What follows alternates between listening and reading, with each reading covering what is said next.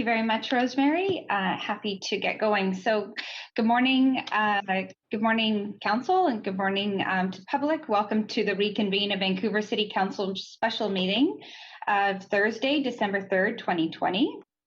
This council meeting is being convened by electronic means as authorized under the order of the Minister of Public Safety and Solicitor General of the Province of British Columbia. Emergency Program Act, updated Ministerial Order number M192. As such, council members are participating by phone, and as chair of this meeting, I am also participating by phone. Please note, if my connection is lost during any portion of this meeting, we will recess the meeting until my connection is restored. If council loses connection during the voting process, we have staff on hand to facilitate getting you back online quickly while we suspend the voting process. The contact information has been circulated to you. Video of council members speaking, presentations, and vote results will be projected to viewers when available. Council are also reminded that we need to ensure there is quorum during the meeting, so make sure your video is enabled. We acknowledge that we are on the unceded territories of the Musqueam, Squamish, and Tsleil-Waututh Nations. We thank them for having cared for this land and look forward to working with them in partnership as we continue to build this great city together. I also want to take a moment to recognize the immense contributions of the City of Vancouver staff who work hard every day to make our city an incredible place to live, work, and play. Clerk, may we have the roll call, please? Mayor Stewart is on a leave of absence for civic business. Councillor Carr. Here. Councillor Dejanova.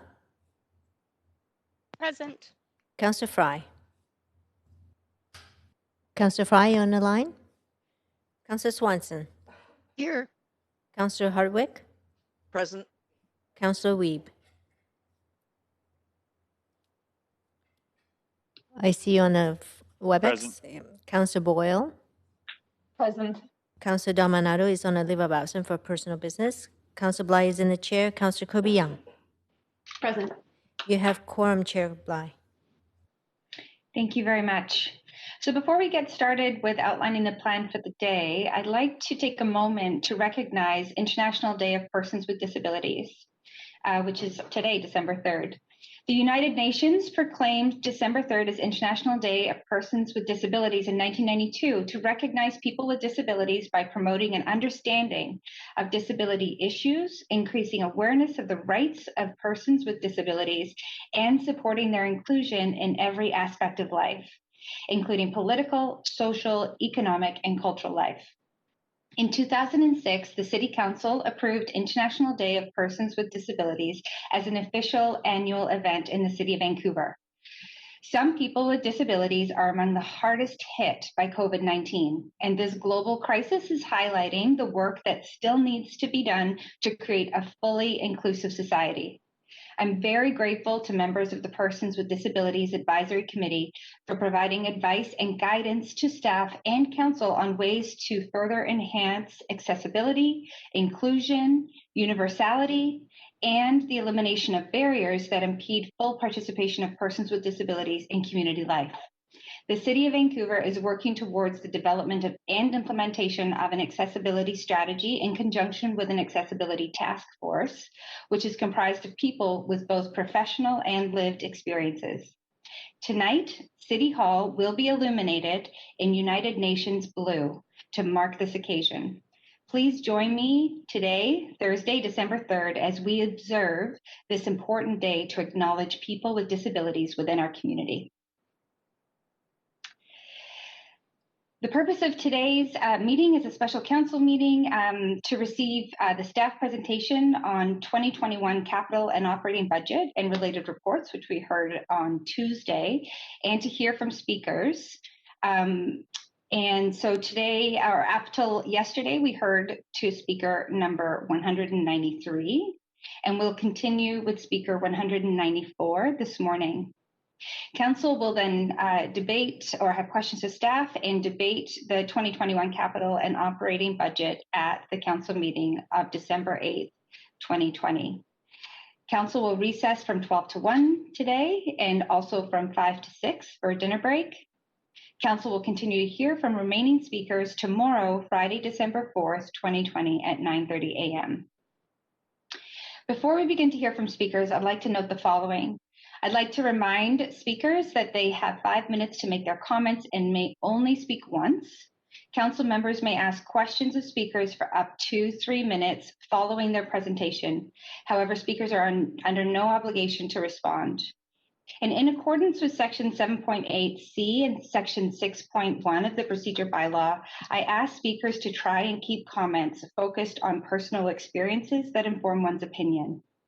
The public is strongly urged to listen to the proceedings via the city's website or YouTube link and to follow along on Twitter at Van City Clerk for updates on the progress of the meeting. Any comments on agenda items can be sent to council using the web form on the city's website. The link to that form will be tweeted out at Van City Clerk. Following the last speaker on the speakers list for each item as a pilot for the next few months, we will go over the speakers list of who were not present earlier and give them an opportunity to speak. I will also ask if speakers are residents of Vancouver if it is not noted on the speakers list. Finally, in accordance with the updated ministerial order from the Provincial Health Officer, I would like to remind those attending the meeting today in person at City Hall to comply with the order by wearing masks at all times. We will now begin with speaker number 194 on the public speaker section of the speakers list, and the speaker is Andy Liu. Chair Bly? Chair Bly, I have a question, a procedural question before we begin with the speakers, if you don't mind. Yes, go ahead. Just wanting to clarify if we are doing questions from council to staff on the budget at the end of speakers or not until next Tuesday? Yes, thank you for asking that question. We are asking questions of staff at the end of the speakers list, be it today or tomorrow. Okay. And then we will be debating and deciding on the budget next Tuesday, October 8th. Okay, thank you for clarifying that. Chair Bly? Okay, yes. The first speaker on the line is 199. Okay, so we have speaker 199, Michael Geldert.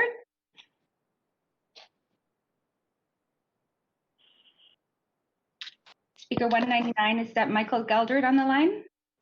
It is. Hi, you have 5 minutes to speak to council and your timer starts now. Sure. Good morning.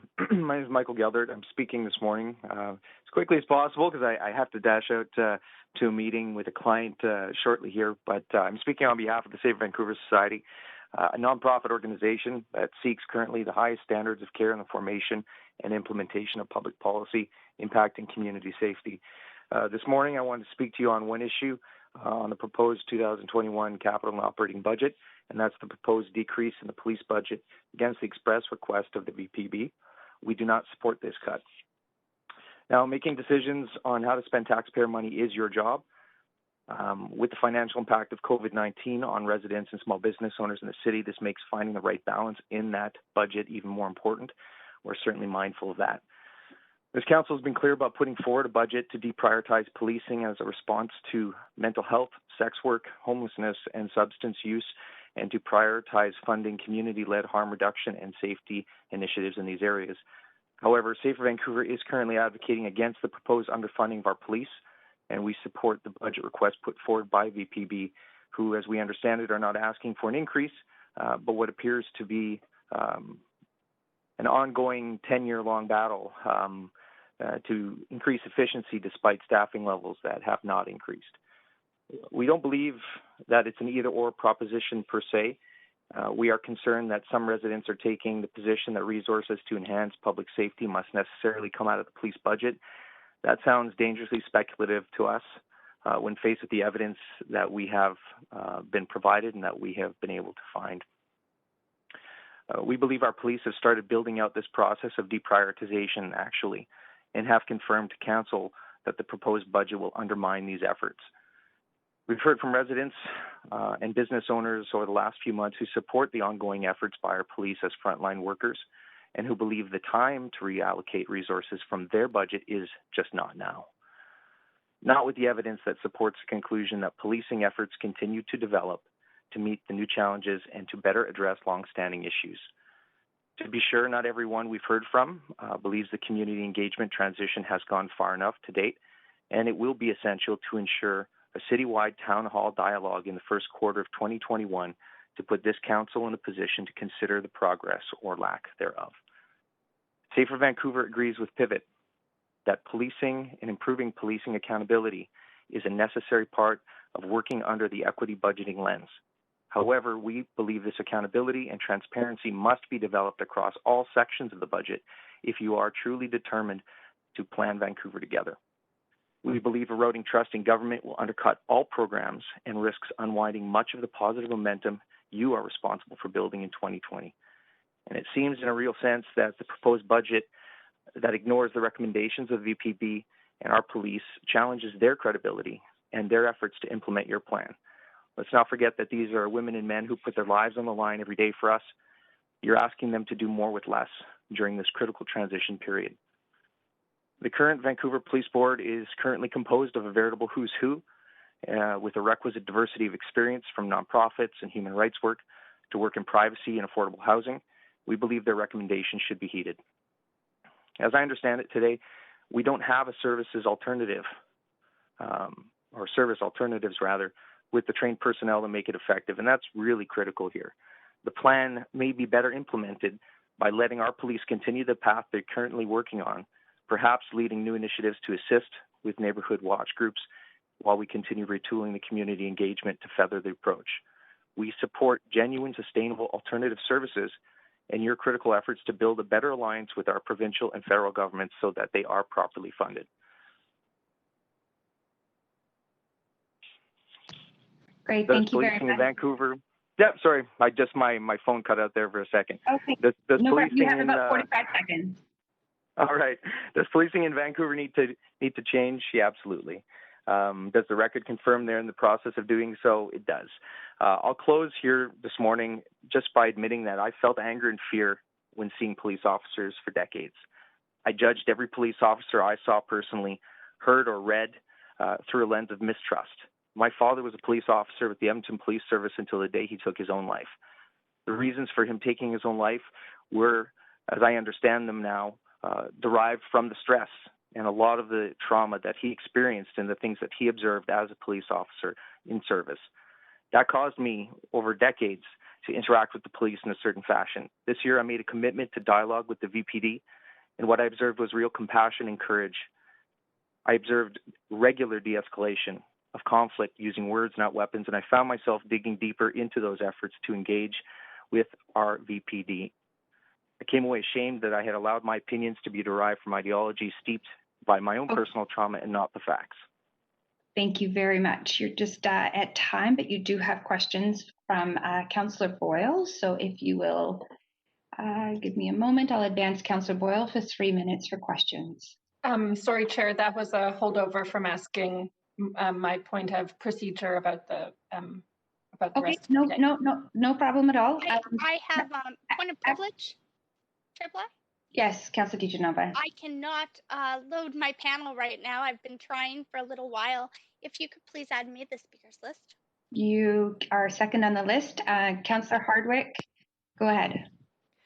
I just would like to thank the speaker for conveying his personal story to us.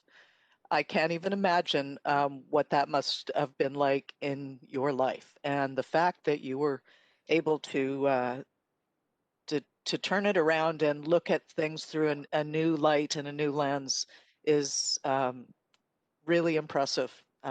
So apart from everything else, I just wanted to thank you for your comments. Okay, thank you, Councillor Hardwick. We'll go ahead to Councillor DiGenova. Thanks so much, and thank you. I echo Councillor Hardwick's comments, and thank you for sharing your personal story. And I'm really sorry about the loss of your father, but thank you for sharing with us that information. And on to my questions. Specifically, when you look at your neighborhood in Vancouver through the lens of the City of Vancouver budget, and there's a number of pieces to that. You'd mentioned public safety, but also sort of engineering and looking at sort of what I'd call, keeping the shine on our city, making sure that it, looks neat and orderly and tidy. I know our staff do an excellent job. They do And I know that they've been doing even more throughout the pandemic. But what is it that you have seen change in your neighborhood? You'd mentioned that. I mean, what would you like this budget to achieve for you?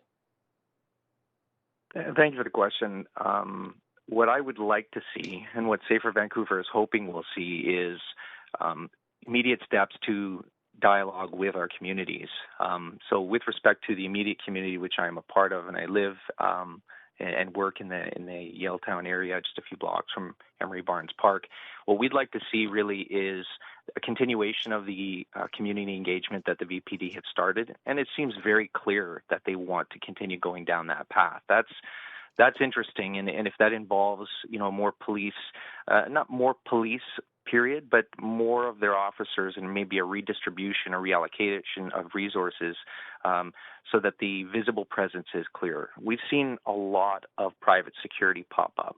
I've spoken to a lot of Strata Council presidents who are really frustrated that they are having to dip in and spend money on private security because they're simply, according to them, not able to get the response from the VPD that they're hoping for in a timely fashion. So that seems to have ticked up quite a bit. And, in speaking to a lot of the residents who've reached out to us who live in this area, we always ask, are you calling, the VPD, are you reaching out to City Council? And a lot of them said no. And so we're trying to essentially put ourselves in a position through Safer Vancouver to give people a place where they can tell their stories, and then we're in a position to very fairly speak to what those stories are, whether those stories are what they are today or if they change. And certainly I would really like to say in a couple of months, the efforts have made progress, and we're seeing, a different feeling pervade here in the area. But right now, I don't see a lot of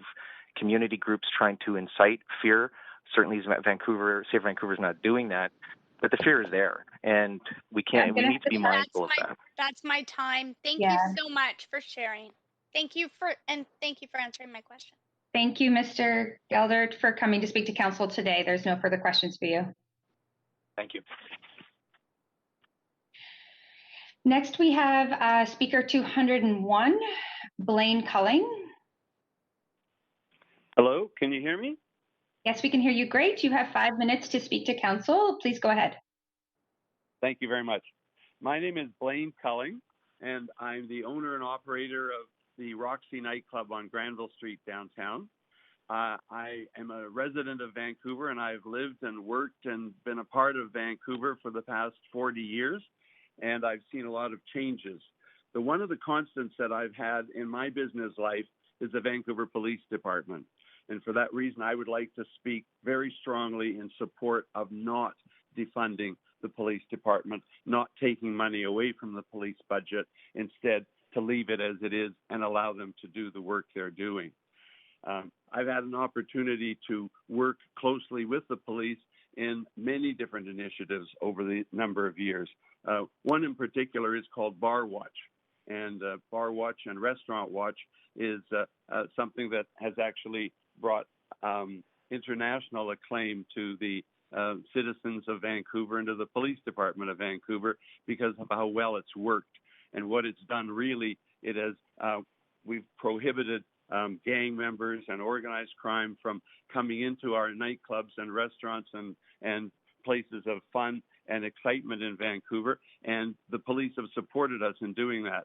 And it's changed totally the tenure of the nighttime economy in Vancouver. And although, there are difficulties that come up now and again, but we don't have organized crime involved and we don't have gangs involved. And that's also, I think, saved a lot of money in policing costs in doing it. But it's definitely given us the feeling of being safer. And anyone that goes out to enjoy themselves in a restaurant or nightclub can be safer because of it. I would like to say particularly thank you to the police department for what they do and how well they do it. I've had a chance to see them diffuse situations that could well have turned into something really quite disastrous by not using guns or not using things like that, but by using their own skills of negotiation. And I've also been in situations where I'm really, really very happy that the policeman was standing between me and the problem that was happening in the community that evening. They're absolutely very, very helpful, and I don't really believe that we would have a successful nighttime economy in downtown Vancouver if the police department didn't work so closely with us. You know, having lived in Vancouver this long, I can say that I love Vancouver, and I'm very proud of Vancouver as an international city. And all of the things that we do, whether it's things that the bike lanes, the way we changed the access to our parks, all of the green initiatives that we have, and how we care about the environment in Vancouver. I think that's really important, and I support it enormously. But I don't support it in terms of taking money away from the police department for other issues. I think the police department is really important. And I know we've talked about other important issues, whether it's homelessness or whether it's mental illness issues and whatnot. Right now, the police are probably first line in dealing with most of that. Maybe that could be done better in other ways. But again, I don't think we should be taking money away from the policing budget to do it. We should be getting additional money from provincial or federal sources. I mean, we know that those are areas that the provincial government in particular is responsible for. So I just hope that we're able to get additional funding in that way. And I do not support, and I do not think it's a good idea in any way to reduce the Vancouver Police Department budget. I've had a chance a few years ago to witness some of the weapons that were confiscated in downtown Vancouver by the police department, and you would be amazed at the guns and the knives and the, heavy instruments and that they've taken away from people, and they're no longer there to cause harm or damage to the citizens or people who come to visit or shop or enjoy our beautiful city. So I would like to say, please do not take away any money from the police budget. I believe they use it well, and I believe that we need it. I believe that feeling safe in this wonderful city is a very, very important part of living here and working here. Thank you very much. Thank you very much. You do have questions from Councillor Hardwick. Councillor Hardwick, up to 3 minutes. Well, thank you very much. Big fan of the Roxy, danced there for years, love it. Just wanted to say. But you hit on something that I wanted to tease out a little bit more, and that was that we're looking at taking away money from the Vancouver Police Department, which is funded at the civic level, because of functions that are more appropriately dealt with at the provincial level. With health in particular, you talked about mental health and addiction.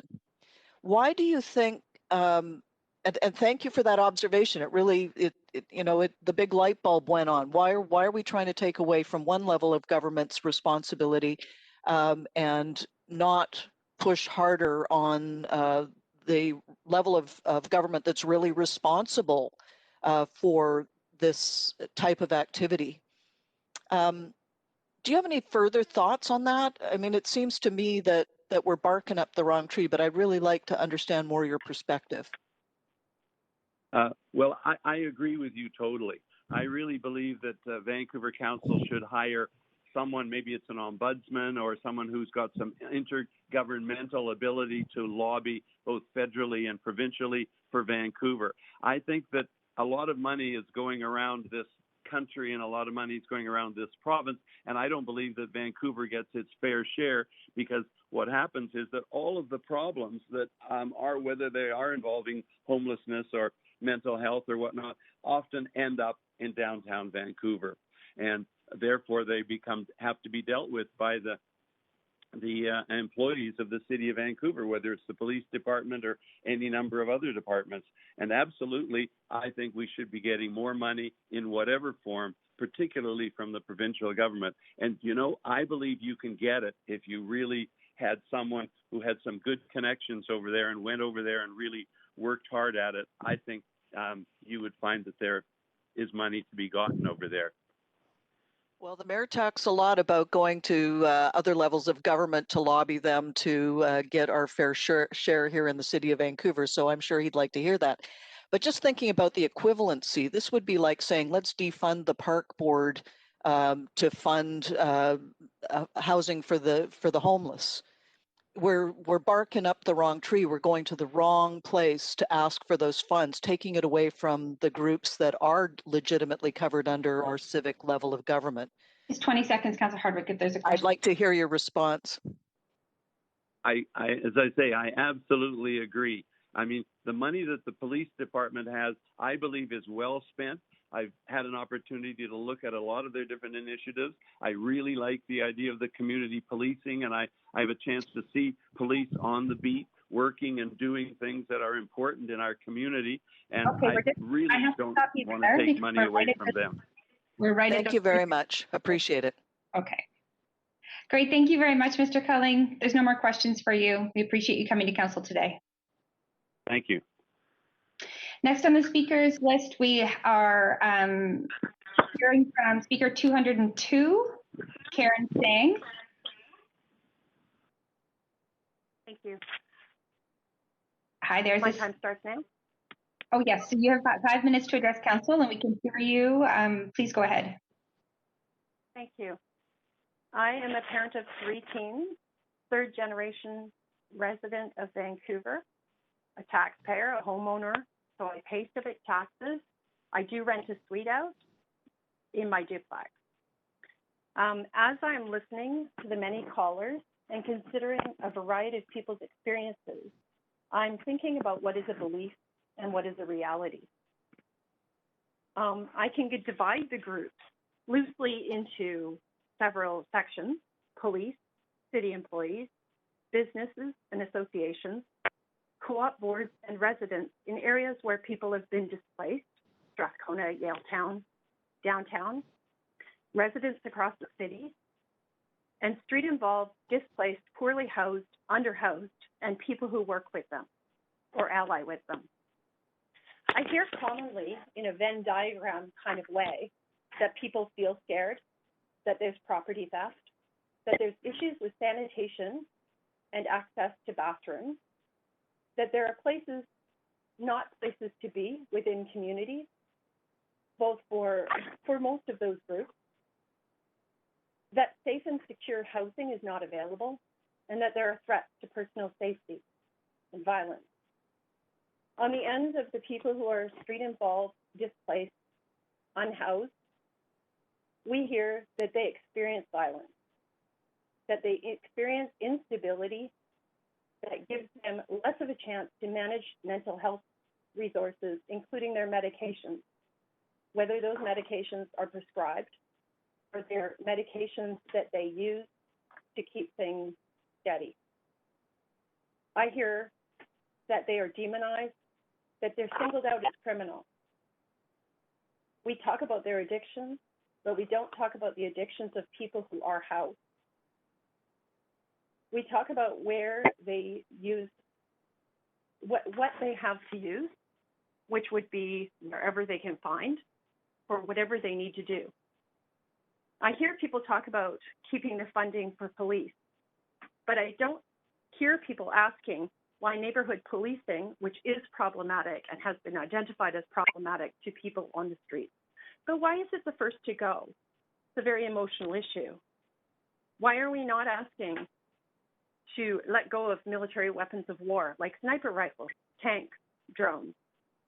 My family no longer attends carefree days. They're not safe because we see paramilitary police on the streets. We have been at protests and other events, and we have seen the violence visited upon those who stand up for social justice and in concern for our environment. I ask myself, why is it that we are asking for police to have funding that is a fifth of my taxes? Will they build bathrooms? Will they create housing? We put the people as the problem, but the people are not the problem. It is what they are missing and where we are not spending resources. I also ask myself why we are asking for funds to deal with things like, as the former caller mentioned, gangs and weapons being taken? Why are those not a provincial or a Canadian issue with Canadian funding or provincial funding? Why are we not taking care of our people? I've watched over the decades as street-involved youth became squeegee kids, and as people started to be on the street, and as people started to tent in the park, and as they did things like the Woodward Squat to beg for housing, and I've not seen those problems addressed. I support the resolution from July to center the voices of groups most commonly criminalized, including Hogan's Alley, Western Aboriginal Harm Reduction, PACE, Black Lives Matter, Bandu, and others. I ask, what is a safe city? Are people really becoming safer by police who attend after things happen, or by finding solutions to why things are happening? Thank you. Thank you very much. There are no questions for you, but we do appreciate you coming to speak to Council today. Thank you. Next on the list, we have speaker 204, Kareem Caddy.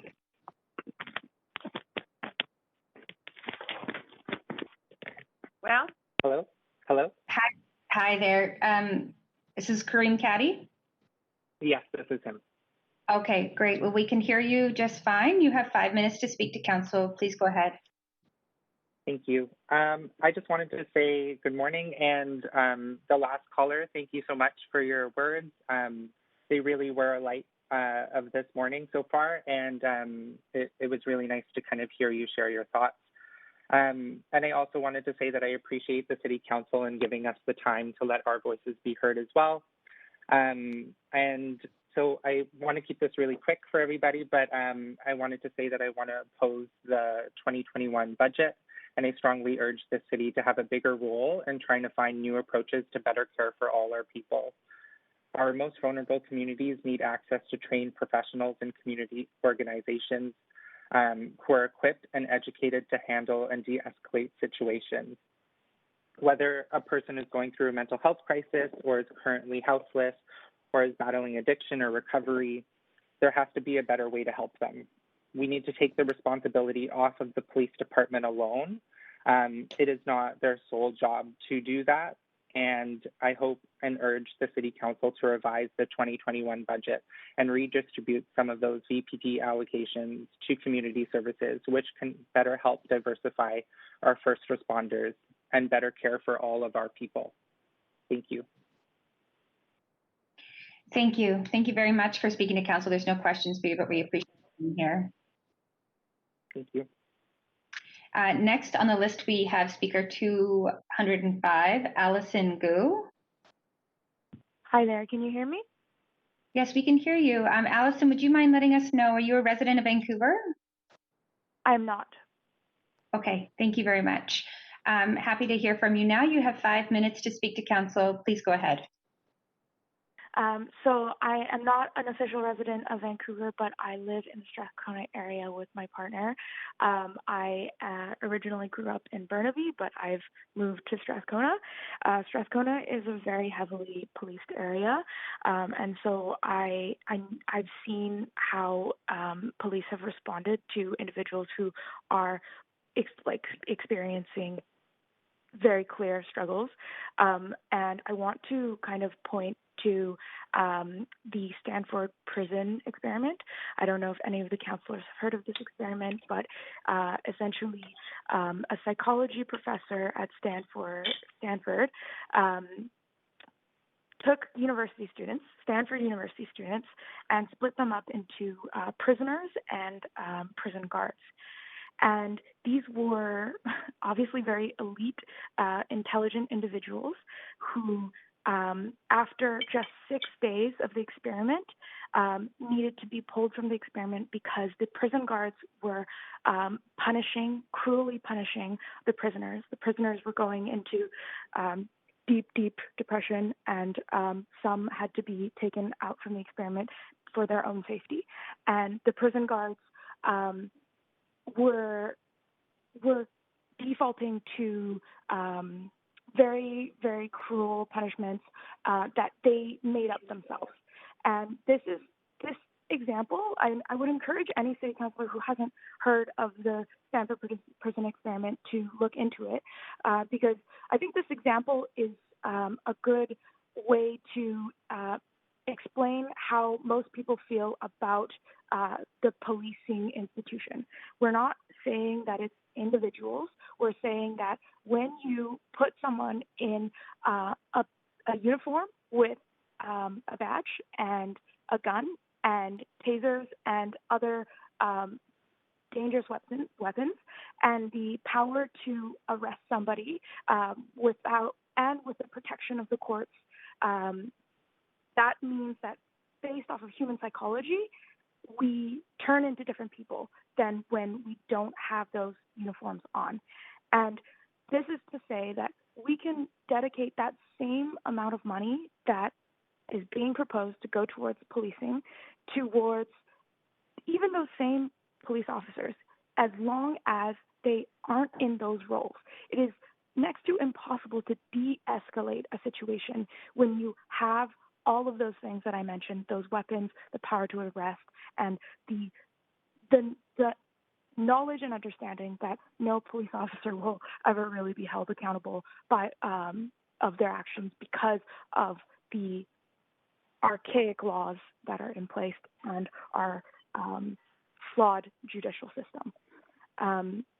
So as somebody who spends a lot of time in the Strathcona area, this is something that I witness. I know that a lot of people are scared, but the police presence is not helping. And it's actually just like causing a lot more fear, which is further escalating situations that don't need to be escalated. Thank you. Thank you very much for your comments. There are no questions for you, but we do appreciate you coming to council today. Next, we have speaker 214, Andrea Cowden. Yeah, I'm here. That was a big jump. 1 second. We can hear you. Thank you very much. Yeah. Okay, great. Hello. Good morning. Thank you, councillors, for hearing from me. I am Andrea Cowden, and I've been a resident in Strathcona for the past 6 years. I'm calling to voice my concern for the 2021 budget.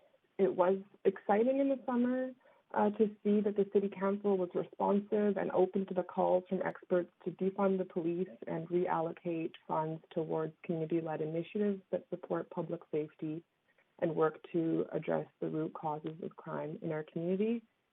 It was a really exciting time, and I felt honored to be a part of that little push. And I was proud to see my City Council with the people.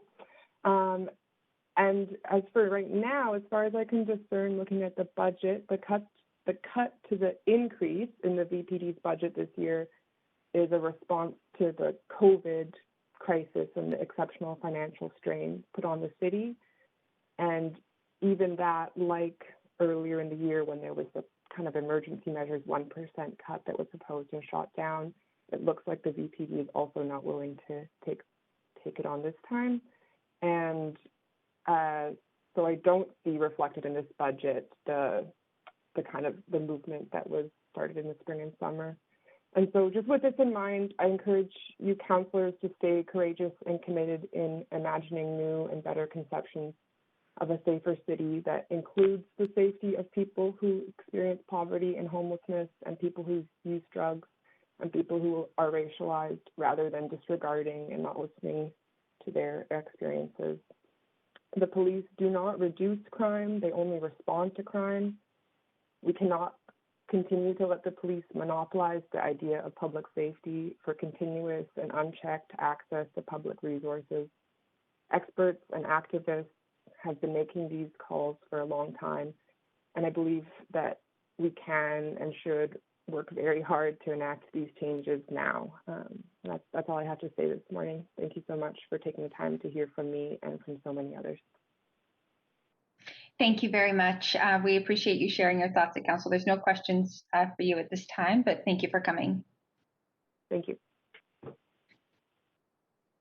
Next on the list, we are hearing from speaker 217, Taylor Gertzen. Hello. Hi, we can hear you fine. Please go ahead. You have 5 minutes to speak to Council. Awesome. Thank you so much. I first want to begin by acknowledging that we are on the traditional and unceded territory of the Coast Salish, Squamish, Tsleil-Waututh, and Musqueam people. I do appreciate this opportunity to speak on the city's 2021 budget plans. My wife and I are both members of the BIPOC community who have lived in Vancouver for most of our lives. My wife is a frontline healthcare worker in the downtown core, and I'm a working professional in downtown Vancouver and a Canadian Forces veteran. I want to make it clear that I vehemently oppose the proposed VPD budget increase. As City Council members, you are charged with distributing funds throughout the city in the way that best suits all Vancouverites. This year, members of your city called for the redistribution of a portion of the massive police budget back into the community in order to fund resources and support for all Vancouverites. You responded in July by passing a motion to shift police priorities and funding away from mental health emergencies and social issues, allowing instead for a community-led approach in dealing with these areas. Unfortunately, I haven't seen this reflected in the city's budget plan. The COVID-19 pandemic has created a greater need for mental health support throughout all demographics of our city, yet a mere 4 months after the motion was passed, we are seeing a request for yet another increase in VPD budget, which already represents over 20% of the city's total 2021 budget. It was embarrassing to hear Chief Palmer's attempt at tearing down a defund the police movement by stating that he has 250 personal support letters from the community, and then went about listing off top 1%ers who have no connection to the people that make up the vast majority of the city. It highlights the total disconnect between police and the communities, and the insinuation that the form letters that members of the community have sent out are somehow less important than his personal letters is disrespectful to the people he is sworn to serve. We do not need more police, we need more community support. In the chief's own words, quote, "I call on you to apply common sense, critical thinking, and realize the impact of your decisions.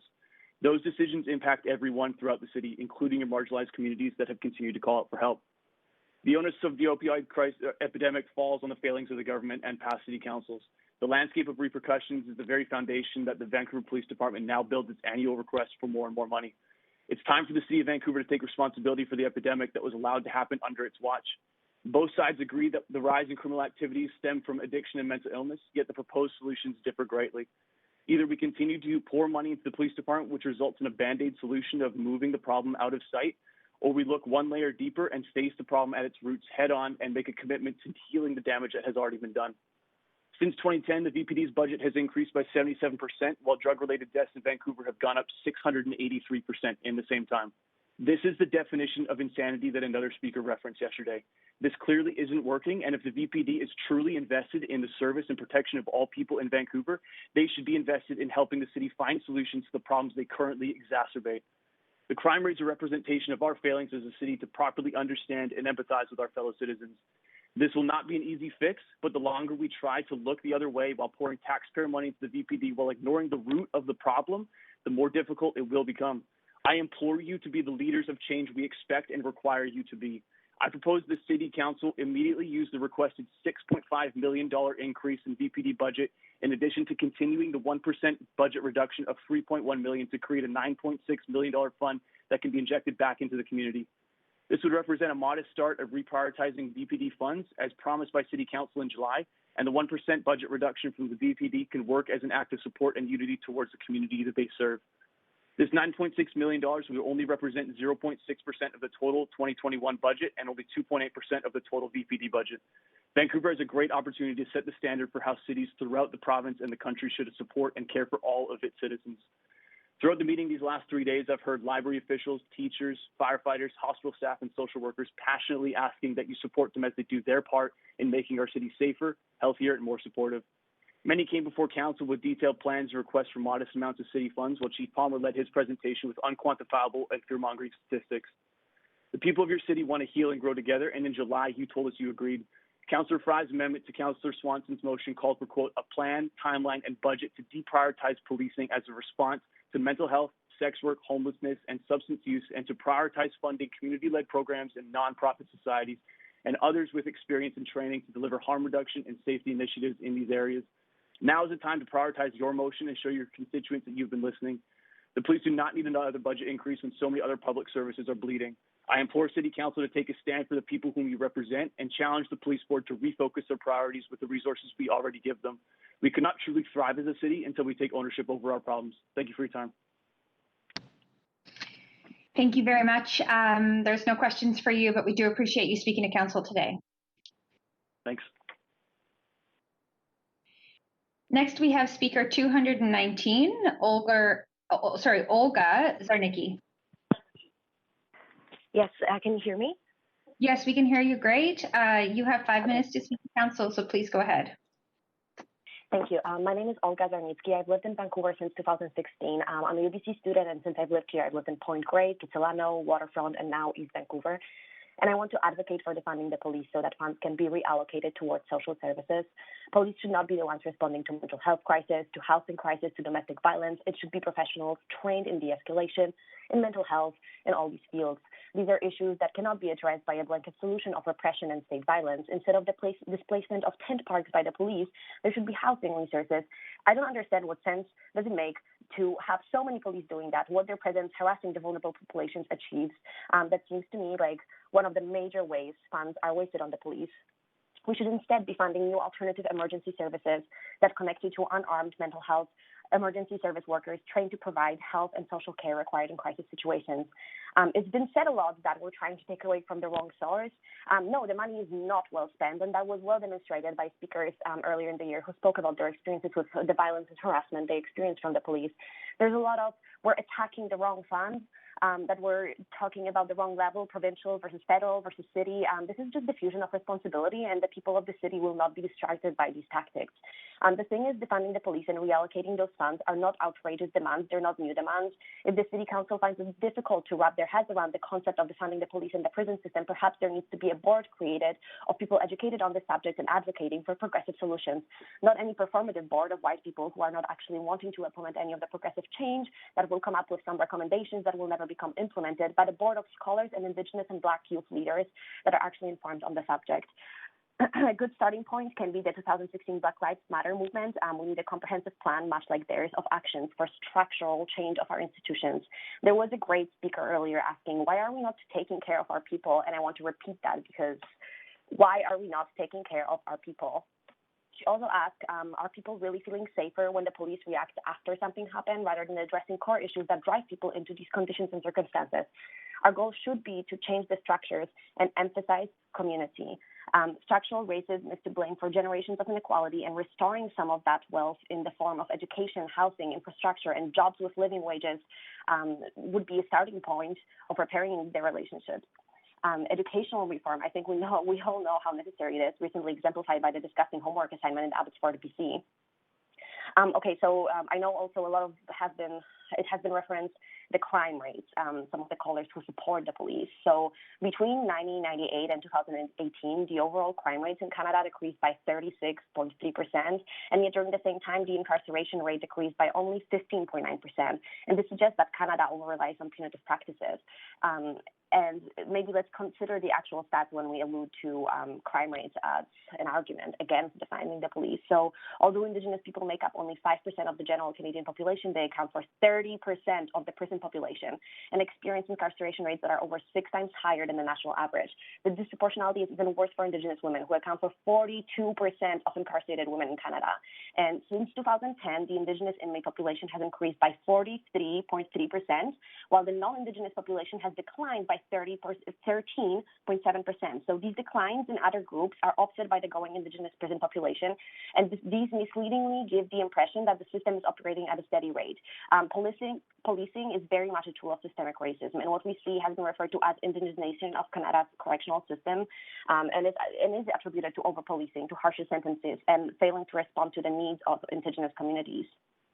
There was someone who cited the Stanford prison experiment earlier, and it's such a great illustration of how such structures such as the police become tools for abuse of power. And we are dealing with COVID and ongoing housing crisis in Vancouver. I think more funds should be reallocated towards providing housing options to all the unhoused residents. And with the report earlier this week of systemic racism of Indigenous people in the healthcare system, this also should be addressed. We have so many great recommendations. Why don't we start implementing those? We must prioritize alternatives such as education, mental health services, housing initiatives, income security, harm reduction services, accessible rehabilitation, mutual aid, social workers, transformative justice, and other community-based supportive systems. The initiatives need to support the most oppressed and repressed communities, take leadership from financially compensated, center the experience of Black and Indigenous peoples in Vancouver. There is different ways of dealing with that. The fact it's been said that there aren't solutions proposed means that they're not being paid attention to. This is where we should be starting. It was earlier said that these programs need to precede the funding the police. The fact it's been said that these organizations don't provide any solutions or alternatives positions them in opposition. And that's just not true, because there are solutions and alternatives being proposed. So it's Okay, heartbreaking you're right to hear at 5 people minutes, so I'm going to pause you there. Sorry, just right up against the 5-minute mark. Do appreciate you coming to speak to Thank you. today. Yes, thank you very much. It was good to hear from you. Next, we have speaker 220, Ryder White.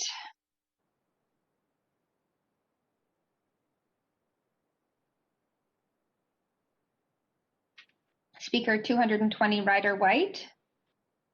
Are you on the line? Chair Bly, just give us a second to connect. Thank you.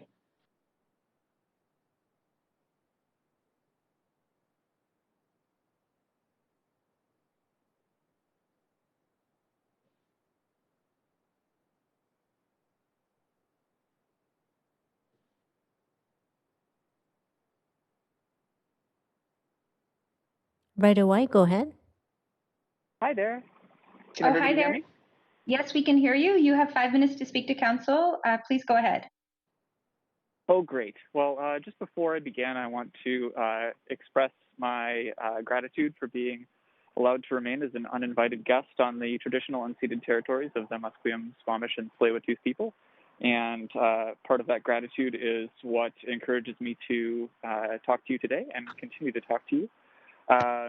It's nice to speak with you all again, twice in as many weeks. I'm really glad that our system provides this opportunity for members of the public to communicate with their elected representatives, especially since other options generally prove fruitless. I'm calling today, like so many others before me, to express my concern that the 2021 budget provides for a budget increase to the Vancouver Police Department. First of all, it would seem that augmenting their funding runs counter to the spirit and intention of Councillor Swanson's motion from the summer to deprioritize policing as a community safety mechanism, which all those of you without conflict of interest voted in favor of. We've seen abundant evidence in the past that police forces will never voluntarily step down their role in community safety. The only way to achieve this result is by placing limits on their resources. If you voted in favor of Councillor Swanson's motion and you vote to pass this budget with more money for the VPD, you are admitting to all of us that you're willing to vote one way to get us off your back, but you're unwilling to commit to any action. We will not let the wool be pulled over our eyes. The other thing that's troubling me is it seems very clear now that the VPD have very little regard and perhaps even contempt for the authority of elected officials. They've refused to do their part to ameliorate the financial catastrophe brought on by the COVID-19 crisis. They told Councillor Swanson they spent some ridiculously low number on homelessness-related calls, and they do what they want, and nobody controls them. Well, as people who pay for them, and as people who are subject to their lethal authority, I say that we should. When I spoke to council in the summer, I recommended that you all read The End of Policing by Alex S. Vitale, one of the many great works on police abolition. Did any of you read it? I will let that question hang, but if you continue to rely only on the information that you have easily at hand, you'll continue to misunderstand what's happening in Vancouver and around the world. We'll miss the opportunity to build a better society. More people will suffer, and more Black, Indigenous, and disabled and marginalized people who are my neighbors and your neighbors, will be abused and killed at the hands of police.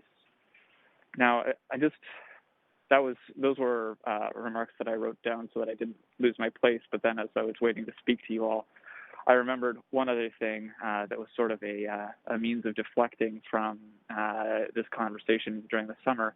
I heard Councillor Fry on a couple of occasions say that if we don't give the police what they want, then the province will come in and step in, and they have that authority under the current Police Act to erect policing as they see fit and give us taxpayers the bill. And frankly, I'd say it's time to call that bluff, because I think the citizens of Vancouver have been crystal clear with all of you councillors that the current model of policing no longer works. It never worked. And we owe it to everybody in our society to do everything that we can and everything that is possible, and everything that is known about, to make a truly safer society, and a society that actually helps, as opposed to jumps from problem to problem without actually solving anything. And that's more or less all of my comments. And thank you all for letting me speak to you today. Thank you very much for coming to speak to council. There's no questions, but we appreciate you being here. Appreciate you. Thank you. Next, we have speaker 221, Nikki Naim Abadi. Hello, can you hear me? Yes, we can. Would you mind letting us know, are you a resident of Vancouver? I am not a resident of Vancouver. Okay, good to have you here. Please go ahead. You have 5 minutes to speak to council. Thank you so much, Council, for having me, and thank you to everyone who's spoken this morning and as well as the days prior. It is true, I'm not a resident of Vancouver. I live in the suburbs around Vancouver, but I still think that this voice matters, and I stand in solidarity with Black and Indigenous communities all across the world in their uprisings and their movements to defund the police. And as such, I urge Council to direct the $6.4 million increase to VPD budget to community services. For Council who supported, in particular because of the Council's early vote to support Councillor Swanton's motion, I think there have been numerous concerns about safety brought up. And when we think about community safety, we have to really consider whose safety we're talking about. Evidently, we're not talking about the safety of the folks who are most impacted by police violence, and instead prioritizing the safety of those who have and hold the most power and privilege in our society. When we talk about arms and guns and the police, stopping the violence of gun violence, we forget to think about the fact that it is the police who are the most heavily armed, and it is exactly this kind of budget that would increase their arming, and as such increase violence against Black, Indigenous, disabled, low-income folks all across the city. And so that's what I have to say. Thank you, Council, for having me. I'm not going to take up any more time. And I appreciate you having me. Thank you. Bye. We appreciate you being here. Thank you for sharing your perspective. There are no questions for you at this time, but thank you for coming. Next, we have speaker 222, Jeremy Callacum. Hello. Hi, we can hear you. You have 5 minutes to speak to council. Please go ahead. Your timer starts now. Good morning, Mayor Stewart and members of council. I'm here today to speak on the 2021 proposed Vancouver budget. Specifically, I would like to speak in support of the 1% imposed budget reduction of the Vancouver Police and would recommend larger cuts from the VPD, which should be redistributed to community-led responses. As BC's former Solicitor General, Cash Heed, has stated, like it or not, North America has entered an era of defunding. In an interview with Global News, they go on to elaborate how increasing officers does not equal increased public safety, and that is something residents of Vancouver and you, Mayor, and members of council should keep in mind. It is my understanding that the Vancouver Police Board has a history of bullying the city into relations for budget increases, and if they do not get their way, that they will approach the province to get the funds that they've requested. It appears that the city has very little ability to control BPD budgets, but it doesn't mean that we shouldn't try. Vancouver Police Board asks for additional funds and wave homelessness and drug use in our face while pretending that the actions of their institutions do not feed into the vicious cycles of criminalization affecting both of these populations. It is painfully clear that the Vancouver Police Department's practices are problematic and that their priorities are not public safety, but rather to maintain and grow their own ranks and continue to increase their power. Transparency is needed to show the public more than the amount spent by the BPD on staffing and benefits. We need accountability that the resources are being spent for the public benefit, and I would hazard that right now they are not. Even with the cuts made to many parts of the budget, there still remains a significant budget shortfall for the 2021 budget, and the VPD need to do their fair share and take the recommendations of the Vancouver City Council to cut their budget.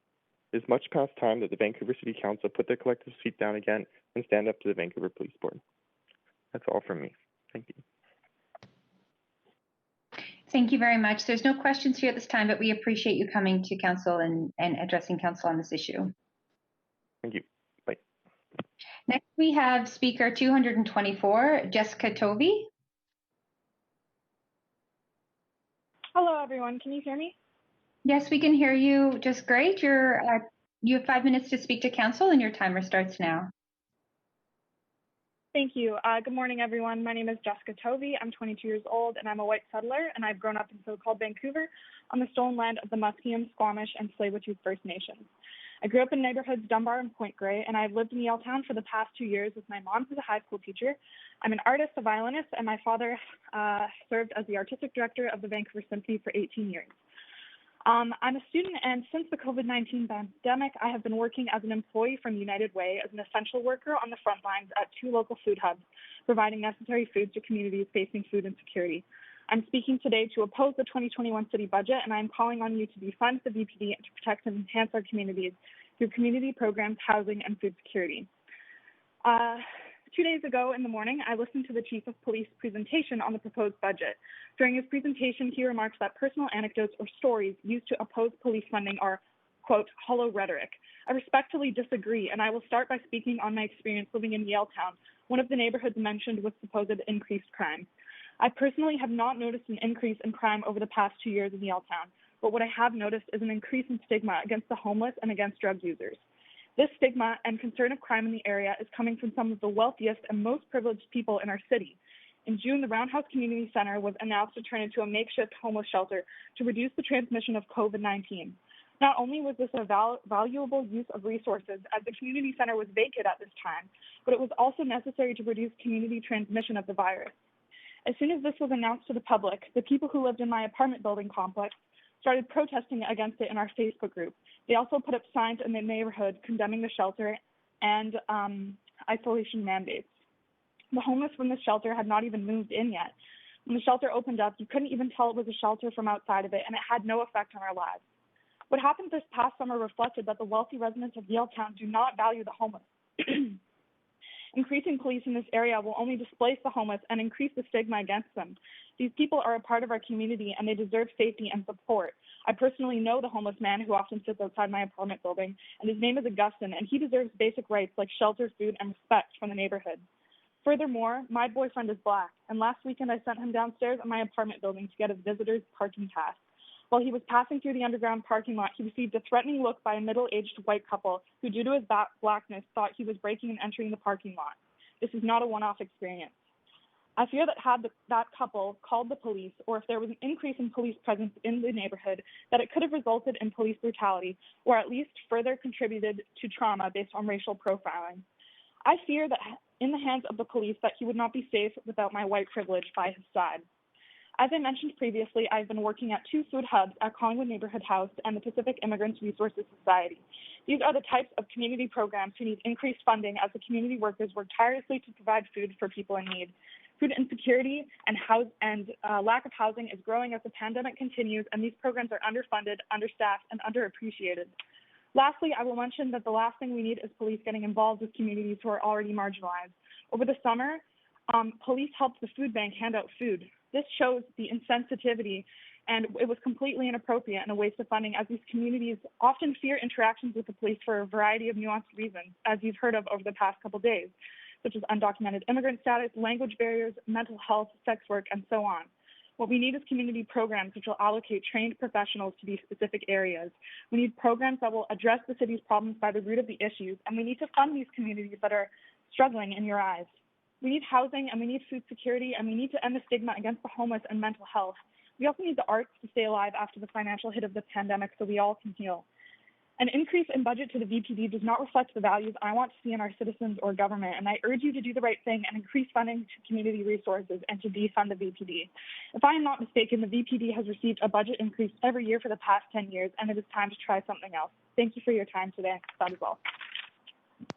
Thank you very much. You do have questions from Councillor Carr, so I'm going to advance Councillor Carr for questions and answers. Go ahead, Councillor Carr.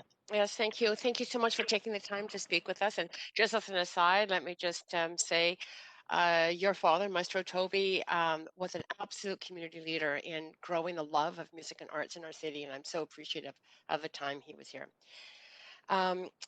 Regarding your experience in Yaletown, I'm very interested in that because of how many people we heard from, not necessarily today or on this item, but previously to council around how much more dangerous they felt the community of Yaletown was. Can you just run by me again the whether you've seen any incidents in your direct neighborhood that give you rise to feel fear or feel that others might feel fear um, in as I say on the street? Thank you very much for your question, and I appreciate your comments on my father. Yeah, I do. I have not noticed an increase in anything that would make me feel unsafe, but what I have noticed is maybe other members of the neighborhood having, like I said, an increased stigma against people that they think could inflict crime. For example, one day I was walking home from the grocery store and I had a grocery bag, and the homeless man that I mentioned previously, I was giving him a loaf of bread, and as I did that, my grocery bag fell out of my hands on the ground, and he was helping me. And as this happened, a couple people turned to look at me and thought that he was threatening me, and this was absolutely not the case. I have another incident that I heard of in the neighborhood in which a woman was filming a drug user injecting drugs, and this user was completely minding their own business. And this woman was filming him and somewhat mocking him. And so he noticed that, and he asked her to not inflict on his right to privacy. And then she also took that as an attack. So I think it's these types of scenarios from our really privileged parts of these communities that are making it appear this way. But I personally do not feel unsafe in Yaletown whatsoever. Great. I really appreciate you taking the time to come to speak with us and provide your perspective. Thank you so much. Thank you very much, Councillor Carr. Thank you very much to the speaker. There's no further questions. We appreciate you coming today. Great. Thank you. Take care. Okay. Great. Thank you.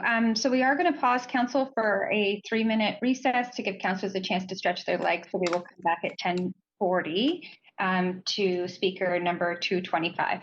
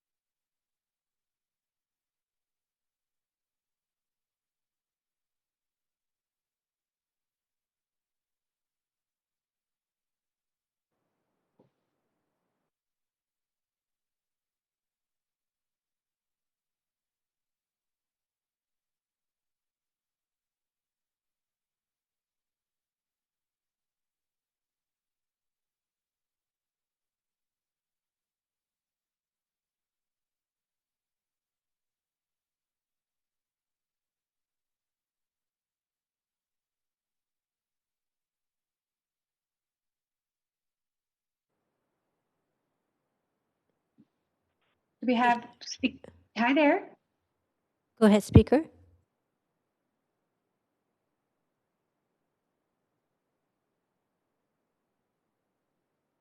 Do we have speaker 225, Shishi Gabru, on the line?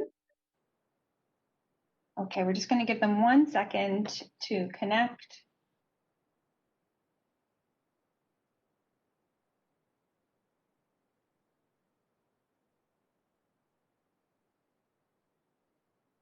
Hello?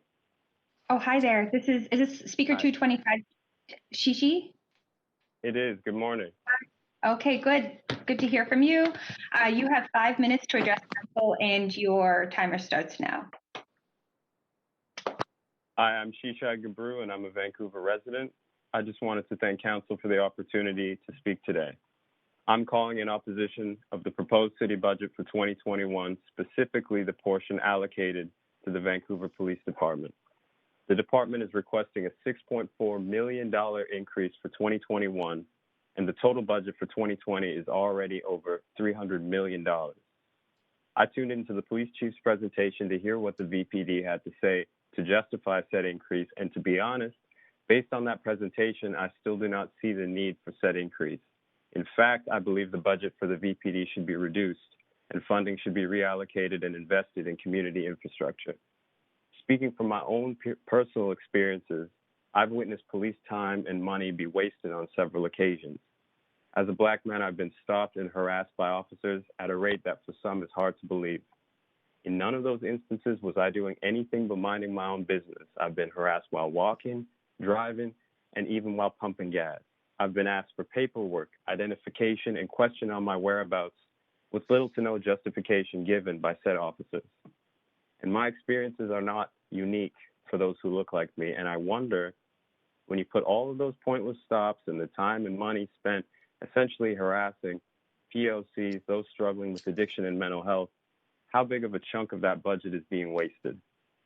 In the police chief's presentation, I too heard him remark that personal stories and anecdotes are hollow rhetoric, and he seemed to be saying that those who seek to change the budget for the VPD in any way other than increase it are misinformed.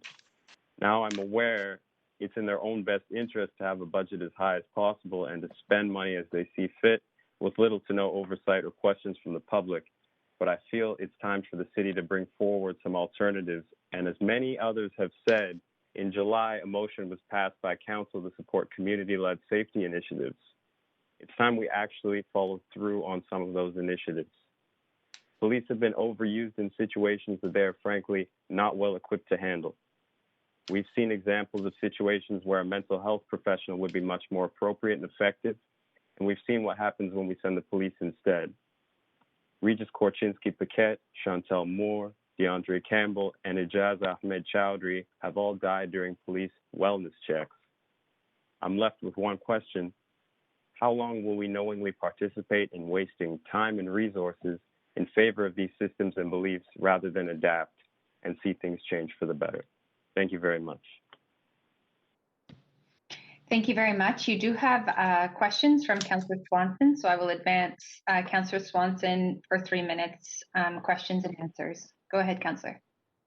Yeah, thanks so much for phoning in to speak. I just have one question, which is, you talked about being basically harassed by police, asked for papers, things like that. Did any of that happen in Vancouver? I don't think it's about specifically pointing out places that it's happened to point blame or say this area is more this than that. What I was trying to do is show experiences of POCs in the city and give you an idea of what my own personal experiences have been like. It's not to point a certain area as being worse than another. That's all I really have to say on that. I just asked because the VPD always says, well, that stuff happens in the US, but it doesn't happen here. All of this stuff happens all across Canada, to be honest with you. It's not just a US problem. That's when we get into bad territory where we paint, oh, we're not as bad as the States. We don't have these issues. Frankly, these issues just aren't as spoken as in public in Canada as they are in the States. In the States, we do see extreme examples much more often in the news, but in Canada, these experiences happen all the time. And all of those, the folks that I mentioned that lost their lives during these wellness checks were all Canadians. Yeah. And it has nothing to do with the States versus Canada. It's just systemic racism within the police system, within the police force. And arming them to the teeth and giving them more money doesn't help any of that. Okay, thank you so much for coming in and talking to us today. Really appreciate it. Okay, thank you. Thank you very much. There are no more questions for you, but we appreciate you being here. Thank you. Next on the list, we have 227, speaker 227, Christopher Smenziak. Hi, hello. Hi there, we can hear you. You have 5 minutes to speak Okay. to council, and your timer starts now. Great. I just wanted to thank you for giving me the time to speak today. I wanted to voice my opposition to any budget that maintains or increases funding to the VPD and voice my support of initiatives to reallocate these funds to community-centered groups that can support housing, mental health services, and support for people with substance use disorders, and otherwise contribute positively to public safety in ways that the VPD itself cannot. I've lived and worked in Vancouver for more than a decade now, on UBC's campus, in Cole Harbour, Yaletown, Crosstown, next to the downtown east side, and in Fairview, Mount Pleasant. I moved here from Montreal to pursue a PhD, and I've been lucky enough to be able to stay in the city after finishing, working in the service industry and in biotech. At no point during this time have I been made to feel safer by the presence of police in my neighborhoods. I have felt intimidated by the police, witnessed other people being actively intimidated, observed members of the VPD shoving peaceful protesters, harassing people experiencing chronic homelessness, and using what can only be described as excessive force when arresting POC in particular.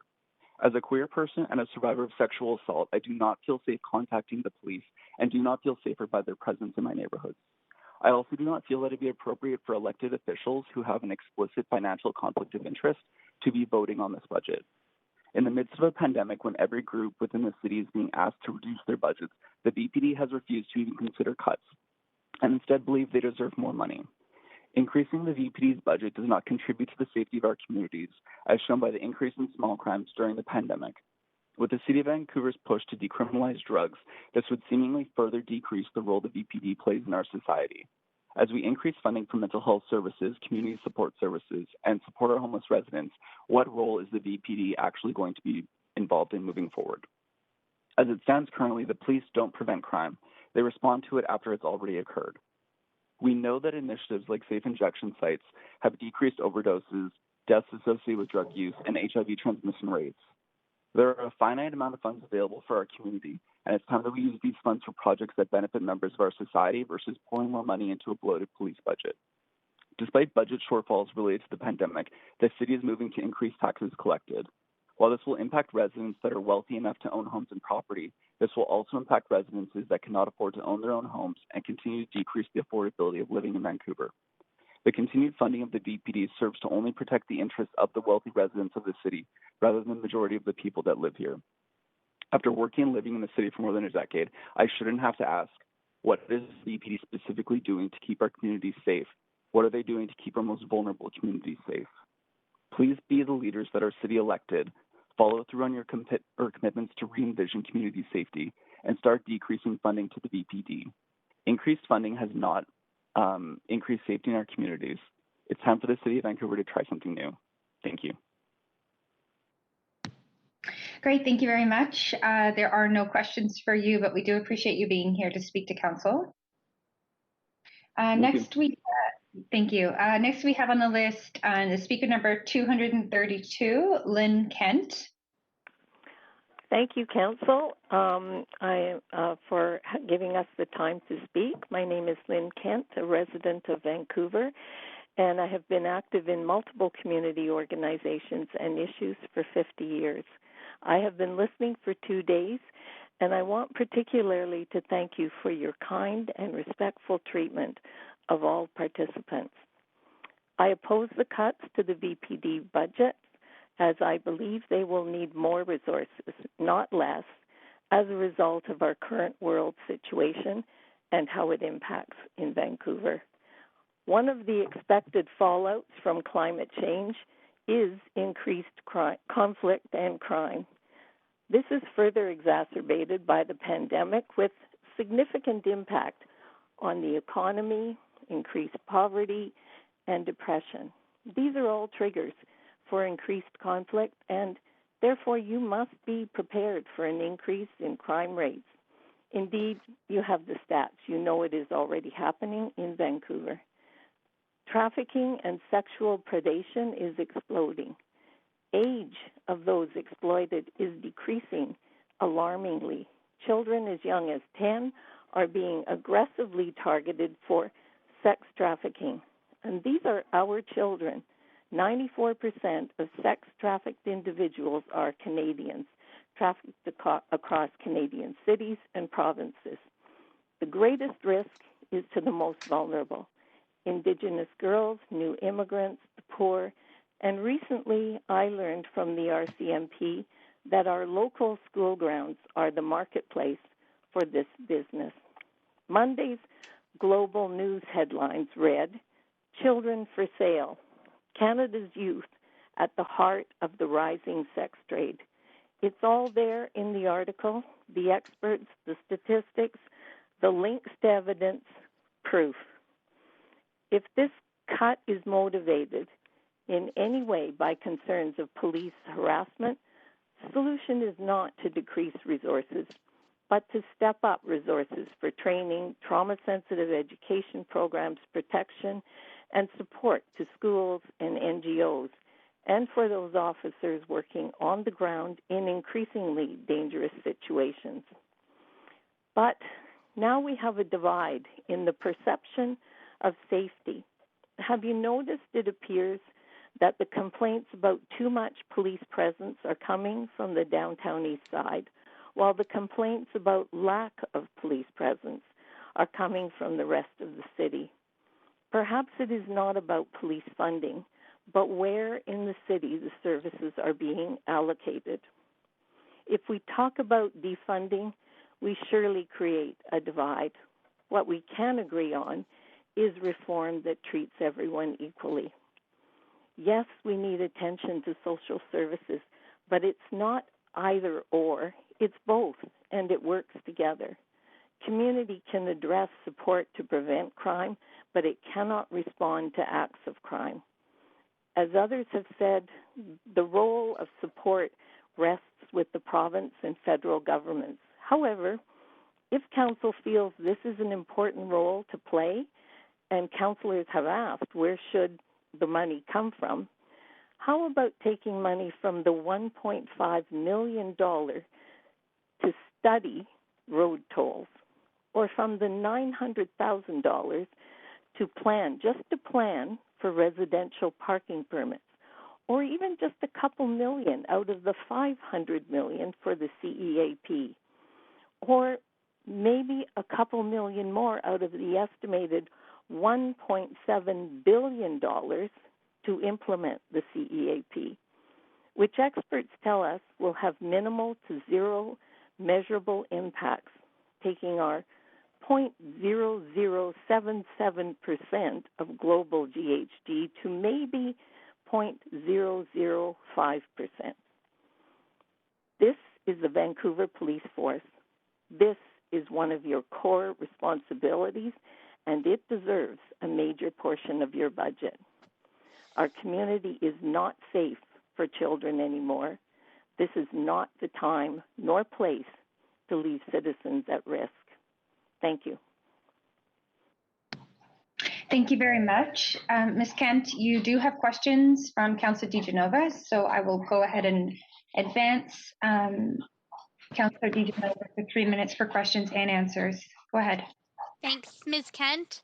I'm just wondering, your interpretation, I know that you have a background in civic engagement and local government, and thank you for spending 2 days listening and for your thoughtful comments.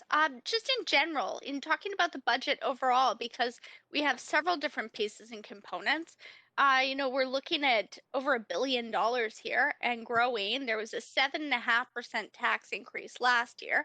we continue to remain one of the least affordable cities to live in the world.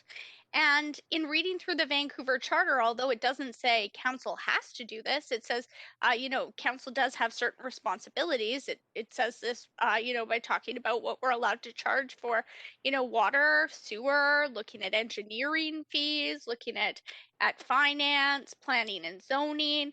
So, I mean, is it difficult to understand what the core services of the city are? And sorry to put you on the spot, but can you share a little bit more on what you think those core services include? Well, no, I can't identify, specific each core services. What we do know is that housing is another jurisdiction responsibility. We know that welfare is another jurisdiction. I understand very well how difficult it is for you to narrow it down to, sewer, water, roads, etc., that are traditionally seen as municipal government responsibilities. And that's where I say, when you're putting millions of dollars into bike lanes and people are homeless and hungry, and you see that as important to look after our citizens, then why aren't you then allocating the money there? The CEAP is unbelievable, the cost. Not to say that it is an important thing for us to address and to do, but really, you have to look at the cost-benefit value, and it does not show us as getting great benefits. Okay. Thank you very much. Thanks for your questions. Or thank you for answering my questions, and thanks for your very thoughtful comments. Thank you. Thank you very much. And you do have questions from Councillor Boyle, so we'll advance Councillor Boyle for 3 minutes. Go ahead. Hi, Ms. Kent. Thanks for speaking. That actually leads into my question, which is you mentioned that experts have said that our climate plan wouldn't make an impact, and I'm just hoping to clarify which experts you are referring to there. Well, it's actually in the plan itself that talks about our 0.0077% of global emissions, which is actually really good now and is some of the best in the world now, but that these measures might bring it to 0.005%, which is it's almost minuscule. It's like maybe this plan is not really taking us where we need to go to be part of climate change. Do you have recommendations if we don't do our part of how the climate crisis might get addressed globally without each piece doing what they can? Well, I suggest that you go back and have a good look at the plan and get some feedback, second thoughts on it. To what is it really taking us where we can be a major contributor or not? And okay, sorry, okay. I didn't mean to interrupt you. Well, and given where we are right now, is our major contribution in addressing what's happening here, or is it with helping to, address it elsewhere? Okay. So, I mean, thank you for your time. I think it's a big picture to look at again. Yeah. I think it will cost more if we don't do anything now, but I won't. We don't need to hash it out right now. I appreciate you signing up to speak. Yeah. Thank you, Councillor Boyle. You also do have questions, Ms. Kent, from Councillor Hardwick, so I will advance Councillor Hardwick for 3 minutes. Go ahead. Hi, Lynn. Hi. Let's talk a little bit about roles and responsibilities, trade-offs, and balance, which is in large part what you've been touching on. The city does have responsibilities: roads and sewers, schools and parks, police and fire. These are baked into every local government's responsibilities. But as you observed, the city has moved significantly into other areas that are defined generally as we look at them as council priorities: climate, social issues, economic development, and affordable housing. This expansion has been at the direction of council over the last decade in particular. As we try to balance without increasing taxes more than we've already seen, exceptional growth in tax rates over the last number of years in particular, where do you see, I mean, you've talked about the Climate Emergency Action Plan as being one of those areas. Are there other areas as well that you see opportunities for us to reprioritize? Well, I have not studied the entire budget with that in mind. I have to say that a lot of the work that I've been involved with recently has been around the major safety issues for our city and our citizens in terms of trafficking, organized crime moving into the city in a big way, and therefore,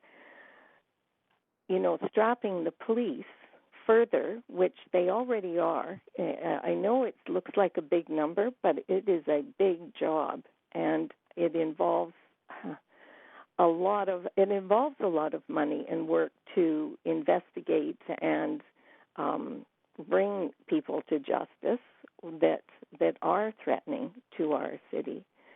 And so that's what really flagged concerns for me when I looked at the budget, and it alarmed me to such an extent that I couldn't understand it, and I could not really focus on other things. So, and I appreciate that it's difficult, but that is your job to assess what is the most important, what is happening right now, and how do we protect our citizens.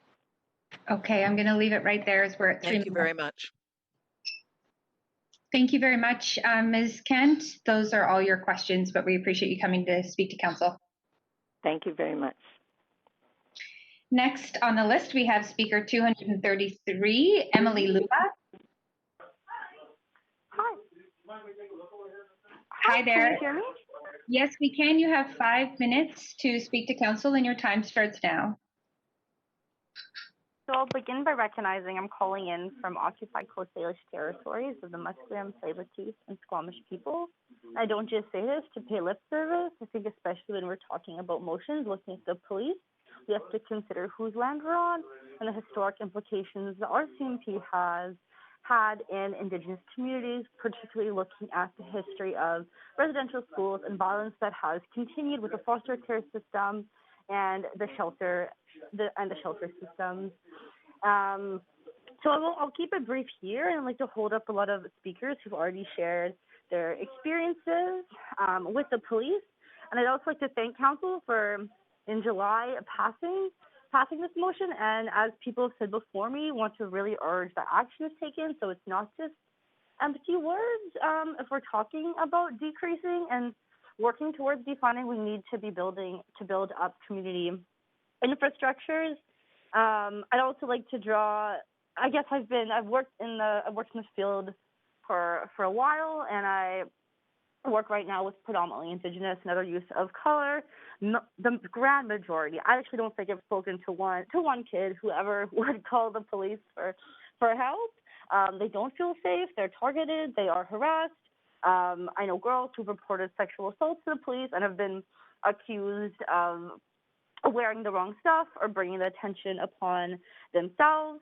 And I also want to talk a little bit about bathrooms. If any of council saw recently, there was an article about a Tim Hortons, where the police were called to remove somebody from the bathroom, which I do all the time at work. People are using in there, they're surviving, and they need to use the bathroom. So myself and other staff who are trained in mental health encourage people to leave the bathroom. The police ended up murdering this individual in the Tim Hortons just last week. This happens all the time. And if we're talking about community safety Point of and order. what actually keeps us safe, yeah. Excuse me, Speaker. I'm just going to stop your timer. So there's an investigation underway, and so to comment as such that there's an outcome to that investigation is not appropriate. So I'd ask you to keep your comments focused on your experience, and I'll let you continue here for 2.5 minutes. Okay, thank you for the update, but I was personally horrified to read that in the news last week. So I'll end shortly, but I really would like to urge that as this motion hopefully gets worked to actually become a thing, that communities who are impacted are consulted. Western Aboriginal Harm Reduction Society, Vandu, Hogan's Alley Society, Downtown Eastside Women's Center. There are a lot of groups, and some of the budget money that is going that would be removed from the police, which, as people pointed out before me, has been increasing every year, could go towards, for example, like honorariums, so there could actually be consultations with people who are impacted, as everybody is involved in a conversation about how people can feel safer, because right now something is not working, and I'm excited to think about options that are being built, and applaud everybody for doing whatever they can to really consider who is being hurt the most and how we can make things a little bit better. So that's all. Thank you again for hearing me, and I look forward to continuing to push until something happens. Thank you very much. There are no questions for you at this time, but we appreciate you coming to speak to Council. Next on the list will be Speaker 234, Melissa Orobko. Hi, can you hear me? Hi there. Yeah, we can hear you. You have 5 minutes to speak to Council, and your time starts now. Wonderful. Thank you. My name is Melissa Orobko. I am 29, and I am a white settler living on these beautiful unsurrendered lands of the Coast Salish peoples. I'm currently in Renfrew, Collingwood as a renter. I am a PhD candidate and researcher at SFU in biological sciences, and my views are my own. So today, I am grateful for the opportunity to speak, and I'll be speaking in opposition to the 21% budget allocation to policing. So I was incredibly frustrated and disappointed to see this allocation because it's in direct opposition to Council's unanimous July resolution to support community-led safety initiatives and deprioritize policing, which had incredible public support amid large and widespread protests. So I, like many others in Vancouver, was recently horrified to learn more about the many instances of police violence and mistreatment in North America, with a very late awakening to the fact that police institutions are fundamentally rooted in systemic racism and oppression. It is not just a few bad apples. This institution is fundamentally rooted in racism and oppression. So in my own life, I grew up really proud of the police as a child, and I thought they were one of the best parts of living in a civilized society. I felt safer when I saw them. But of course, I'm white. I was born here. I grew up in a middle-class household. I'm very privileged. I had very few interactions with police because I'm otherwise supported by my community. I was horrified to talk with less privileged people. They have not had the same experiences with police as you have been hearing. Many have not only not been kept safe, but their safety has been threatened by police. Their lives have been made much worse. This includes people who've been treated with unfair violence, who've been harmed, who've been murdered with no accountability. These include the most vulnerable community members, especially Black people, Indigenous peoples, people of color, transgender, two-spirit, queer, unhoused people, poor people, sex workers, people with disabilities, and drug users. There are many records of police escalating situations into violence, including the killing of Tony Dew in 2014, who was having a mental health episode within minutes of an officer arriving. So I do not now feel safe being heavily armed police when I go to protest the ongoing oppression of Indigenous peoples, when I know they are continuing this oppression. As a survivor of sexual assault, I do not feel safer when I see police. I do not feel safe seeing people or seeing police violently remove unhoused people from encampments and escalating mental health situations to violence. I struggle with mental health. What if I find myself in that situation in the future? Is that the treatment that I can expect? I have close family members who intensely struggle with addiction, mental health, and housing insecurity. I'm terrified that they will end up on the street and be treated with violence. They don't live in Vancouver, but I see them in the faces. I see them in the faces of those in the downtown east side, of those who are forcefully and violently removed from encampments. They're looked at with contempt on the streets. They need community services, not police. Police don't prevent crime. They sometimes arrive while it's happening, but it's mostly afterwards. What prevents crime is addressing the social problems at their root. Police are increasingly asked to act as extremely high-paid social workers, but they're not trained for this. Anytime police respond to social issues, they're taking money away from what's actually effective at addressing them. The BPD says they need more funding to keep people safe. If they can't be effective with 21% of the entire city budget, how much would it take? 30%, 40, 50? This takes away money from things that actually reduce the causes of crime. Evidence also shows that reform doesn't work because of how rooted in oppression these institutions are, and takes away funding from more effective services. I want everyone to be safe. I love Vancouver. I love living here, but the 21% of the budget is not going to help the city's overall safety and is not based in evidence.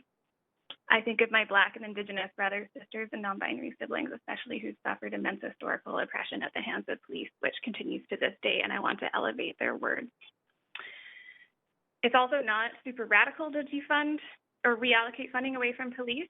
A lot of major cities in Canada allocate only around 11% or less to policing, including Toronto, Montreal, Calgary, Ottawa, and Hamilton. There are better paths forward.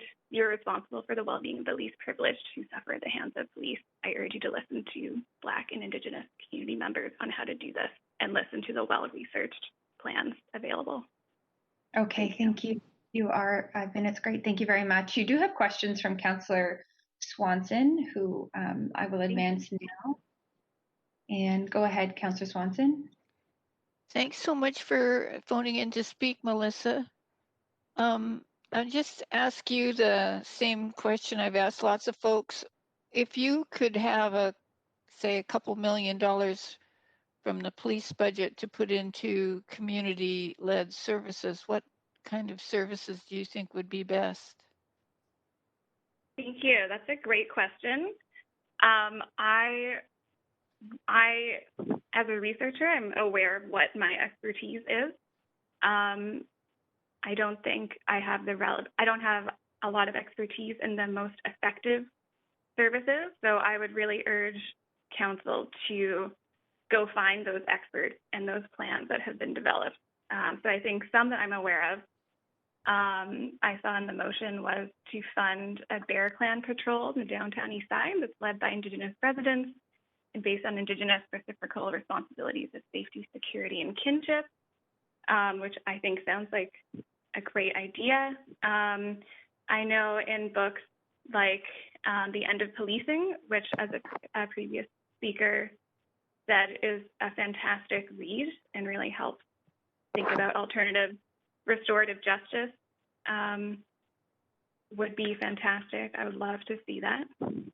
Ideally, I think I would love to see it led by Indigenous peoples because that's a fundamental, my understanding is that that's a fundamental approach in their communities. Decriminalization is fantastic. And I think honestly, just people being in the community without a uniform and weapons to see what the community needs and then listen to that and address it. Really community-led initiatives. Yeah, would be my preference.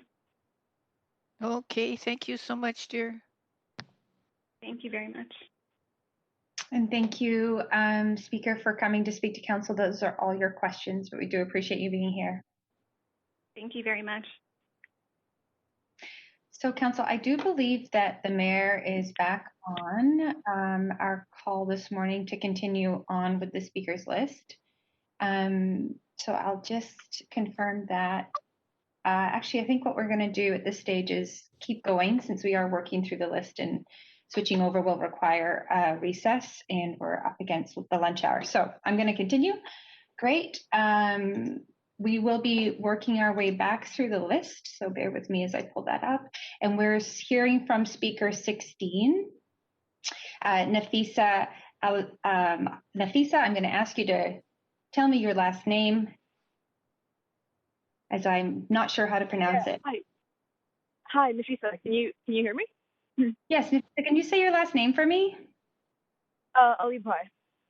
Thank you very much. So you have 5 minutes to speak to council, and your time starts now. Okay. So thank you very much for hearing me out today. My name is Nafisa Ali Pai, and I'm a student at UBC, and I live in Point Grey. I'm a little bit curious as to why we're even here today. I know that in the summer we voted on Councillor Swanson's motion to support community security initiatives and safety initiatives, and there was also, a vote to kind of to decrease police funding by about 1%. And then I understand that the police then voted to increase their budget by about 2%, which has not happened, but now in the new budget, there is a 0.7% increase in the police budget. So I'm a little bit confused as to why we're meeting again today, because to me, it was kind of clear that we had already decided what we were going to do based on immense public support and outcry against the violence committed by the police, especially against Black and Indigenous people. It's a good time to note that we are all on stolen Musqueam, Squamish, and St. Louis territories currently. And so I'm just unsure why we're here. During the public consultation process, or whatever this is called, for motion B2, where council voted to support community safety initiatives, I spoke at length about my own personal experience with police, and I'm wondering why we have to do that again. Why victims have to relive their trauma once again in order to convince, the police board or the council again that this is an issue that we need to solve.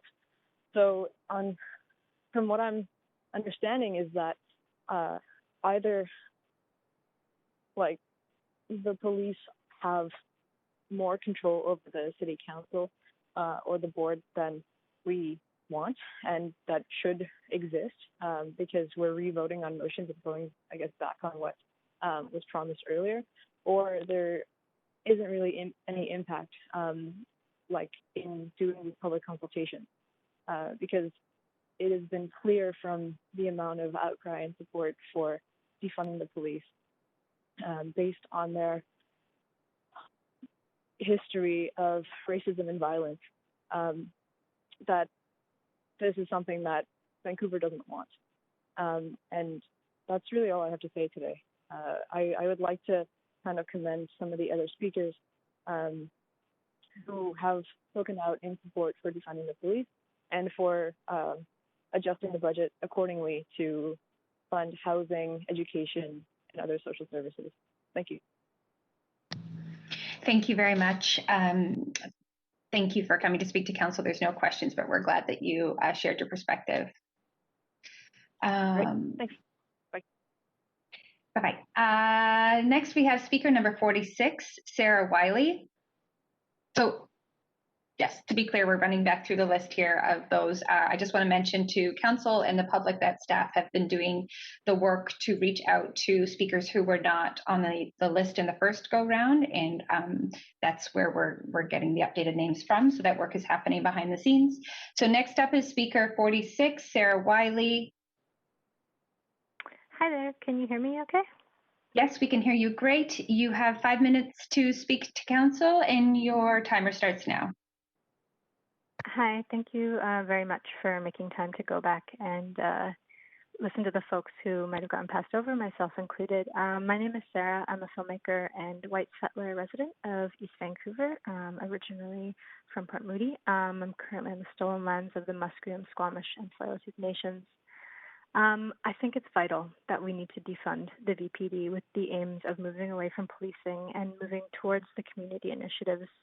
I'm extremely disappointed of the council's disregard of the motion passed in July when we said we would listen to folks with lived experience and we would deprioritize police budgets within the city's overall budget. I want to continue to live in the city. It's been increasingly unlivable for someone who has relative amount of privilege like me, and increasingly the amount of policing for folks who are the most vulnerable, folks who are vulnerable to racist, sexist, violent policing is really, really horrific to see. And it feels more and more that the city is just being created a space for wealthy property owners and no one else. To find out that 21% of the city's budget is going towards policing, which is more than our parks, recreation, arts and culture, community services, and libraries combined, is shocking. It's totally shocking, and especially when you compare it to the proportion of other city budgets like Toronto, Montreal, Hamilton. And I think something that is crucial to remind ourselves that 51% of Canadians, according to a recent poll, want to defund the police. Like, this is the way the tide is turning. This is the way that we can be on the right side of history, not by increasing funding into policing, which is increasingly just not showing itself to work. And this includes measures that reform policing or put money towards body cameras. All those things are not shown to work. The only thing that works is taking the money away from the police and putting it into community services. So we need to be drastically defunding them and putting that money into programs like other speakers have mentioned. How can we put that money towards fighting the opioid crisis from people with lived experience? How can we put that into community organizations like Bear Clan patrols and basically organizations of community looking out for community, not police?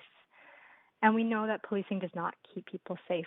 And we know that the folks, like other people have said, Black, Indigenous, people of color, transgender, queer folks, homeless folks, we know that they are going to suffer with an increase of police funding. I don't know who benefits here in this situation. And so communities have said that we don't keep them safe. We're only exacerbating social problems, and I think we're in a really key moment right now where we get to decide what kind of city we want to live in, what kind of society we want to be, and as such, I demand and I ask that you deprioritize policing and defund the VPD. Thank you very much. Thank you very much for being here. There are no questions, but we do appreciate you sharing your perspective today. Next up, we have speaker 62, Susan Davis. Hello, can you hear me? Yes, we can hear you. You have 5 minutes to speak to council, and I'm going to start your timer right now. Thank you so much.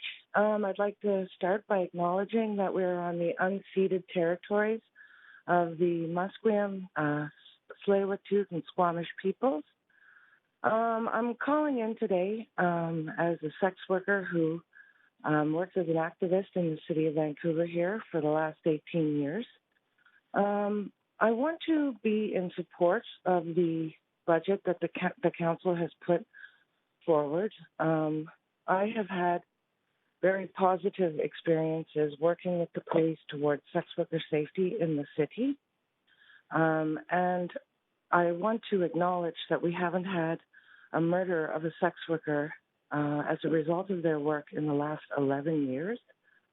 I do share Councilwoman Swanson's concerns about these issues and just want to put out there that I think we already have the infrastructure in place to engage with the community and with groups who have had traditionally negative experiences with the police via our community policing centers. I think that this is an underused infrastructure that we could tap into to ensure that people could come together with police to address the issues that everybody is concerned about, including me. I'm not blind and oblivious to the harms that have been caused by biased policing in the past and currently today, continuing to this day. But I think that as a society, we have placed the burden of a lot of these issues on police via not creating or funding the necessary social services and community services that people need. And in particular, when it comes to mental health, I think that we should all recognize that it's been our responsibility that we haven't funded the organizations who could really address these issues in a way that's way more positive. But with our experience working with the police, developing the sex worker enforcement guidelines, and our continued work with them towards more balanced perspective on the way that the sex industry exists in our city and ensuring that the safety of sex workers is at the forefront, I don't want to see those measures and work. I don't want to see that work go backwards. And so I do also recognize that the police would generally want a 2% increase as per inflation, but they've been given 0.7% increase, which I know is not making people happy. But I think that if there's commitment from all sides to use the community policing infrastructure, that we could potentially address issues facing various communities in our city via the community policing districts, to engage with police, to meet on sort of neutral ground, to talk about issues like police officers wearing uniforms and guns while on patrol, which I agree is a terrible thing and doesn't really instill a sense of safety, and other issues, issues of racism, issues of lack of community services. And if we could meet with the police in these environments in a neutral sort of an area, we could discuss how people feel about it, about how we can address these issues in a way that's sort of more planned and structured. So that's really all I wanted to say today, was that I was grateful that the police were working with us, and I hope to continue to work together towards the safety of sex working people in our city, but that I also sympathize with Councilwoman Swanson's perspective and everyone else's perspective, that we do need to redirect funding from the police into mental health services and community services, but that we need to develop a process for moving that forward. And I really do believe that the community policing centers could be a really important resource in those terms. Thank you very much for coming to speak to Council. There are no questions for you at this time, but we really do appreciate you coming to share your perspective. Thank you so much. Thank you. Next, we're going to hear from speaker number 70, Vincent Cox. Yes, hello. Hi there, we can hear you. You have 5 minutes to speak to Council, and your time starts now. Thank you. I pre-recorded my comments to make sure I stay within my 5 minutes, and I'll play that for you now. Good morning, Council. Thank you for the opportunity to bring my concerns and perspective to you today. I'm a native Vancouverite, and I've been a resident of the downtown south area for 14 years. I'm here today to speak about issues surrounding public safety and the proposed cuts to the DPD budget. The City of Vancouver is experiencing more than just an opioid crisis and a COVID pandemic. We are in the midst of several simultaneous crises.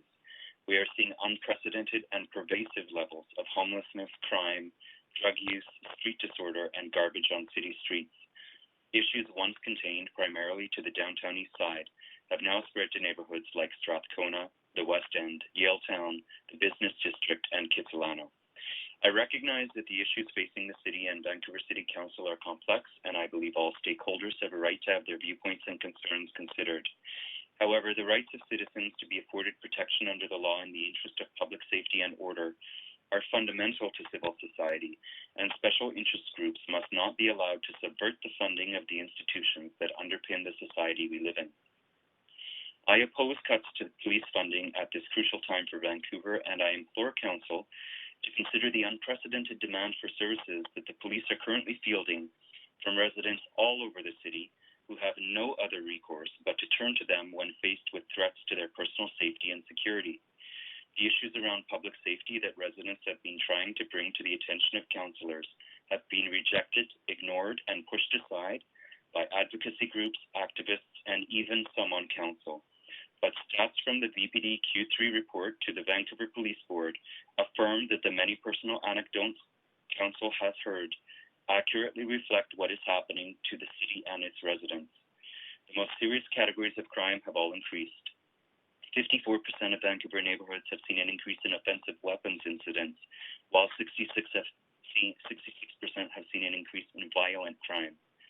The homeless situation in Vancouver is heartbreaking. My neighbors and I have reached out to some of the homeless we have encountered in our area. I tried to get a social worker to help one of the homeless women in the area, but the City of Vancouver said she must initiate that herself, and when I offered her support in doing so, she declined. Issues of homelessness and drug addiction must be addressed, but I do not support doing it at the expense of the police budget or the safety of residents. I have been reaching out more to my local community policing offices. I have personally been frustrated by an overwhelmed police force that cannot attend to many of the issues we are experiencing in my neighborhood because there are too few officers to deal with too many issues. This lack of resources applies equally to the new neighborhood response team, which has just 5 officers to attend to issues in at least 4 different neighborhoods. Last night, neighbors and I witnessed several groups of people openly smoking crack right outside the former Howard Johnson. This is happening 1 block from one of the busiest children's playgrounds in downtown South, and now the city is preparing to open a drug injection site next to that very playground. We never needed a drug injection site in this area until hundreds of addicts were moved here. I am not opposed to drug injection sites in principle. My own brother died from a drug overdose. But they cannot be foisted upon communities without proper consultation, and certainly never next to playgrounds and schools. Residents from my neighborhood have been mischaracterized as either pretentious or privileged snobs who lack compassion and feel uncomfortable at the sight of the homeless or drug addiction. The label NIMBY is often used to try and silence those with legitimate concerns. The reality on the ground is that crime rates are soaring, and we had pre-existing and well-established vulnerable populations in the Yaletown area already. Seniors and children, that's right. These are vulnerable populations too. The reputation of police forces across North America has been tarnished recently. Institutional oppression and systemic racism do exist within some organizations. I believe these issues need to be addressed in a systematic and constructive manner. I do not believe what we need in Vancouver is the abolition of police and prisons, which is what the Defund the Police campaign in Canada is advocating. That is their end goal, and they state it explicitly on their website. For anyone who claims the VPD target marginalized groups, I suggest they take a look at the VPD Community Outreach Report from May 2020, which evidences their initiatives to engage with the communities they serve, such as the gay, lesbian, and transgender community, Indigenous youth and ethnic communities, and young women, among many others. The reality is the police need additional resources to carry out their mandate. It is incumbent on the city to adequately fund the police service the city requires, while at the same time looking to authorities who have jurisdiction over issues that can improve the mental health, homelessness, and addiction crisis we are facing. Thank you for your time and consideration. Thank you very much, and appreciate you coming to speak to council today, and there are no questions for you. I also just want to acknowledge that that would appear to be the first time we've had a recording played in the space of a live speaker presentation, so just conferring with the clerk on our bylaws, and that is actually not acknowledged in our bylaws. I guess this is the new dynamic of a virtual council meeting. We will work to address that in the future.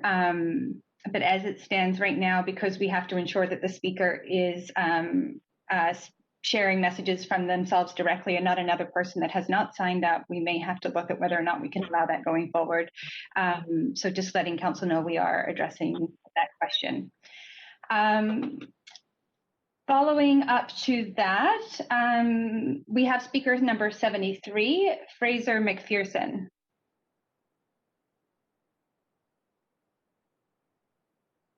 Oh, can you hear me? We can hear you, and you have 5 minutes to speak to council. Your timer starts now. Please go ahead. Thank you. My name is Fraser McPherson, pronouns he and him. I'm calling from unceded Musqueam, Squamish, Tsleil-Waututh territories here in East Vancouver. I am a Vancouver resident. I work full-time as a nurse and work specifically with communities that experience the violences of poverty and homelessness. And by that, I mean the violence of being made homeless in a city and a province with so much wealth and resources. I'm speaking today in opposition to the 2021 budget, in particular with opposition to the proposed increase to the VPD. As a nurse and a healthcare worker, I feel we must urgently work to move funding away from police and policing. In my role as a nurse, I have witnessed police violence against my clients, and even as a care provider, the power of police is outside of my reach. I've worked to advocate for clients when police become involved in crisis situations, and the harsh reality is that in spite of the fact that I'm a skilled healthcare worker with a therapeutic relationship with my clients, police do not have to listen to my recommendations when I intervene, as opposed to, for example, hospital security or clinical support attendants at a community clinic.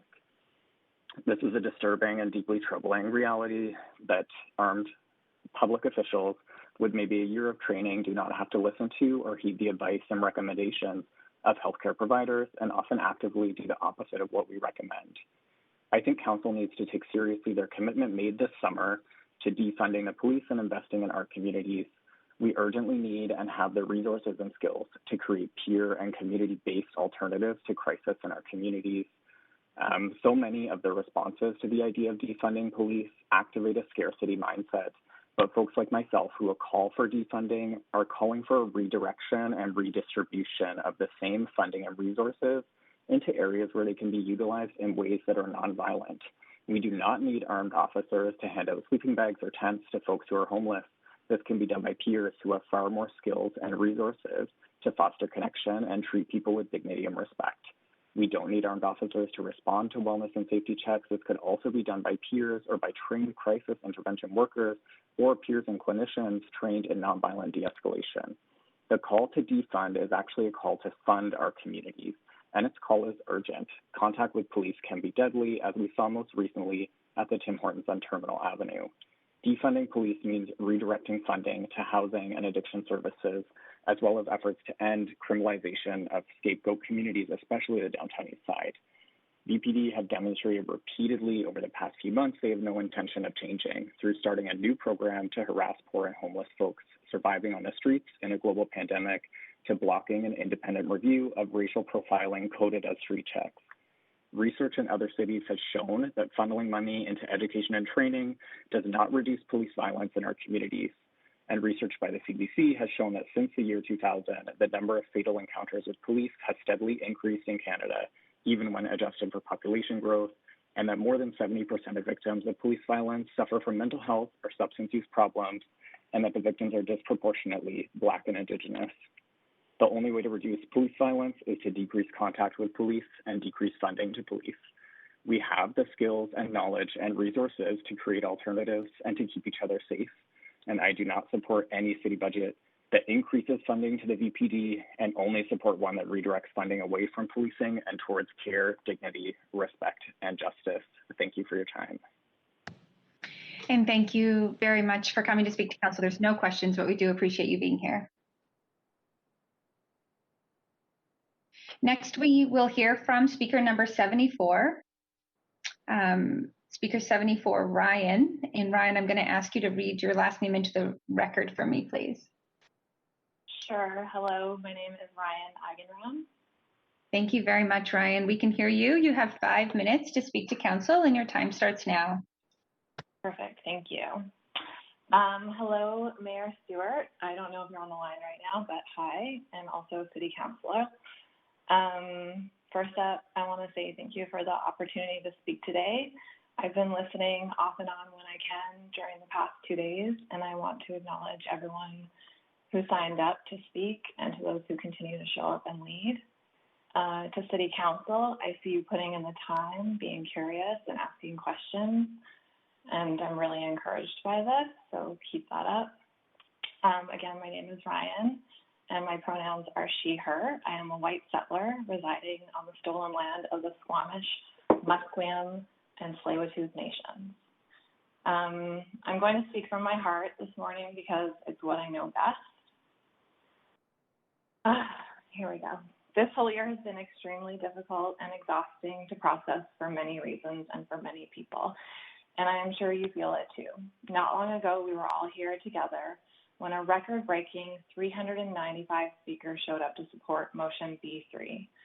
And for anyone who needs a reminder, the motion was unanimously passed by City Council. I am extremely disheartened to learn there is no reflection of this decision in the current 2021 budget to reprioritize the VPD and balance funds in favor of community-led safety initiatives.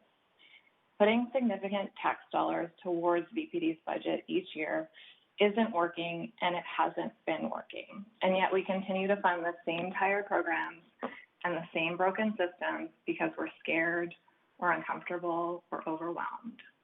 Some might feel what's right deep in their core, but may be paralyzed to act knowing how big this challenge is and how many more questions it unravels.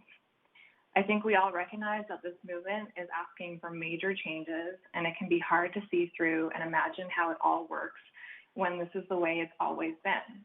But it's not enough anymore, and the excuses will always be plenty. This is why I'm here coming to you again, looking for your leadership, your ideas, your position of power, your connection to the communities in need, and also your privilege in asking tough questions and in leading us forward in a direction in the next few years that can inevitably uplift us all. What I am here asking from you today, among many others, is basic human rights for everyone, not just for us, not for the 1%, not for the business owners, or for the white folks demanding status quo, but for the marginalized members of our community. I want to ask you to envision what a stronger community looks like and feels like. A community that connects through open conversations and elevates lived experiences.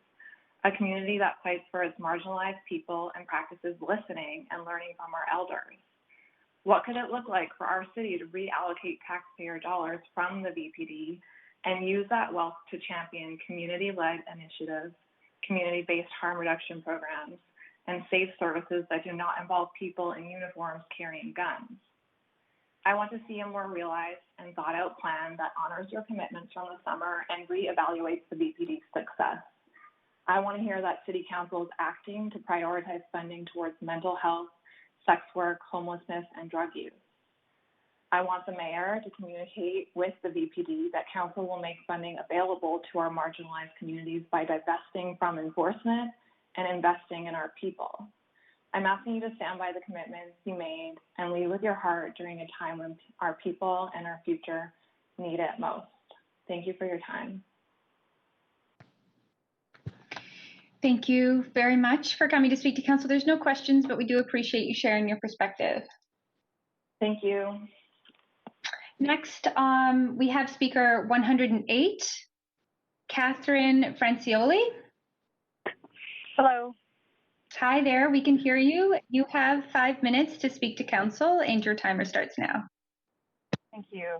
I'd like to start by saying how disappointed I am that I'm once again calling into City Council to discuss the decreasing of the VPD budget after spending so much time and so many days in July discussing this already, and I thought that there was a unanimous agreement that what was going to be happening was in fact a decreasing of the budget.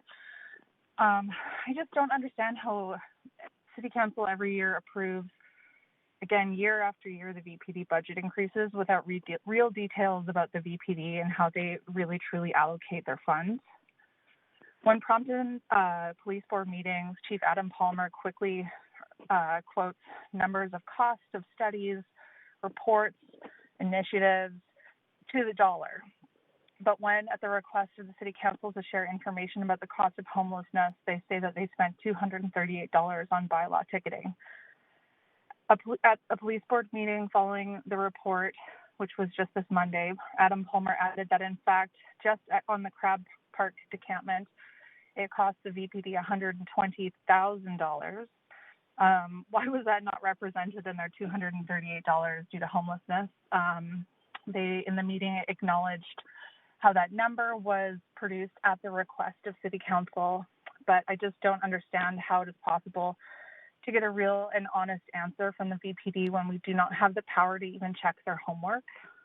In the police board meeting on Monday, a board member said that the average citizen take out numbers of reports and then misinterpret them. I would argue that this is exactly what the VPD did to the City Council's request, which was taking out numbers that served them, but not actually answering the questions that were led by the request of City Council, as well as the over 400 people that called in July. The City Council and its citizens deserve to know exactly how the money is spent, and we cannot make informed decisions about funding the VPD or defunding until the police department has shared this information. I realize after talking to a couple city councilors that you see the same budget that the regular citizens do, which is essentially a very vague chart about salary increases and a few things to do with equipment and expenses. I'm sure there's lots of other things I'm missing in there, but I've looked at these reports a number of times. It does not account for training. It does not account for, quote unquote initiatives or, neighborhoods being victimized by the Vancouver Police Department by these said initiatives.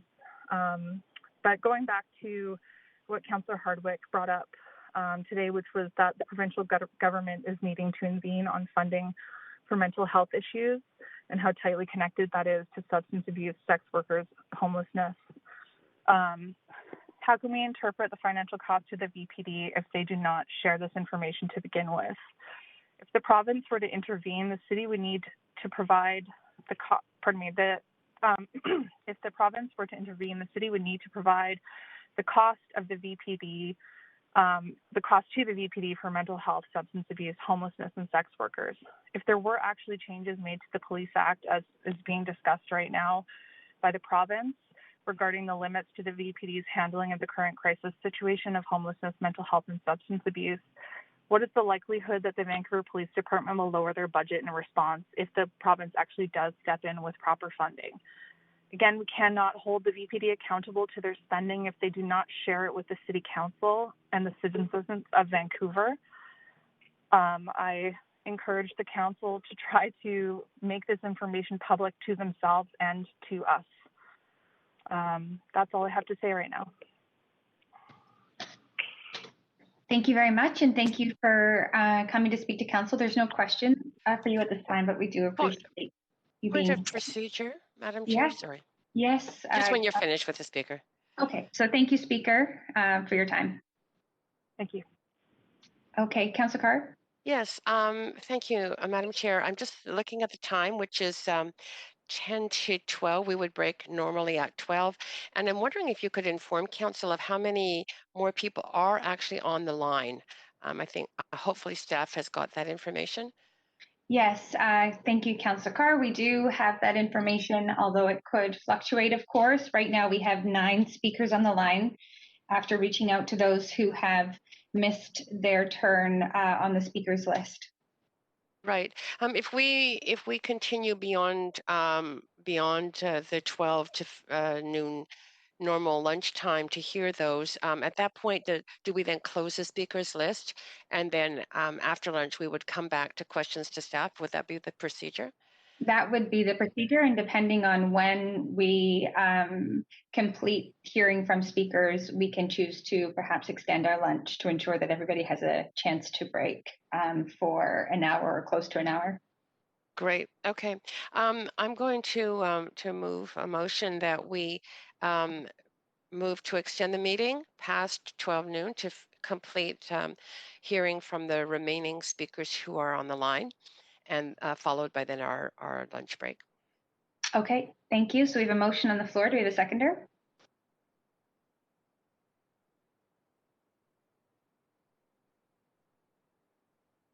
Just giving people a chance to come off of mute. Okay, Councillor Carr, unfortunately, I don't see that we have I don't see that you have a seconder for your request. That's fine. We must have a hungry council. Yes, let's go with that. So I'm going to continue on, and we will break at noon for 1 hour. Okay, so next we have speaker 116, Axel Matfen.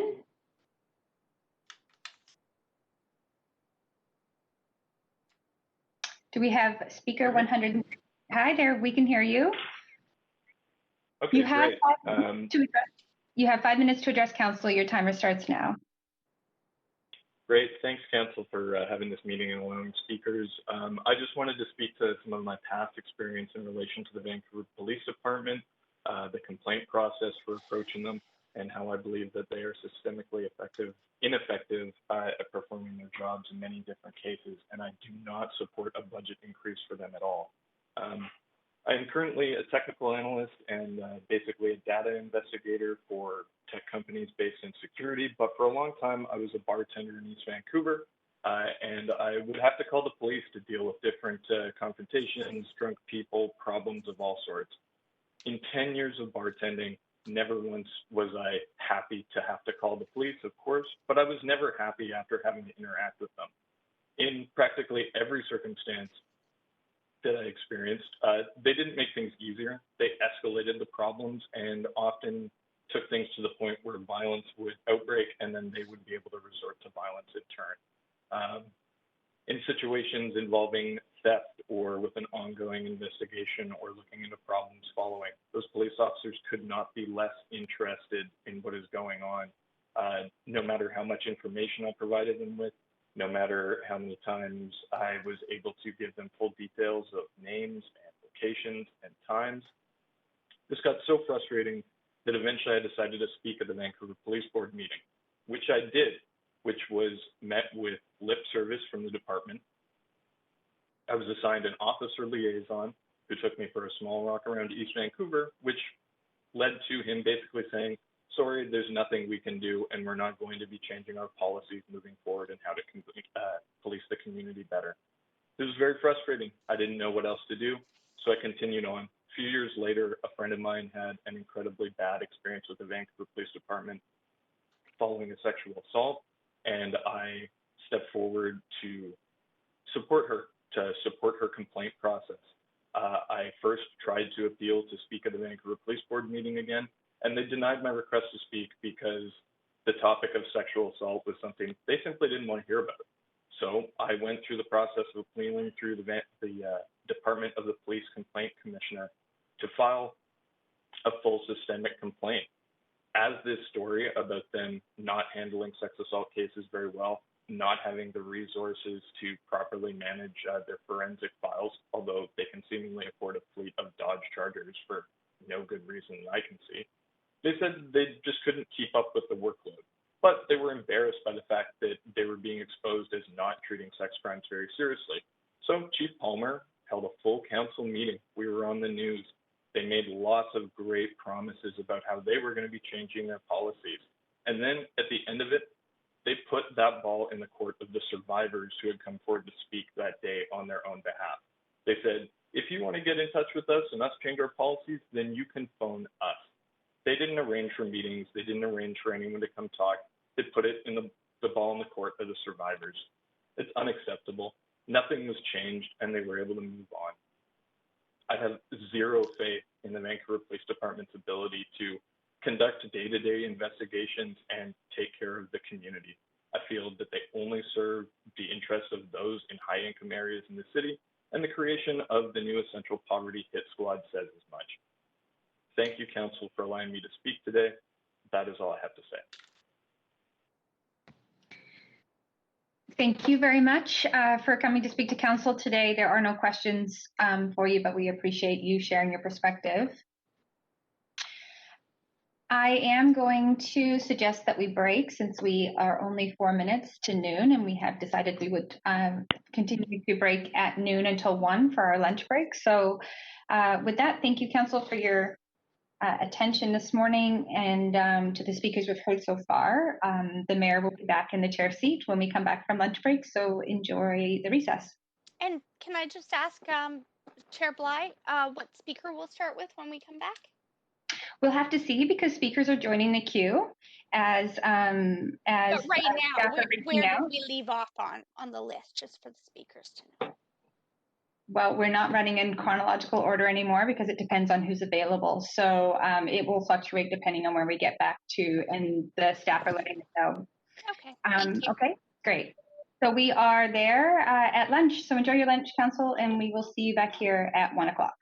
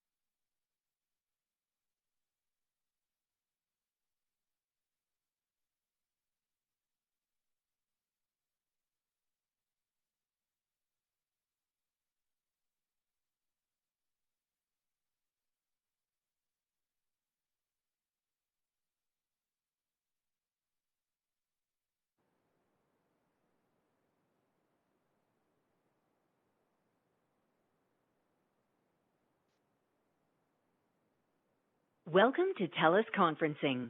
To join the conference, enter your access code followed by the number.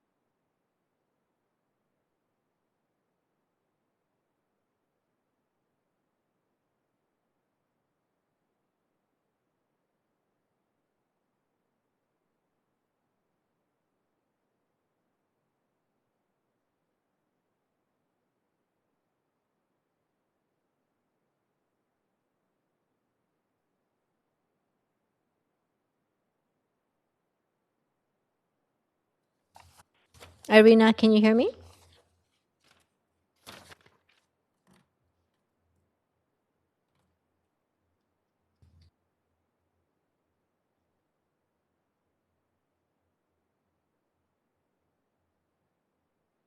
Irina, are you on the line? Hi, sorry, can you hear me? Yes, I can. Thanks.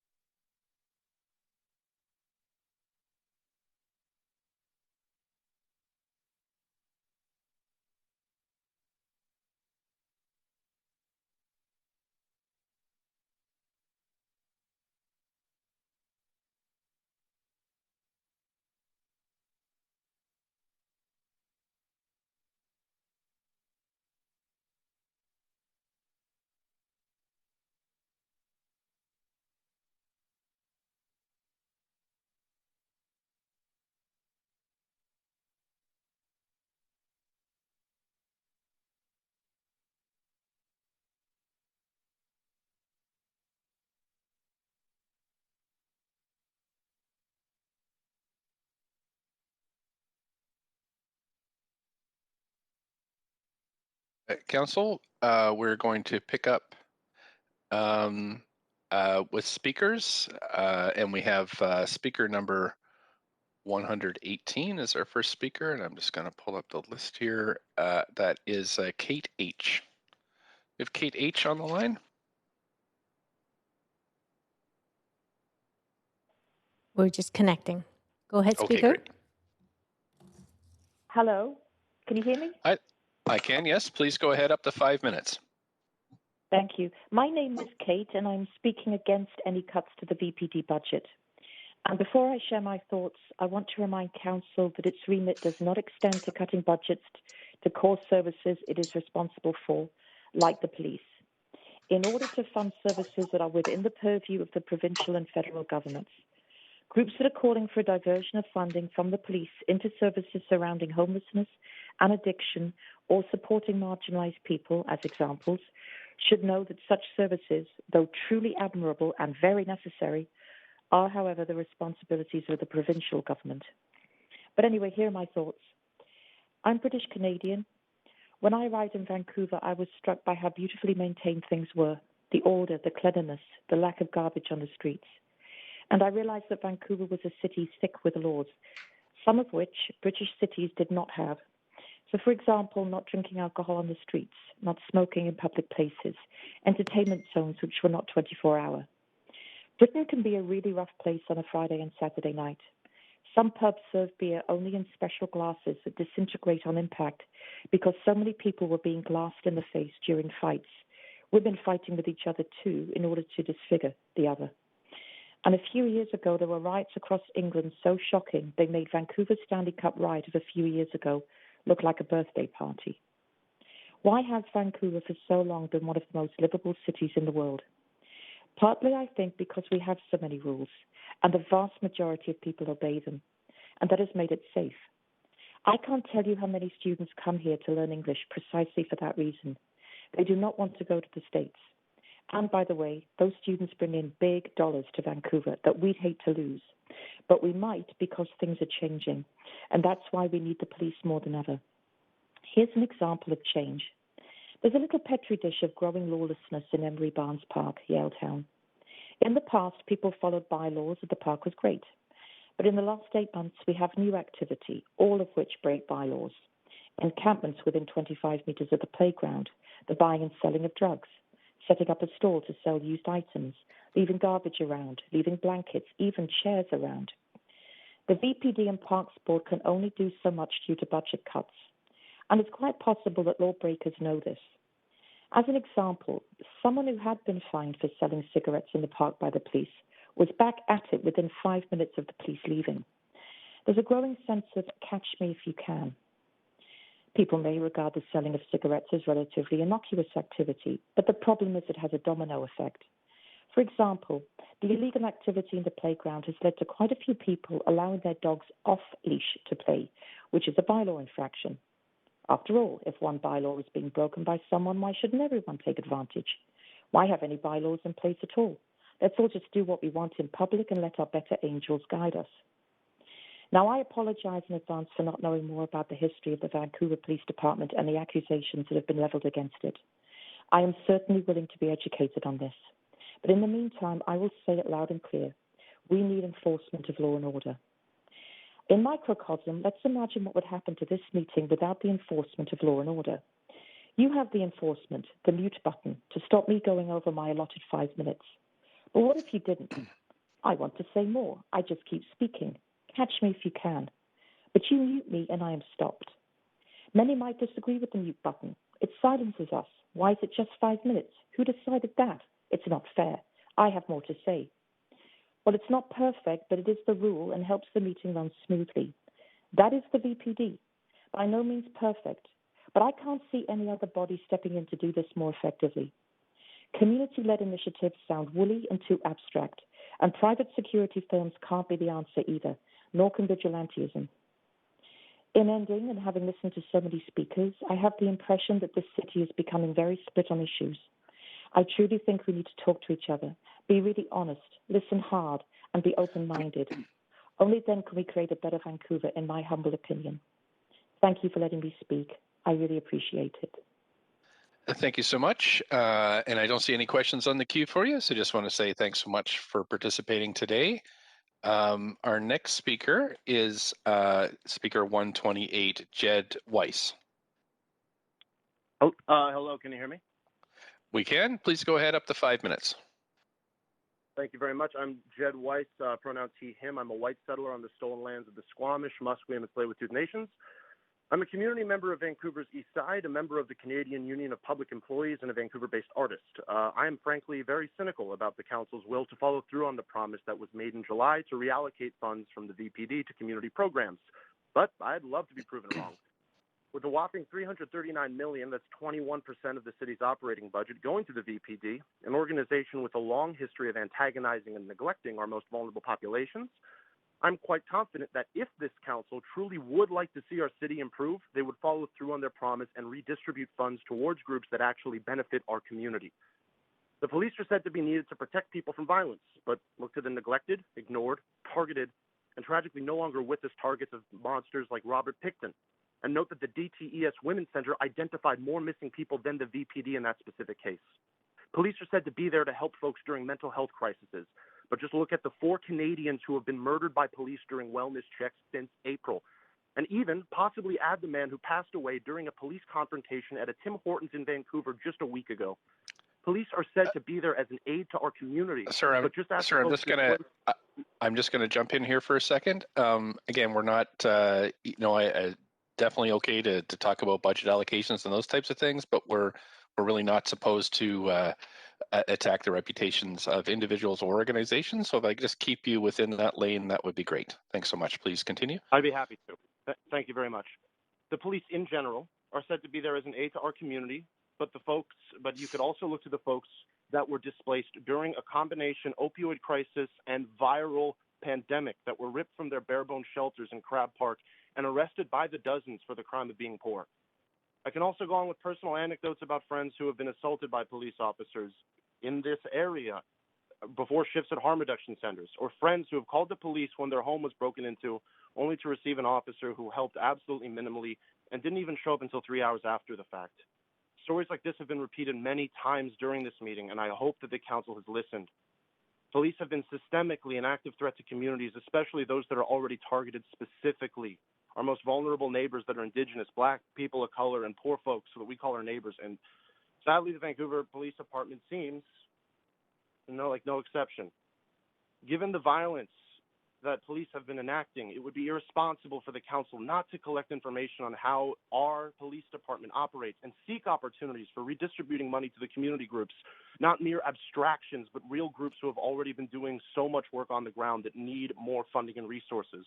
Groups like BLM, WISH, CCAP, BCCLA, Hogan's Alley Society, Vancouver Aboriginal Transformative Justices Society, VANDU, PACE, the Downtown Eastside Women's Shelter, Western Aboriginal Harm Reduction Society, Battered Women's Support Services, Pivot, and the John Howard Society. These are all community-led options that have already laid the groundwork for being able to operate, and they're not mere abstractions. They're concrete and existing groups willing to make our communities better and safer.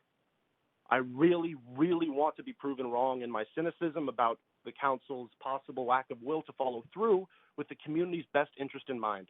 Vote to reallocate these funds and invest money and time in reaching out to these aforementioned community groups to come to a consensus on how best to protect our communities. Thank you. Thank you. I don't see anybody on the list to ask you questions, so we are going to just move to the next speaker. Thanks for participating. Appreciate the time. Thanks. This next speaker is 146, Nick Poger. Hi there, Mayor and Council. You guys are all able to hear me? Yes, we can. Please go ahead. Perfect. Sorry to repeat that question, but just wanted to be sure. Thank you, Mayor and Council, for providing the time to speak today. My name is Nick Poger. I'm the Executive Director of the Commercial Drive Business Improvements Area. We represent approximately 800 small businesses and property owners as one of Vancouver's 22 BIAs. I'm speaking to the City of Vancouver's capital and operating budget with specific feedback, comments, and recommendations on the proposed Vancouver Police Department budget increase. Our BIA spends alone close to $250,000 annually on providing neighborhood safety-related services to our membership and the local community. Safety and security is always one of the top concerns when surveying our membership. We also work with the VPD and the community policing throughout the year. The neighborhood security and safety issues we are experiencing in our communities is growing. It is not just a downtown east side issue, it is an everywhere issue. While the downtown east side cries about too much policing, the other neighborhoods are screaming for more policing. BIAs, or retail districts, and small businesses within those districts and catchments have been dealing with an increase in addiction, mental health, and homelessness for many years. All of these issues contribute to crime and BPD-related responsibilities in our catchment, neighborhood, and communities. I've seen firsthand how the growing mental health, addiction, and homelessness issues play a role in this growing criminal activity. I have also witnessed the numerous benefits that the VPD and related agencies bring to the city and its communities. Preventative police work can be achieved when staffing levels allow for VPD presence on our streets. This is most apparent when our community policing offices are staffed. In my neighborhood at present, unfortunately, our community policing office has not had a constable on staff for over 1 year. The VPD staff in my neighborhood has 0 police officers, none. When police are present and their work is performed in the community at street level, on foot and bike, the results are immeasurable and provide a positive, safe environment where our community flourishes. This benefits each and every person in that community, including the surrounding small business. When street-level VPD work takes place, it provides an eye on the street and an ear to the ground while providing real-time connection to the community and crime prevention. The Commercial Drive Business Society supports the Vancouver Police Department's proposed budget increase. The support comes with a few recommendations.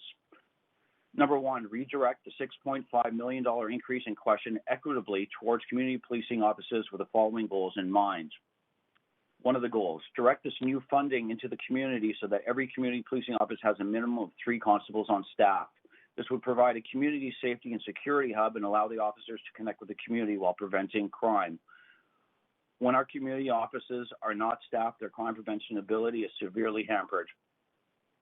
Number 2, direct these community policing constables to follow a beat cop style presence by way of foot or bike patrols in their communities. In days when communities were served in this way by the VPD, there was a stronger connection between the public and the officer. This relationship is in need of repair. Number 4, direct these community officers to patrol not only BIAs, but the parks in their respective catchments. Our parks are overrun with open alcohol, drug use, and general disrespect for the law. Managing safety levels for the growing campers in our parks is also a big challenge for BI and many other parks in the area and Vancouver. Park rangers are simply not equipped, nor are there enough of them to handle these issues. Also, provide street-level beat cop training through these localized offices for new recruits. Again, let's reconnect the VP to the communities they serve.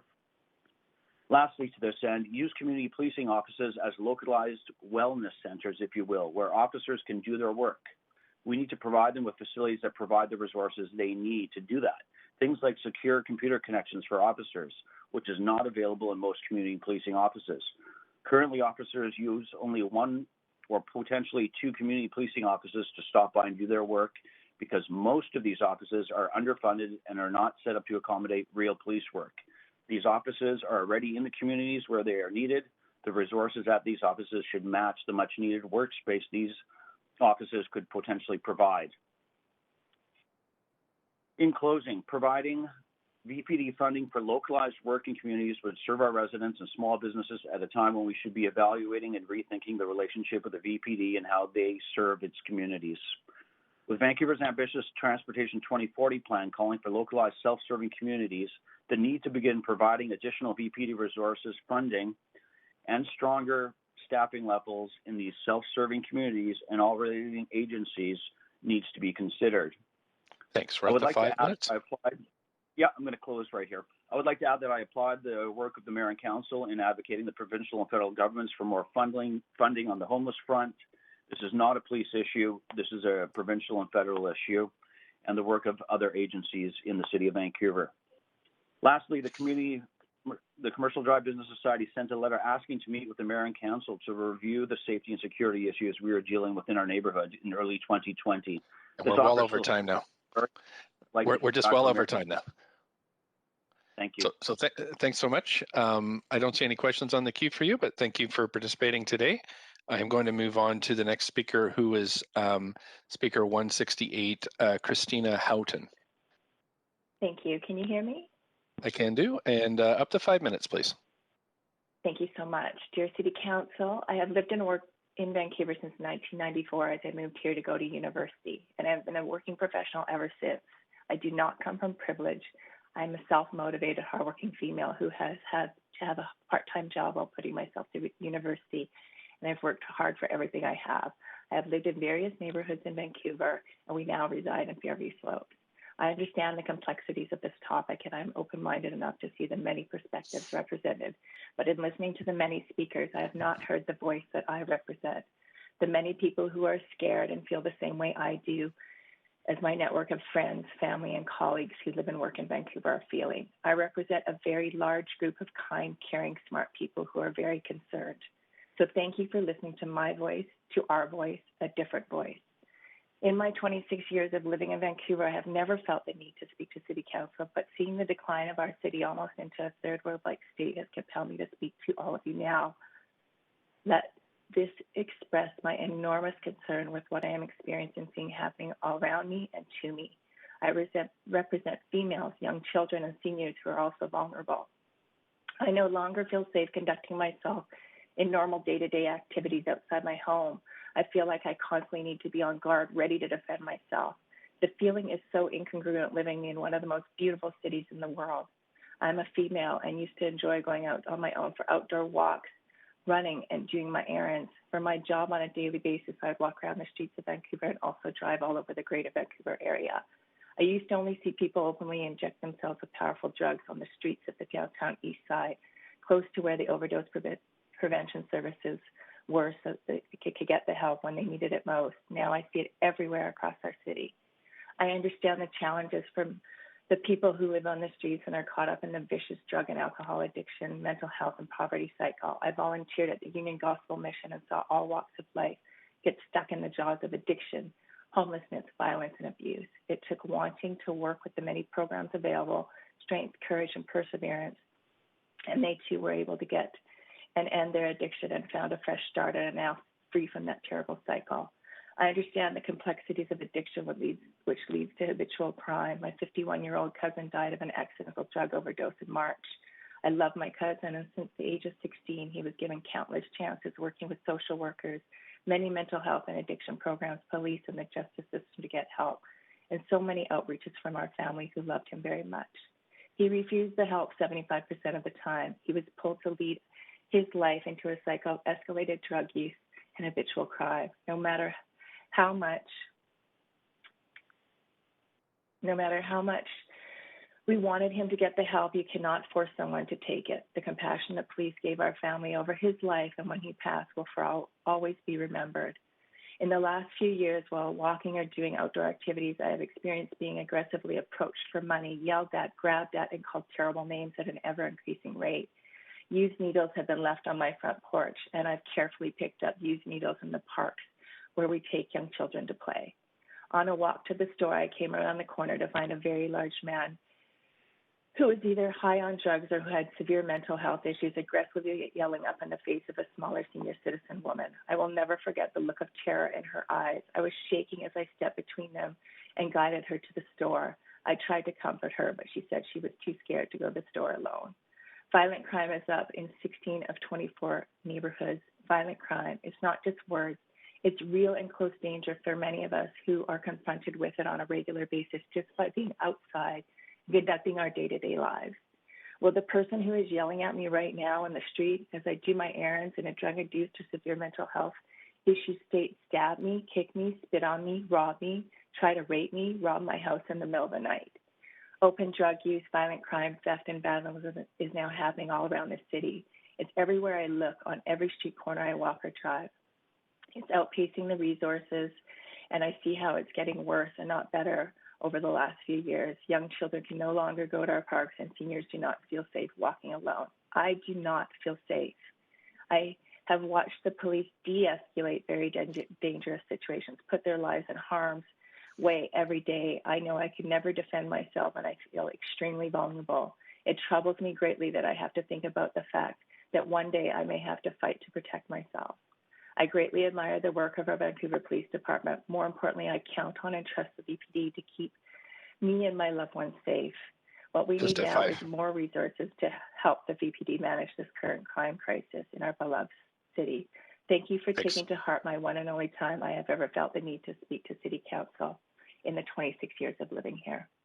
Thanks so I much. represent females, children, and seniors. Thank you so much. I don't see any questions on the queue for you, so I want to thank you so much for participating in our budget hearings, and I'm going to move to the next speaker. The next speaker on the list is number 196, Kathy Shimizu.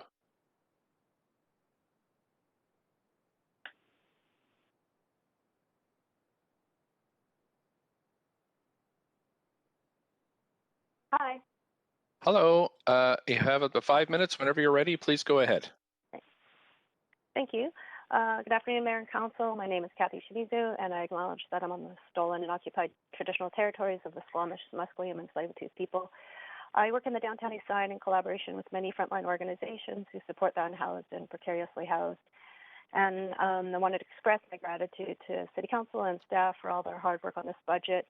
I know it's been extremely difficult, especially during these challenging times when the housing overdose and COVID crises are overlapping and are exacerbating each other. I'm glad that the city is using its reserves to help all of us get through the pandemic. I'm also going to say support the budget allocated for the much-needed Sex Worker Support Center on Kingsway. I did want to speak to the issue of public safety that others have raised. I applaud the city's council's motions to ban street checks and the work to stop criminalizing homelessness and work to find community-based alternatives to policing, and especially the recent motion to ask the federal government for an exemption from Canadian drug laws to decriminalize possession of drugs for personal use. I agree with other speakers you've heard from that public safety is complex, but it must consider what safety means from all perspectives. And the call for less policing and more community-based supports does not come from a false narrative, but it is grounded in the negative experiences that some people have had with police, especially Indigenous people, Black people, people of color, low-income people, and all those marginalized by our existing systems, many of which you've heard from directly. And what is definitely missing from the budget is the $300,000 that city staff recommended to do the work to deprioritize policing as a response to mental health, sex work, homelessness, and substance use, and to prioritize funding community-led groups. As other speakers have noted, we need to work on crime prevention through community supports and also the destigmatization of poverty, mental illness, drug addiction, and homelessness in public discourse. The city must provide financial support for community groups to establish services as alternatives to calling the police so that people can be supported by those whom they have relationships with, who can work to de-escalate situations while providing broader public safety and reducing the workload on police. Many groups I work with, such as Aboriginal Front Door and its Sweetgrass Patrol, WARS, Vandu, Smoke Signals, Raise the Rates, Indigenous Wellness Training Society, Vancouver Aboriginal Community Policing Center, Vancouver Women's Health Collective, Health Through Spirit, WISH, PACE, Downtown Eastside Women's Center, Watati, and many other groups already do some of this work, and many have told me that they have the capacity to do more if they had more funding. And we are working to establish more community supports on the streets in the Downtown East Side. And they do so by hiring low-income folks with lived experience to create employment opportunities and provide dignity to many. I also mention community groups because, like other city workers and frontline responders, these folks risk personal health and safety every day, and especially over the past months during COVID. They are also under extraordinary amounts of pressure. They're tired, at risk of burnout, and many have lived experience, are low income, and most do not make unionized wages or receive benefits. And we need to find a way to reduce crime in a more humanistic way, and these groups and other community groups can lead this direction. What I'm also wondering is if the city would try adding to the revenue side of the budget and consider the idea of what was called a mansion tax that was proposed by Councillor Sorensen in 2018, or some version of it. Basically, some way to increase the city's revenue by taxing the very wealthy. The pandemic has made it extremely clear that an adequate social system that meets the needs of all people requires more funding, and we cannot rely on the market or revenue from business, especially now that businesses are also struggling and need support, and while the city's revenue generating streams have been decimated. So you could add an extra tax of 1%, the assessed value of residences that are worth $5 to $10 million, an extra tax of 2% on those that are over $10 million, And in 2018, that would have amounted to $174 million in the first year, which would be extremely helpful right now, and especially while we wait for the province and the feds to provide the adequate financial support that they should.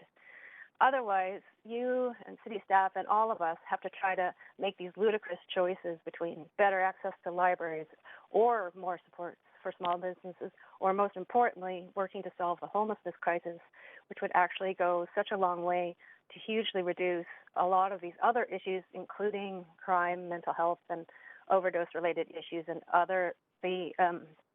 all of those associated costs. So we need to address these systemic issues rather than have to come to City Council to fight over crumbs to deal with the symptoms of not being able to provide basic necessities for all.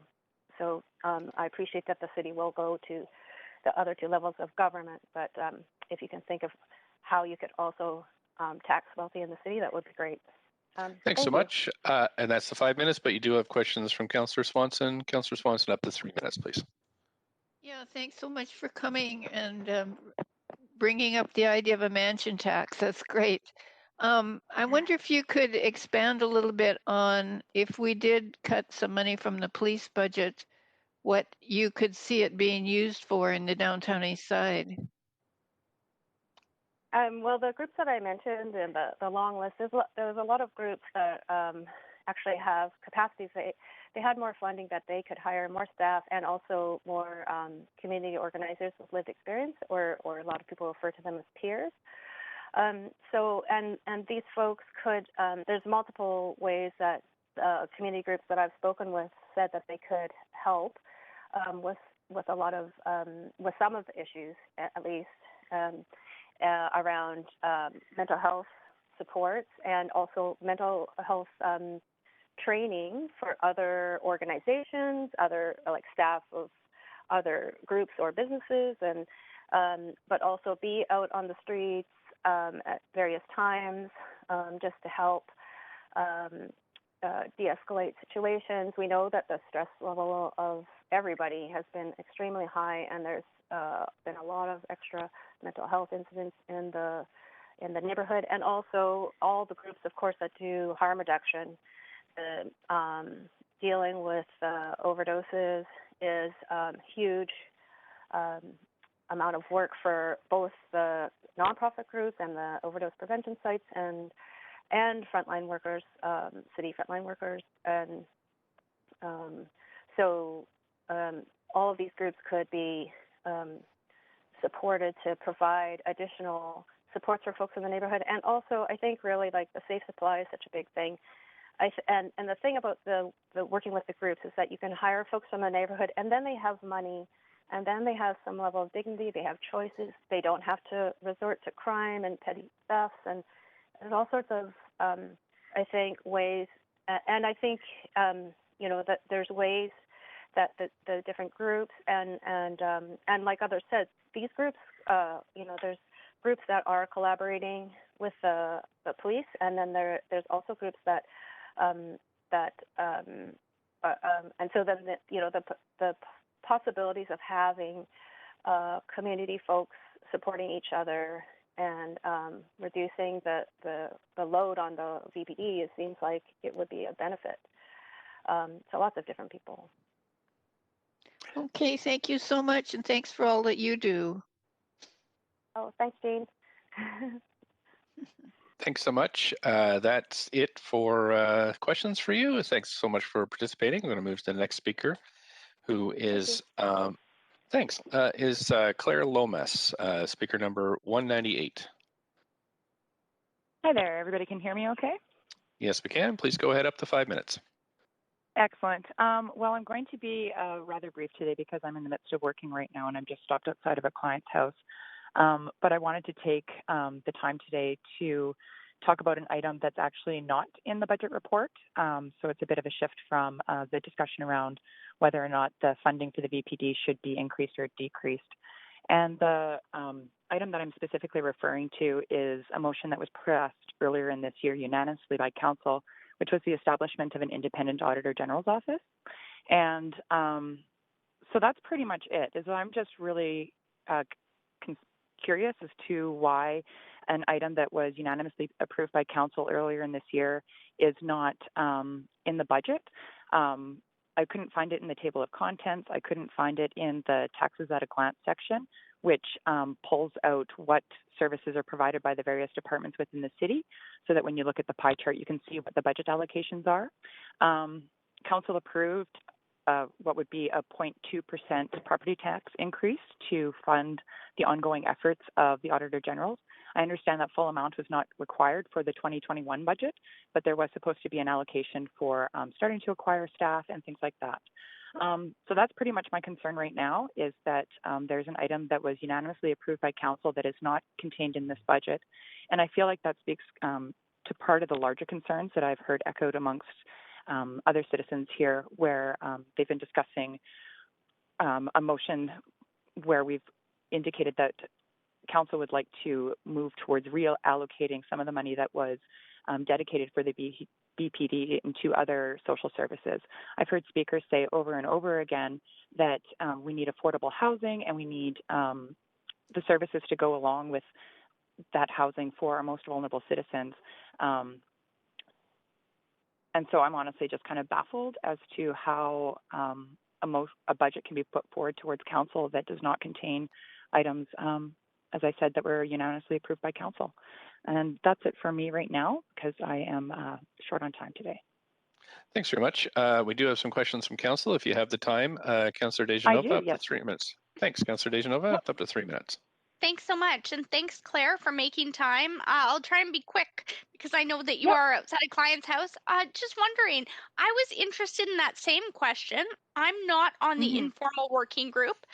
Didn't want to take that on with my other responsibilities. But is this kind of, do you feel like we should spend more on this to include in the budget? Or would you like us to find a place in the budget reallocating maybe not one thing, but a little bit of resources from a number of things to ensure that this can move forward as planned? To be honest, I don't really have a preference for either way of getting the funding. I'm a renter, so I have to admit that an increase in property taxes does not directly affect me. However, I do feel that the value that could be achieved from this office would be incredible. We've heard a lot of discussion about the value of the dollars being spent on various portions of our civil service, and I feel like an independent Auditor General would add a lot of clarity to that, not just for council, but also to the public.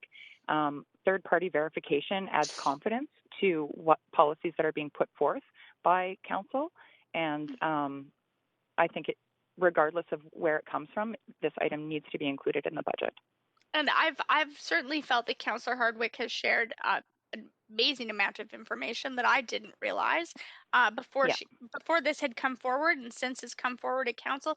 Is this just be really quick and answer as you'd like, but yes or no? Is it kind of one of those things where if we put it in the budget, we spend the nickel, we save the dollar? In a Absolutely, sense. absolutely. Okay. I Thank think you it's very probably the most effective thing you could spend money on right now. Yeah, anything else you'd like to say on it, please go ahead. But I just wanted to thank you very much for answering my questions. Problem. I do see other councillors on the line to ask no questions. worries. I'll as well. hang tight here for a Great. few more minutes. Thank you. Thanks, Claire. Thanks, Councillor Hardwick, up to 3 minutes. Thank you very much, Ms. Lomas, for joining us today. When I think of you speaking, it's generally on the subject of affordable housing. As I recall that you originally started speaking to us around Councillor Swanson's motion in the area of affordable housing. What made you take an interest in the Auditor General subject in contrast? Yeah, well, thank you for that question. I have to admit, I first started attending City Hall when Jean Swanson put forward her renoviction motion back 2 years ago, I believe. My boyfriend spoke in favor of that motion at that time as he was in the process of being renovated. I myself started speaking to council, I believe it was February, and the first motion was actually Adrienne Carr's motion on addressing affordability.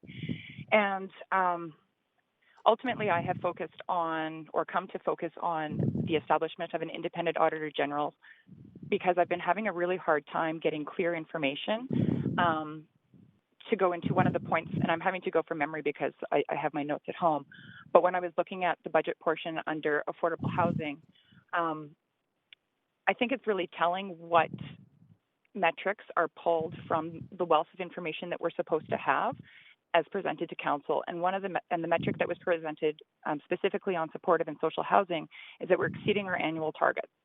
Now, as council knows, but perhaps the general public doesn't, I have done presentations to council on recalibrating the Housing Vancouver strategy.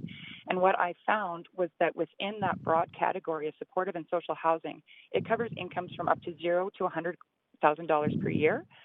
I personally think that income bracket is too large to target the housing that we need, especially for those who are relying on shelter rates.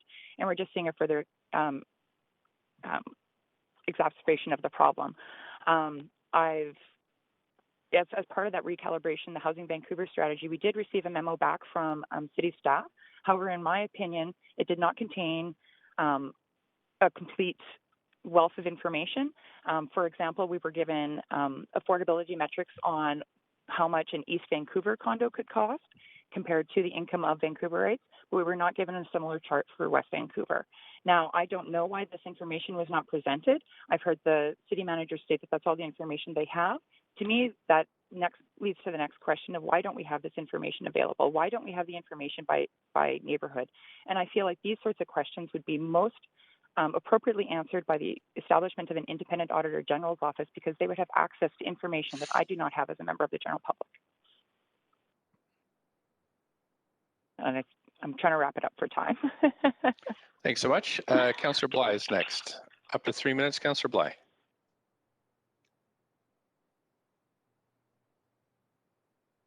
Councillor Bly.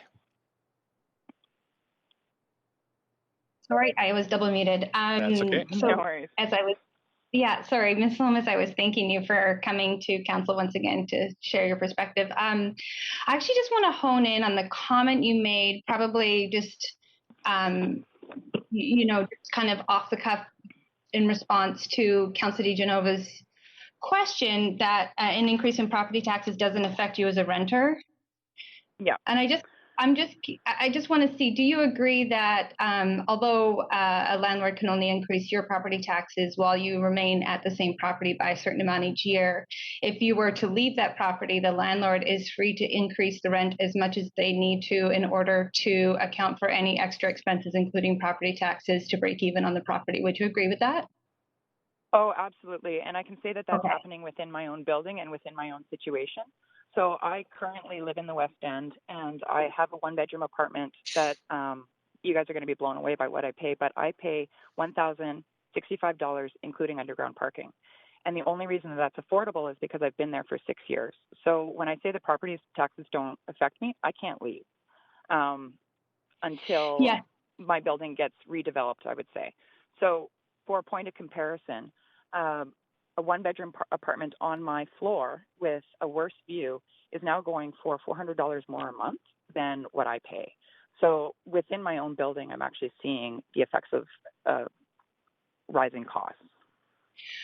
Right. So I too lived in a building, a 3-bedroom on the west side, and paid $1,900 a month. And when I moved to get another bathroom for my kids that were growing, we ended up having to pay $4,000 a month for a similar property. So, and that property went up to $3,800 a month from $1,900. So I just really want to be clear for the record, because everything you say matters. It does affect you as a renter if you look at it holistically, and our property taxes increase significantly. It affects you significantly. And, I would actually like to expand on how the housing crisis is actually affecting me as a business person as well too. As you know, I'm a dog walker, and so I go into people's homes, pick up their dogs, and then I go to West Vancouver to go take them for a hike. One of the things that I've noticed within my business over the last 10 years is that a pregnancy used to be an increase in business. Now it means that my clients are going to move away.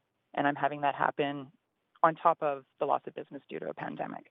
So that's why I keep coming back, and why I'm sitting outside my client's place right now is because affordable housing is having such an impact on so many facets of our life.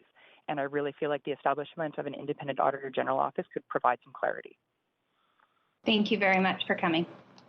Thank you. And that's it for questions. Thanks for calling in. And excellent. Thanks. Have a good rest of the day. And I will. okay. Council, I understand from the clerks that Ms. Lomas is the last speaker. I just will double check. Mayor Stewart, that is correct. Okay, great. So we have council follow the provisions of the bylaw and our new procedural changes. And so now we can proceed to questions from council to staff. I'm just going to check with the clerk if staff are available. Mayor Stewart, yes, we do have staff on WebEx to answer questions of staff or council. Great. Okay, so if councillors want to ask questions of staff, please put yourselves on the list, and we'll start with Councillor Hardwick. Councillor Hardwick, up to 5 minutes. Well, thank you very much, Mr. Mayor. And just following on from the last speaker question to Ms. Impey, where in the budget is the funding for the Auditor General over the next couple of years? Yeah, I can speak to that. There was $500,000 that was approved in 2020 one-time funding. That not all, a good portion of that was not spent, and that carries forward into next year. So that funding is available. As far as new funding for the office and the report that Council brought back on the options, the tax options, and that was a few weeks ago. We brought forward a 5%, 4.3, and a 3% option, and then provided council with a number of items to choose from as far as either increasing taxes or finding offsets within the budget to fund those things. There are a number of motions that council has passed that are not in the 5%, the draft budget, which is at a 5% tax increase. And the process that we went through is items that were new and incremental were sort of secondary to the ones that were our core services that continue those going. So in the 5%, we also have all departments taking a 1 to 2% reduction. So that's impacting our core services at the 5%. So that was the approach to get to a 5% budget, which was council's direction. And that information is available to bring back either through, as I say, through changes to the tax rate or through shifting funds between departments. But at this point, each department has taken a reduction. Okay, so answering the question then, sorry to interrupt you. I'm sorry, I thought you'd finished. So it's not in the budget because it was not deemed necessary under the 5% scenario or the 4.3, depending on where you land on the 8 million that has come out of capital. That being the case, council did a survey where they looked at prioritizing items that were that they would want to put into this allocation. Was that survey used to determine whether or not the Auditor General would be included in the cut? The survey was used to determine what would be potentially brought forward for increase for use of the $8 million that was freed up from the capital recalibration. Yeah, and we did put that in for council's consideration based largely on the prioritization that we got back. Council can choose to change that as they wish and use those funding if they have a different priority than what would come through that. I'd just like to confirm how many councillors participated in that survey and prioritizing those items under the 8 million. We had 7 of 11. Okay, so then I just very specifically, what do we need to do to make sure that it's in there going forward? What's your recommendation? Would be at a different tax rate above the 5%. You could, or looking to adjust between different departments. And also there is a list of sort of the impact of reducing each department. HGM identified what that would mean if they had reductions below the 1 to 2%. So that's available to council to review and make that decision. Okay, so just saying, just to be clear, then council needs to go through with a fine-tooth comb and find this. That's basically what it's going to become incumbent on council to make those decisions to find it somewhere else in the budget. Yeah, I think staff made their recommendation of the priority items, and again, there just isn't enough funding to do everything that council wanted to in 2021, or that staff wanted to, for sure. And in fact, we reduced some of the core funding from 2020.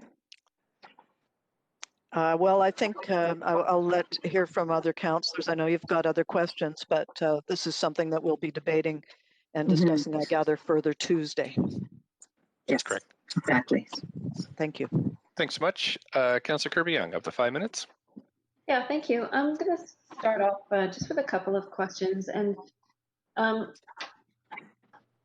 trying to get a sense when I look at what's included in the budget and what isn't, what the rationalization was used. So for example, I think about core economic recovery items like the temporary expedited patio program, or things that were unanimously approved by council in terms of being core to economic recovery and to that sector in our city, and they're not included in the budget. That's listed as sort of like a shopping list item. And then I think about things like, and I want to talk more about this also, sanitation and street cleaning, where we're seeing increasing demand in this area, whether it's from encampment, street disorder, general cleanliness, all of the associated issues.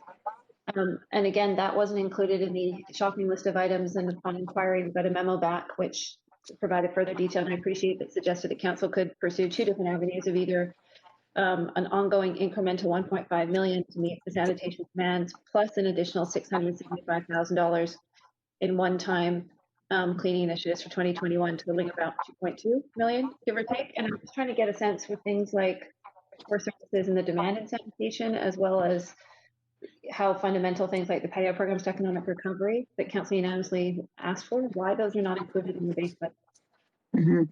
Yeah, I can speak to the temporary patio permit. That was approved after staff brought forward the report outlining the options for the tax increase. And because it is one time for this year, it would fit in to be funded by the capital reallocation savings, because those are one time. So yeah, it was something that council approved after we came to you with the options for the taxes, and because it's revenue generated, it needs to come out of the budget, but can be funded by the one time. Does that make sense? I guess I'm just not sure, because there is an option to sort of, given that we're in a pandemic here and these are not normal times, to flex and adjust initiatives. I guess that's the point, in response to sort of the situation that we find ourselves in, because the pandemic is obviously a very unusual and very circumstance. So that just doesn't make sense to me. What about things like street cleaning, where we've seen that pattern continue to increase throughout the year, and yet that's not included in the base budget to provide additional service, or even in the incremental options? Sorry, I'm just not sure if I'm following the question on the street cleaning.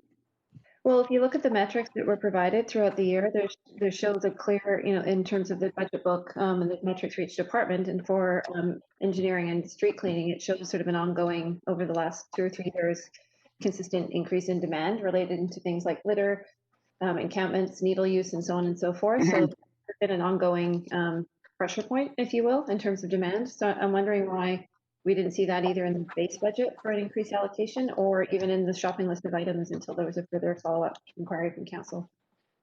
Yes, I can probably maybe ask engineering to speak to it as well. But we did, they have adjusted their work to increase the work that's happening around street cleaning out of the base budget. So that was sort of the first step. And then as far as the incremental piece, the one-time portion was included in the consideration. Again, as far as to be within the 5%, the organizations had to look within their budget as to what they could reprioritize first. And engineering has put more focus on street cleaning. Again, Alon, if you wanted to add into that as well. Yes. Oh, sorry, can you hear me? If you can be quick, Lon, because we've got a couple more questions after. Yeah, okay, so just quickly, Lon LeClaire, General Manager of Engineering Services. So the increase was through deferral of new initiatives. That's how we've increased some street cleaning in 2020, and what we plan to do in 2021. Okay, and I would just also add, with the additional ongoing costs, we provided the table, which is actually a range of up to, starting from around 200,000 up to 1.5 million. And any kind of increase would probably be noticeable out there. But just to kind of be clear that it doesn't require a full 1.5 million, but you can look at that table and the various options there for increasing claim. I quickly switch on to parks, and in terms of park maintenance, as a comment. You're actually just 10 seconds left, so. I have 15 seconds. In the budget book, there was a comment on park maintenance that's expected to decline, and yet park usage has gone up. It's cited 100 to 200%. Do we have concerns about that? Thanks so much. We're at the 5 minutes, so we'll Councillor Carr next. Go ahead, Councillor Carr, up to 5. Yes, thanks so much, Mr. Mayor. I'm interested in some questioning around our fire service, and in particular, we've had a report, an analysis done on the need to increase firefighters in order to really maintain public safety at a time when I think public safety might be at a bigger risk. So here are my questions. First of all, I have fires. I mean, we just as we were discussing the budget, the night before, that would have been the 30th, there was a major fire that took a life in Vancouver. Have those kinds of serious fires with loss of life and loss of or damage, considerable damage, or even loss of buildings, such as King Ed and Canby, are they increasing within the city? Yeah, I know that's a question that we did receive from council and had responded in writing. So I'll ask Colin Knight if he wanted to just share that response. Or alternatively, we can ask Acting Chief Kieran Moran to answer. I can answer the question. Ask Kieran to answer. Thank you. Yeah, I can answer the question. So thanks, Councillor Carr, for asking. Yes, the fires in general, the trend is that the fires more serious and fires are increasing. In 2016, we had about 1,800 fires, just to give you an idea of how much they're increasing. And in 2020 to date, we've had 2,600 fires. That's an increase of 46%.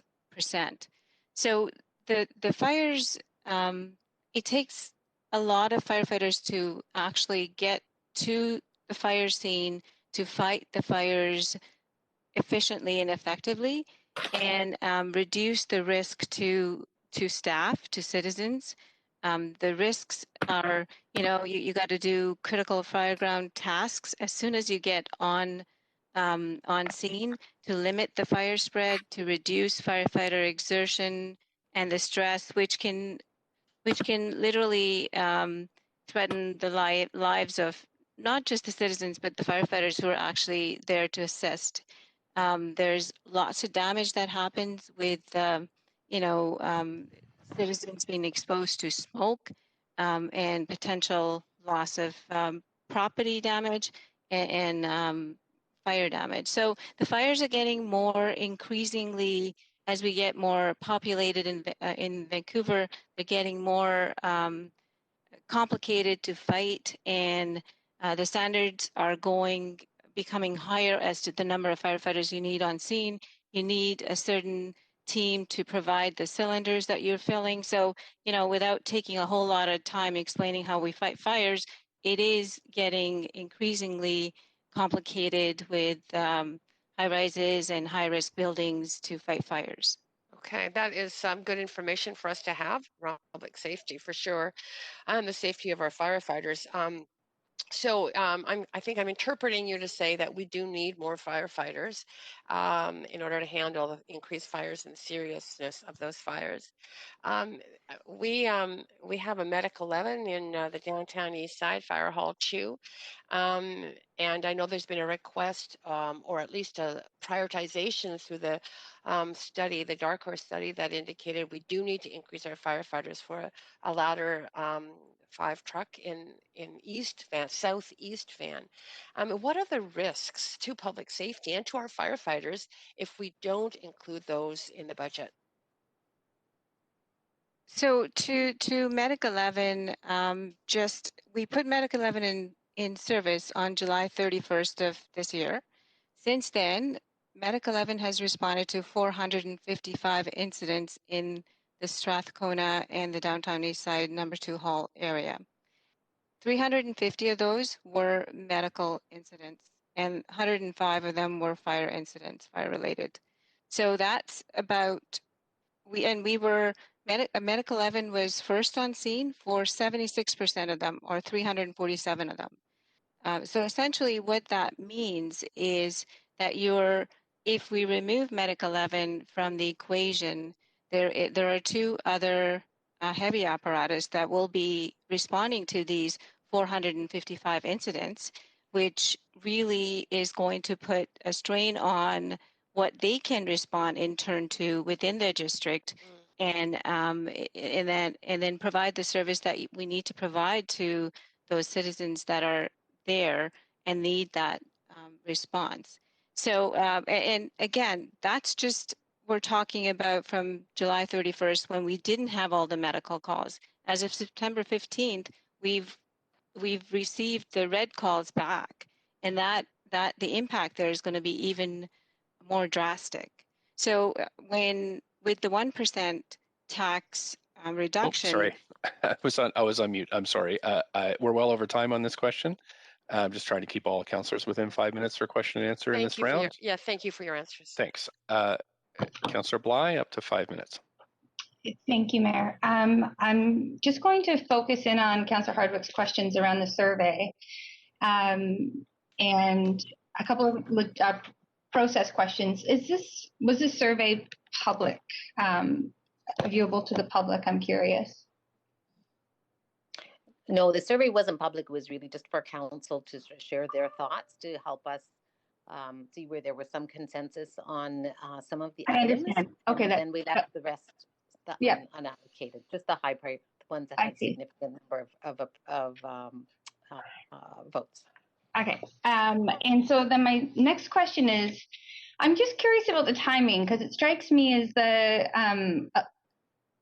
well, it flags for me that the final cutoff for this survey was November 18th for council, and the Climate Emergency Action Plan report was heard by council November 25th, which was a week later, and we are now looking at a budget with a 5% increase that includes really all the funding that was put forth in the budget or in the report, including mobility pricing, scoping, which I think is at $1.5 million for 2 years. And I'm just curious of the sort of integrity of the survey if it came out a week before that report was contemplated by council, and therefore nothing in that report was included in the survey.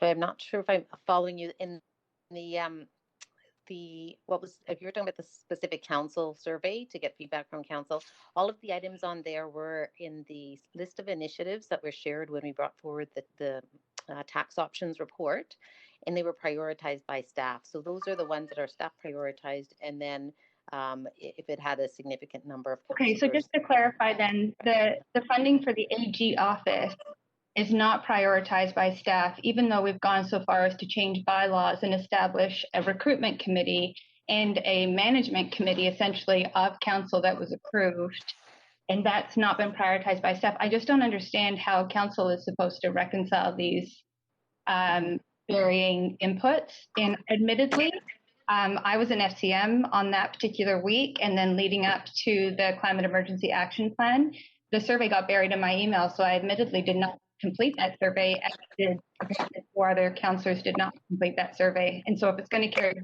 level of weight, I'm just curious what your advice to us is to not sort of question the integrity or validity of this process. Mm-hmm.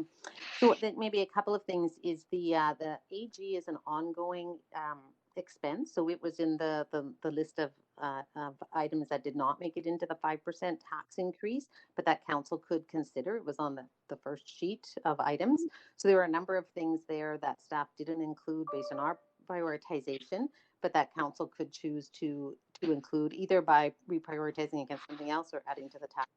Okay, I'm sorry, Patrice, we don't get much time, and I'm not hearing that we're going to go to staff that's going to really respond to the question directly around the Climate Emergency Action Plan. So I'm going to cede the rest of my time in case I need it. Thank you. Okay. Thanks so much. Councillor Dominato, up to 5 minutes. Thanks, Mayor. Can you hear me okay? Yep. Great.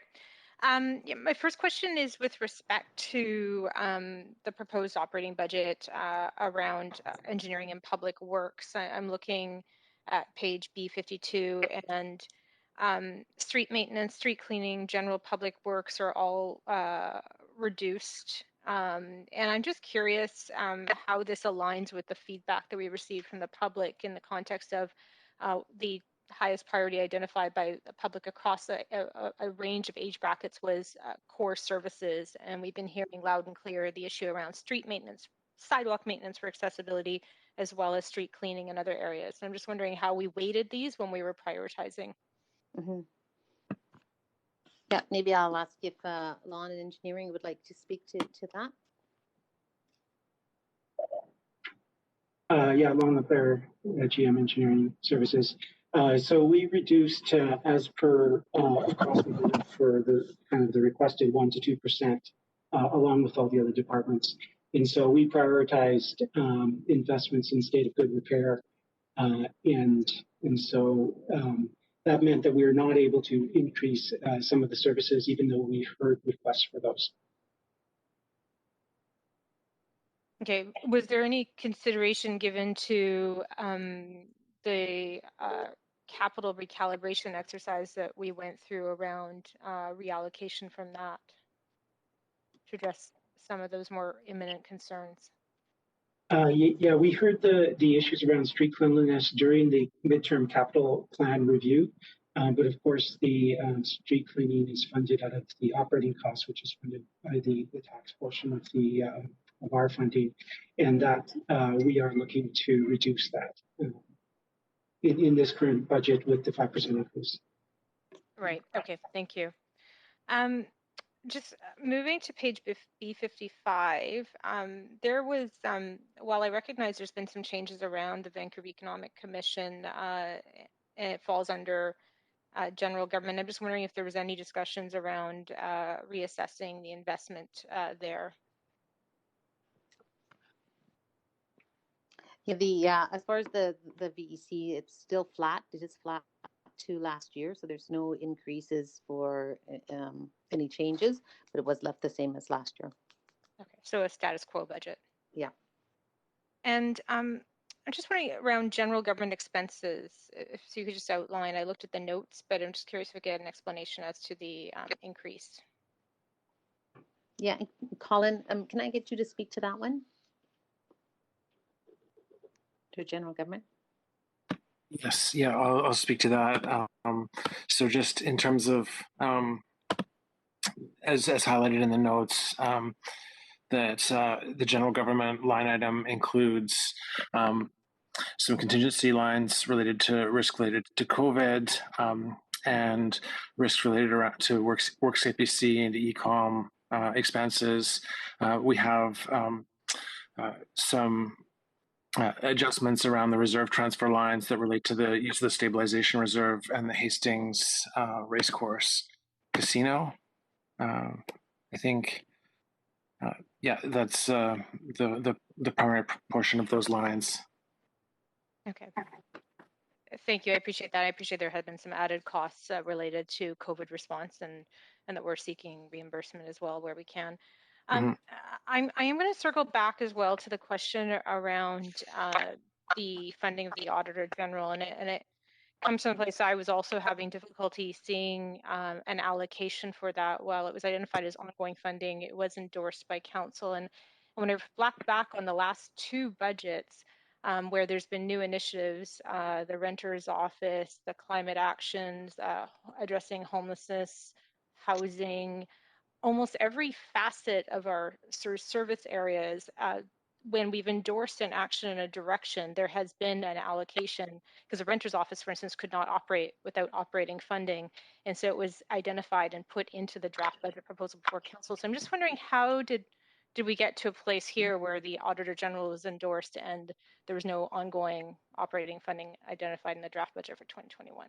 Yeah, I think this year, what's different about this year is two things. One is we know going into the year that our revenues are significantly impacted by the pandemic. So we've got a $60 million gap in revenues that we need to try and balance the budget. So again, our approach was only continuing with what we're doing. There are quite a number of things on the list that council had asked staff to do. They didn't get done in 2020. Some of them are getting done in 2021, and some of the new ones haven't made it within the 5%. So the second part is that council asked us to bring forward a budget with a maximum of 5% tax increase.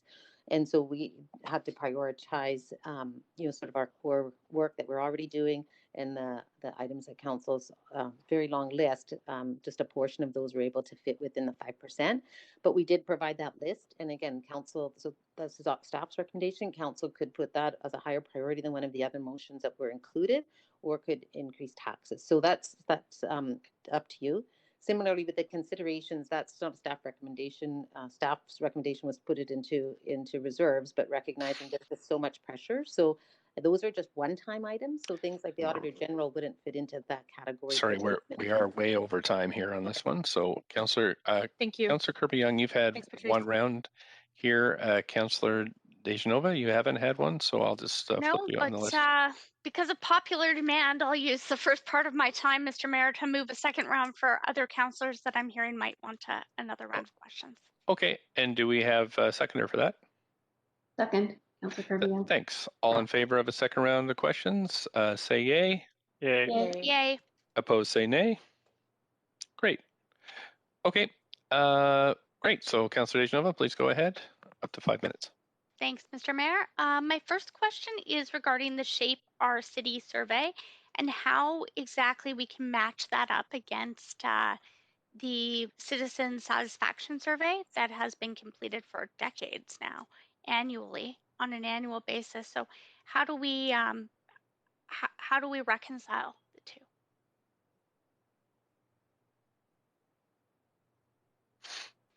I think Gail Pickard from our engagement team may want to speak to that. But we have our customer satisfaction survey that we usually do in the spring. We didn't do this year because we were in the midst of the pandemic. So that level of detail isn't available this year.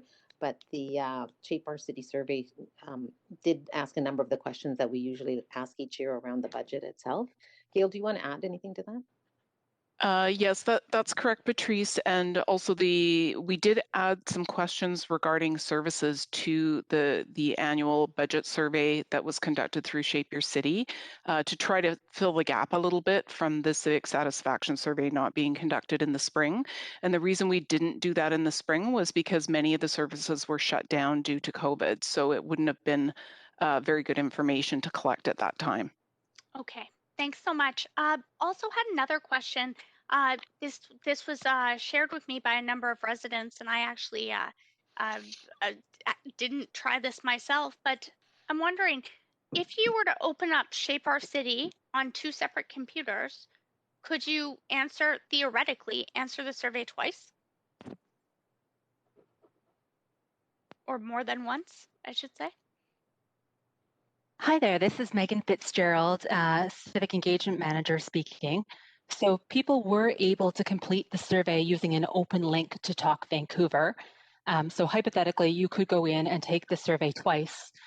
Staff, however, did review IP addresses and other indicators for duplicate surveys, and we did remove a number of surveys that appear to be duplicates. Okay, and which of the two surveys then would they be exactly the same? Or could there have been two people from the same household who wanted to fill out the survey? Yeah, that's a very good point. So we look at a number of factors, not just IP addresses, because someone at a library could be taking the survey at the same time as someone else, for instance. And so it's about time of completion and a number of other factors that we consider. Okay, thanks. Also, I noticed, because I did take the survey once, that when it asked would you support certain services, it said, i.e. childcare and homeless and measures to help people that are homeless. I mean, those are two very different issues, and I could only put them in one bucket to gauge my response on them. So I'm just wondering, how do we reconcile which of those pieces, or if people said, oh, okay, one I support, the other I don't. So I'm gonna say no to this, but I really do support this. I'm wondering how we can measure childcare and homelessness in the same category. Yeah, that's a good question. I'm just going through the survey questions and I'm not sure which question specifically. I think that was probably an example that we provided to give people an idea of what might fall within that category. But that's exactly my point. There was no way to input specifically what people would want to see. Staff can take a look at that and maybe we can follow up afterwards. Thanks for the comment though. Thank you very much. I was just curious to know that, and also just wondering then, did we have people from outside of the Metro Vancouver region, and how far outside of the Metro Vancouver region were these IP addresses identified? Yeah, so to be able to take the Talk Vancouver survey, a resident or a participant needed to indicate that they were either a Vancouver resident or a business, and we also collected postal codes. But so as long as you had a postal code, and you had, but it didn't exclude anyone, as long as you had a postal code and you identified as a resident or that you were outside of Vancouver, that was okay? So the first question asked people to identify their connection to the city, and then we asked for additional information on postal code. Thanks very much. Thanks. That's I the have some 5. questions on housing, so I'll put myself back on the list. Thanks, Mayor Stewart. Councillor Swanson, the 5.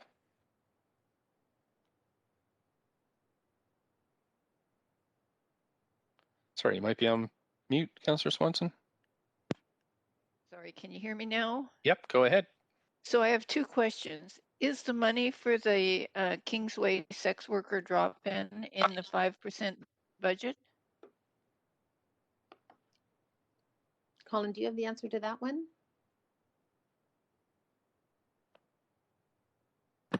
Yes, I do have an answer for that one. And yes, there is funding included for the Kingsway drop-in, and looking for so it's to support an annual lease and a partial operating grant that is included within the base 5% budget, and totals $360,000.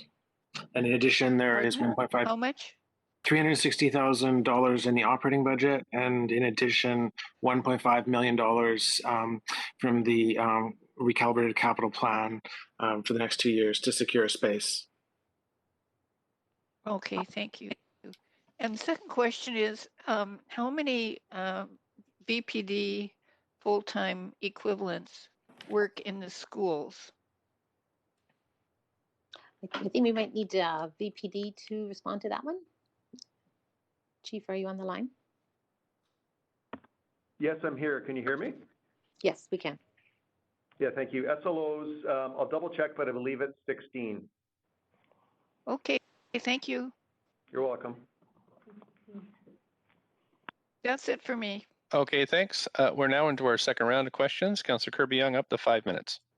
Yeah, thank you very much. I just want to follow up a little bit on my earlier questions and Councillor Bly, because I share her perplexedness. And so just one clarification question around the survey of council. Council can't give direction outside of a council meeting. Is that correct? So anything in that survey, regardless of the participation level, if it's only sort of a little over 50%, is not binding, correct? Yes, you're exactly right. And that was just to consider. That's okay. I want to save my time, Patrice, if that's okay. So I'm going to keep moving forward. I want to switch a little bit onto still on maintenance and following up. Thank you to Lon for that answer, and to park maintenance.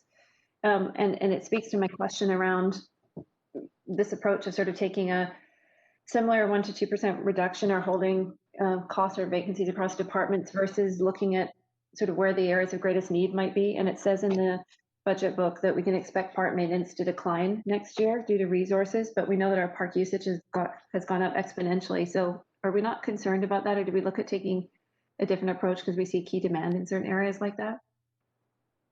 I think we've got Steve Jackson, the acting deputy GM, on the line. Yeah, thanks for the question, Councillor. From a park board perspective, we did our best this year to try and balance a number of competing priorities. Of course, first noting a significant drop in our revenue. So our primary concern this year was to try and keep all of our services, especially our core services, up and running, despite potentially needing to be at a reduced service level compared to the norm. So while we would have certainly liked to enhance our park cleanliness, it came at a balance to ensure that we could keep all community centers open and still maintain a reasonable level of service. Did you put forth an ask, Steve, for incremental maintenance for parks, given the demands of COVID? We put forward an incremental ask with respect to some cleanliness in some of our facilities to align with COVID, but not specifically related to parks, no. Okay, thank you. And then back to your question, I think this one, Patrice, is for you, and it's really around the economic environment that we find ourselves in, and the commentary that we're taking a conservative approach to 2021 because we know revenues are not going to rebound to 2020 levels, and we don't know yet about 2022. But the spending for the city is down 1% or 17 million year over year. Can you comment on what you see in terms of a revenue reduction for next year and what assumptions have been made kind of at a high level? For example, it's not likely we're going to get civic theaters going at the same capacity for some period of time with when getting everybody a vaccine by September, according to the PM, or current restrictions. So can you give us a sense of how that has been determined and how vulnerable we are in terms of revenues next year? Yes, absolutely. We modeled it pretty much on where we were in the fall. So obviously in this summer, things were totally closed down. We brought some back and restarted, and we looked at those revenues. So generally, like parking and bylaw, which are the large portion of those variable revenues, they're at 80% at the time. And so that's what we've built in to 2021. So it reflects what we have seen during the pandemic, but when we came back into service. I think as far as 2022, it will depend on how well the economy comes back and whether those things like the parking revenues, parking enforcement, programming in recreation programming, that will be our risk.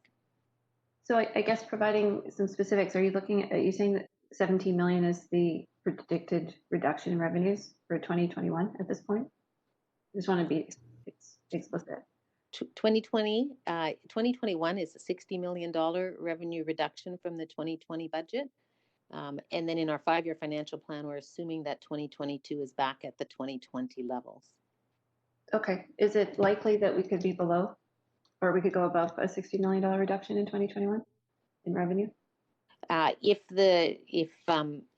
parking and those programs are impacted more as they were in the summer of this year, then yes, our revenues were very low for a period of time. Alternatively, if things improve, we could do better. And you would see that coming from parking, and you give me a couple other examples. Yep, programming and in parks and recreation. So the parks budget is about $20 million of additional funding required from the city than in the original 2020 budget. So that's a piece there as well. Okay. But theaters, is it the fact that the staff are off if the theater's not running so that there's efficiency if they're not open? We built the funding in we built the revenue reduction for the theaters in. The theaters are still having some programming, but most of it is without large audiences. So the revenue is significantly down. Thanks so much. Thanks, Councillor Carr, up to 5. Great, thank you so much. So I'm going to just follow up on some of the line of questioning of fellow councillors around the public engagement.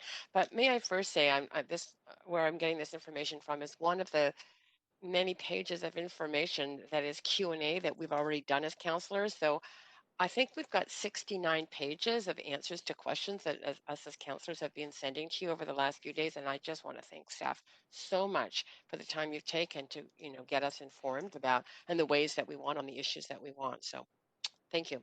So on one of these reports, came out November 16th, in answer to a question on engagement demographics, it talked about the Talk Vancouver profile data, and I was super interested to see that the respondents were really weighted towards higher income.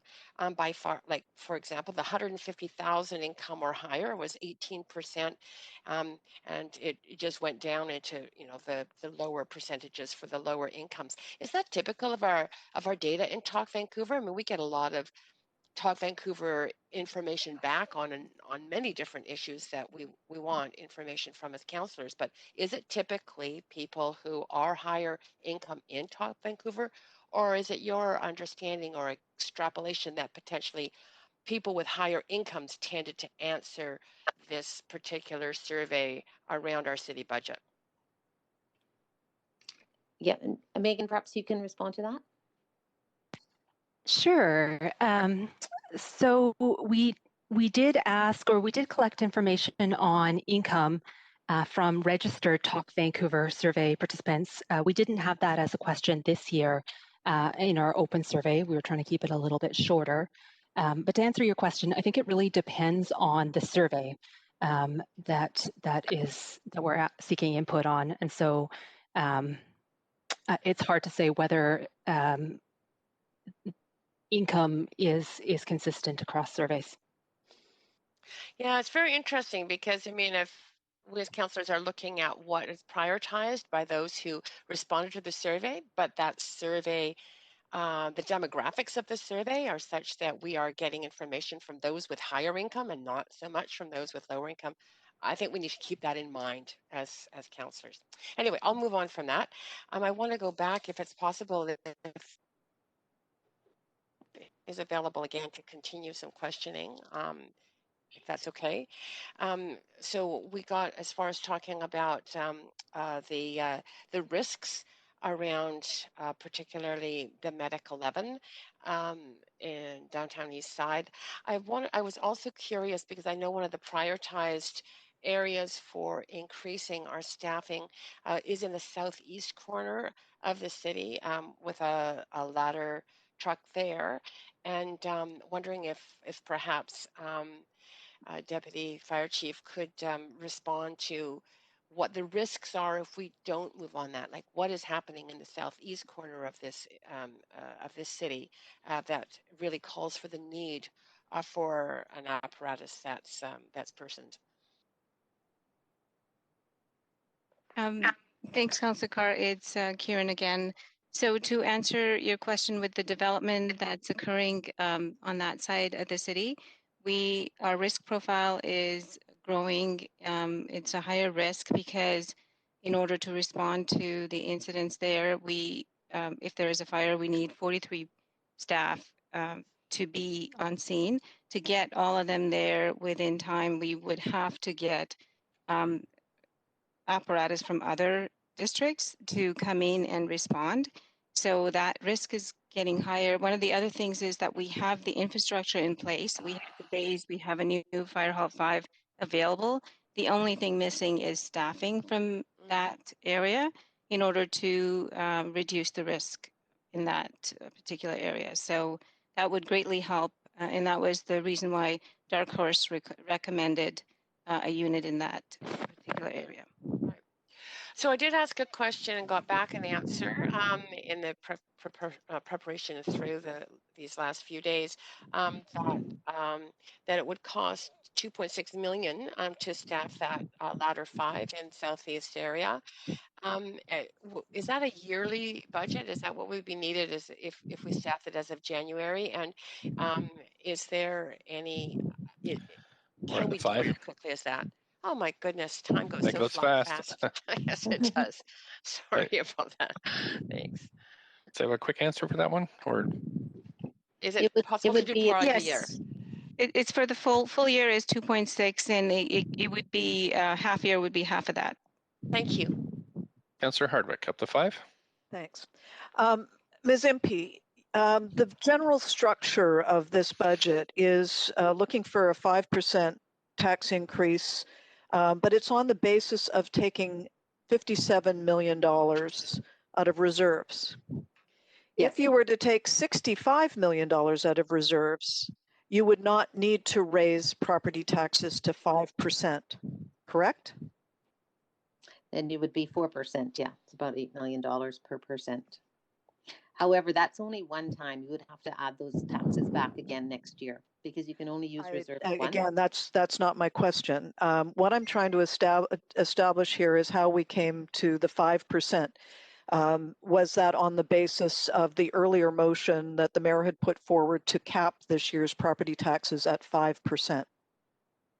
Yes, and council asked us to report back on options for taxes. Okay, thank you. So then, no, the other part of this equation is the 8 million that is has been tax revenue on the capital budget side. If the capital budget were to be reduced further, would there be any further tax revenues that could be brought over to the operating side of the budget? That would depend on which areas the reduction would come through. And when we reported back on the capital recalibration, some items are funded 100% from operating budget. Others, if it's debt, then you would only save sort of a 13th of that, and others are funded through other sources. Okay, then I'd like to request that we have a closer look at what would actually have the tax reduction or the tax crossover implication and those items. If you could just shoot me an email or all of council so that we could examine them more closely. So just summing it up then, we could have gone deeper into reserves to reduce the tax rate, but we determined not to do that because the precedent had been set by council asking for a limit of a 5% budget. But no, that's not the reason. That's not okay. Reserves are really only one-time sources, right? So if you use your reserves this year, you would have to increase your taxes next year. So we only use the reserves for the revenue delta, so that with the assumption that the revenue comes back next year.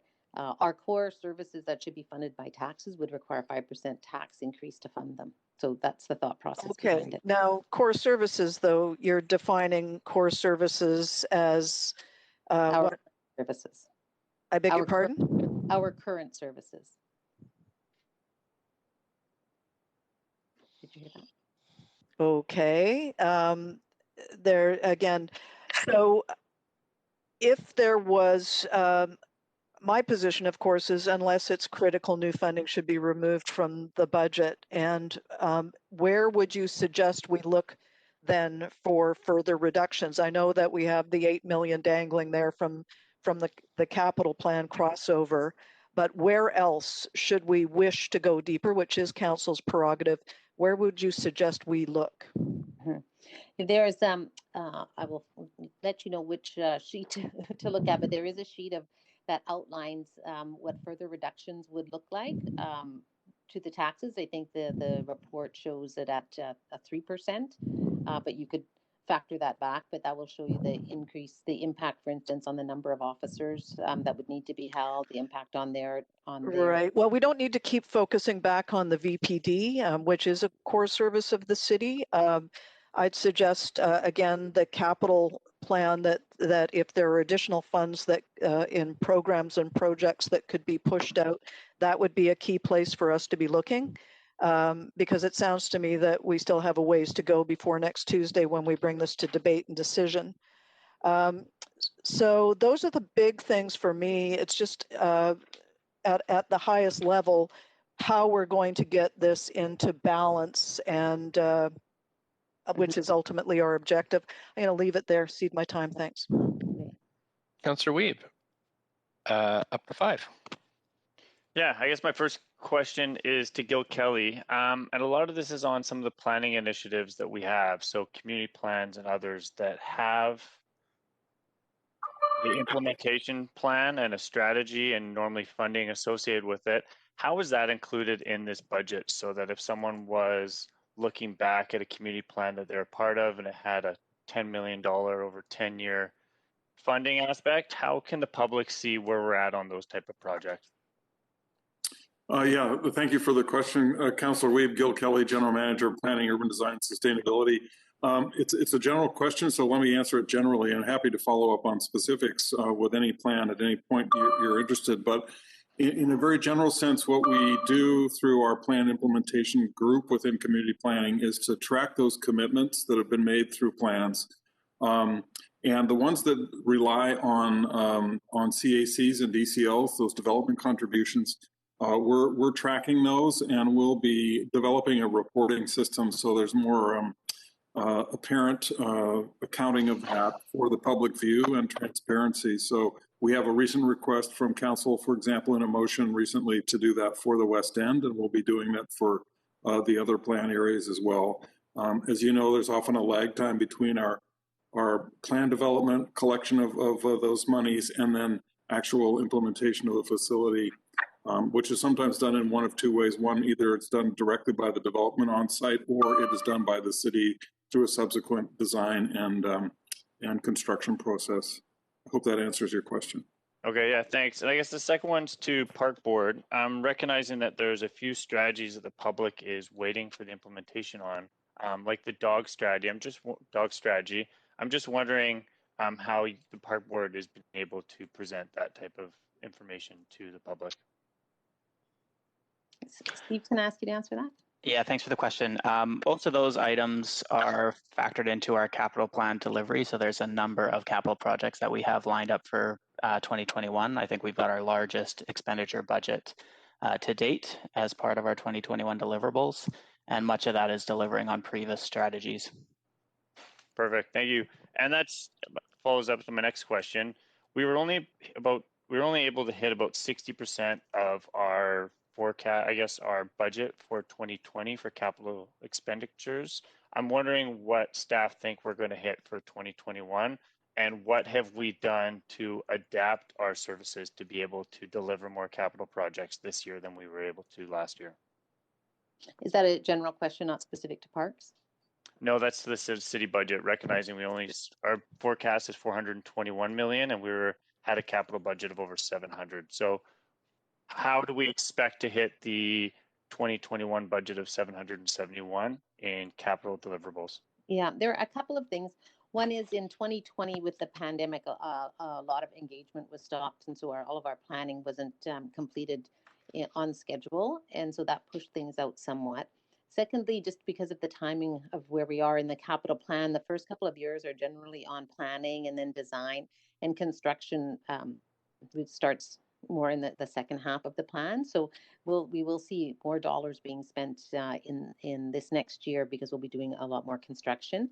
And just from a process side, as far as tracking that and ensuring we're delivering on it, we do have an oversight committee, the capital oversight delivery committee, and that is tracking all of those, and I think we're reporting back to council pretty regularly on how we're doing against our timelines. So we do expect, and you can see in the budget there is a chart that shows that there's quite a significant increase in 20 that we're expecting in 2021, both to catch up, but also because we're doing more construction, and so the higher dollars being spent in this year. So we're pretty comfortable that we'll be close to our 2021 budget for capital expenditures? Depending, of course, on and maybe anything that comes through with the pandemic that we hadn't anticipated, but through the recalibration, we've really moved things around to focus on the ones that can be delivered in this plan. Okay, and a couple of small projects I haven't been able to find. The Indigenous Healing Pavilion, is that fully funded, and what stage is that in this budget? As well as the Small Business Support Office and the Tatflow Creek delivery. Colin, I think you have the wellness center that was in one of the questions we already had, and maybe I'll look to one of the GMs on the other. Go ahead, Colin. Yes. So the Indigenous Wellness Center, we have 700,000 in capital secured in 2019, which will continue, and plans are under a way to initiate the 41 East Hastings with focus on Indigenous women for occupancy in 2021. Sorry, we're well over 5. Councillor Dominato. Thanks, Mayor, and thanks, Patrice. I had a couple of follow-up questions. You mentioned in your comments around the 8 million that had been savings or identified through recalibrating the capital plan, that staff's recommendation was to put that towards the reserves. And I'm curious why that wasn't presented as a staff recommendation in this report, and instead there's a, or maybe it isn't the way it's framed, but that there's an added recommendation of considerations to do one-time spending. I'm just wondering what prompted that shift. Yes. Yeah, I think, staff's recommendations, because we will be using a lot of our reserve. And at the end, if we do use the full 57 million, we will be at a very minimal amount left in our stabilization reserve, which puts us at risk, I think, for 2022. So we aren't really comfortable going that we can dip into that any further. And so that's the more prudent would be to leave it in reserves. If things improve, we can always start a new project mid-year, but that would be more conservative going in. But recognizing that there's a very, very long list of council motions and actions that didn't, just can't be funded within that 5% budget, and those capital savings are one times. So we looked at all of those initiatives that were one time and put forward the ones that we'd heard from council, either from staff that were highest priority or through the general survey that came forward as a high priority item. Those are there for your consideration. And again, you could choose to put, whatever council votes on. You may not all be on the same page on whether to use those $8 million or what to use them for. But ideally, they're used for one time, because it is just a one-time saving from capital. And so we chose the higher priority ones from the list. But again, council can choose to do what they wish with that. And that's why it's a consideration as opposed to a recommendation. I hope that makes sense. Yeah, no, it makes sense. And I guess speaking to the broader sustainability conversation, arguably, even regardless of COVID, obviously we're balancing the budget through the use of reserves, but it seems from what I've been presented in the forecasting is that essentially on average, you're looking at almost 6% property tax increases year after year after year up to 2025 based on our forecasting. Is that fair to say? Yes. With no adjustments done? 6 to 7. Yes. Yeah. Okay. It does include, I think, the in the 5-year plan, it does include increases for instance, the Auditor General in 2022. It assumes revenues are back, that we put in the ops review for both VPD and fire. So those are all just moved into 2022 under the assumption that our revenues are back. But yes, even with that, it drives a higher increase, a tax increase, partly because we need to a little bit to put our reserves, start to replenish our reserves. We've got the infrastructure 1% that was approved when this capital plan was approved, and then those ops reviews and other items that we've delayed from this year are in numbers. Okay.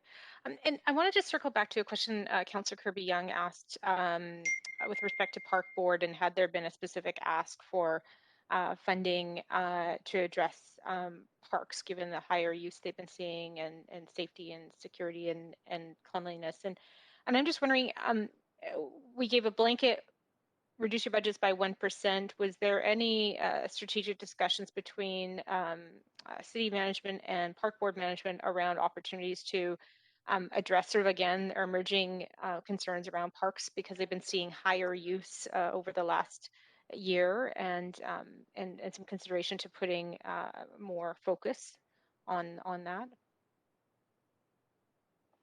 Yeah, and Steve, do you want to speak to the discussions at parks on that topic? Sure, I can certainly speak to the internal conversations Park Board had in terms of how we prioritize. And Patrice, maybe I'll leave to you to talk about sort of the citywide balancing of everything. Yeah. The one thing that I didn't note in Councillor Kirby-Young's response was we did have a request in for park rangers. And that sort of, in a roundabout way, actually does address a bit of our cleanliness. We've had to supplement that service line of park rangers with some of our other budgets within park operations. And part of that is just sort of general maintenance staff, paper pickers, gardeners, that sort of thing. We've had to roughly spend about $1 million more on park rangers the last 2 years than our budget supports. And so that $1 million. How much did you ask for? How much sorry, did you ask for how many park rangers? It was a 1.3 million ask this year. Thank you. Thanks. Councillor Bly, up to 5. Thanks very much, Mayor. Actually, I'm just going to follow up on that question from Councilor Dominato. And I've noticed in the survey that the park ranger asked is it 1.3 or 1.5? 1.3. 1.3. Did that make it into the under 5%? No, that's on the list of items that are not funded. Okay, thank you. I just wanted to check. And then, so actually going back to looking at the full-time equivalents table on C6, I'm noticing, so police services are down by 34, office staff, libraries down by 9, engineering, public works is down by 50, planning's up by 8, and DBL's up by 8. But it says corporate support's up by 59 staff.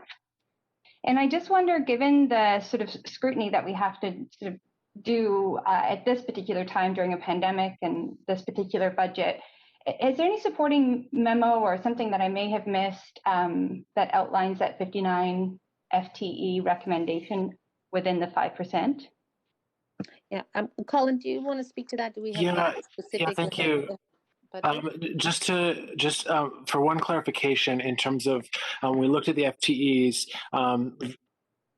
showing that the original 2020 budget forecast and then the reduced lower forecast due to COVID, where certain services due to public health requirements. I'm just going to interrupt you. I did the math based on, I took that into account. So if you wouldn't mind just rather than going back to the table itself, it's just, I need to know where to find the information that talks about the 59. Because the 59 is based on, oh, I see what you're saying. It's based on the forecast and the other numbers are coming back. Yeah, so it's lower than the 2020 original budget amount. Perfect. So you're actually down by 2 in corporate services. Yes. Okay, perfect. Thank you for the clarification. Great. That's all from me for now. Thank you. Great. Thanks so much. Councillor DeGenova. Thanks very much, Mr. Mayor. My first question, just also have a number of questions like Councillor Bly. Almost think if we're going to spend time Tuesday doing this, if we possibly could have a third round, that might just be something to think about. But I'm just wondering specifically to the motion that I had moved earlier in the year that looked at supplementing at the City of Vancouver the 4 pillars drug strategy. And understanding that ACCS did not have a dedicated drug policy person, and that one actually, I don't know that we have had one dedicated one since Donald McPherson was here a number of years ago. But I'm just wondering if a drug policy staff member full-time has indeed taken that role, or if Maybe that's I'll planned in this budget. Yeah, I'll ask our general manager of ACCS, Sandra, to answer that. Yes, thank you. Sandra Singh, General Manager, ACCS. Councillor, we did include in the proposals this year a position on mental health and substance use to take on that role in response to that motion. It's on the list of items that have not made it into the 5%. Okay, so that would be on top of the 5%, but even though council passed that, that's not included. Yes, we have a number of council motions that we put forward through the strategic priority areas that are there for council for consideration. And even though one of council's priorities is the overdose crisis, that still isn't included?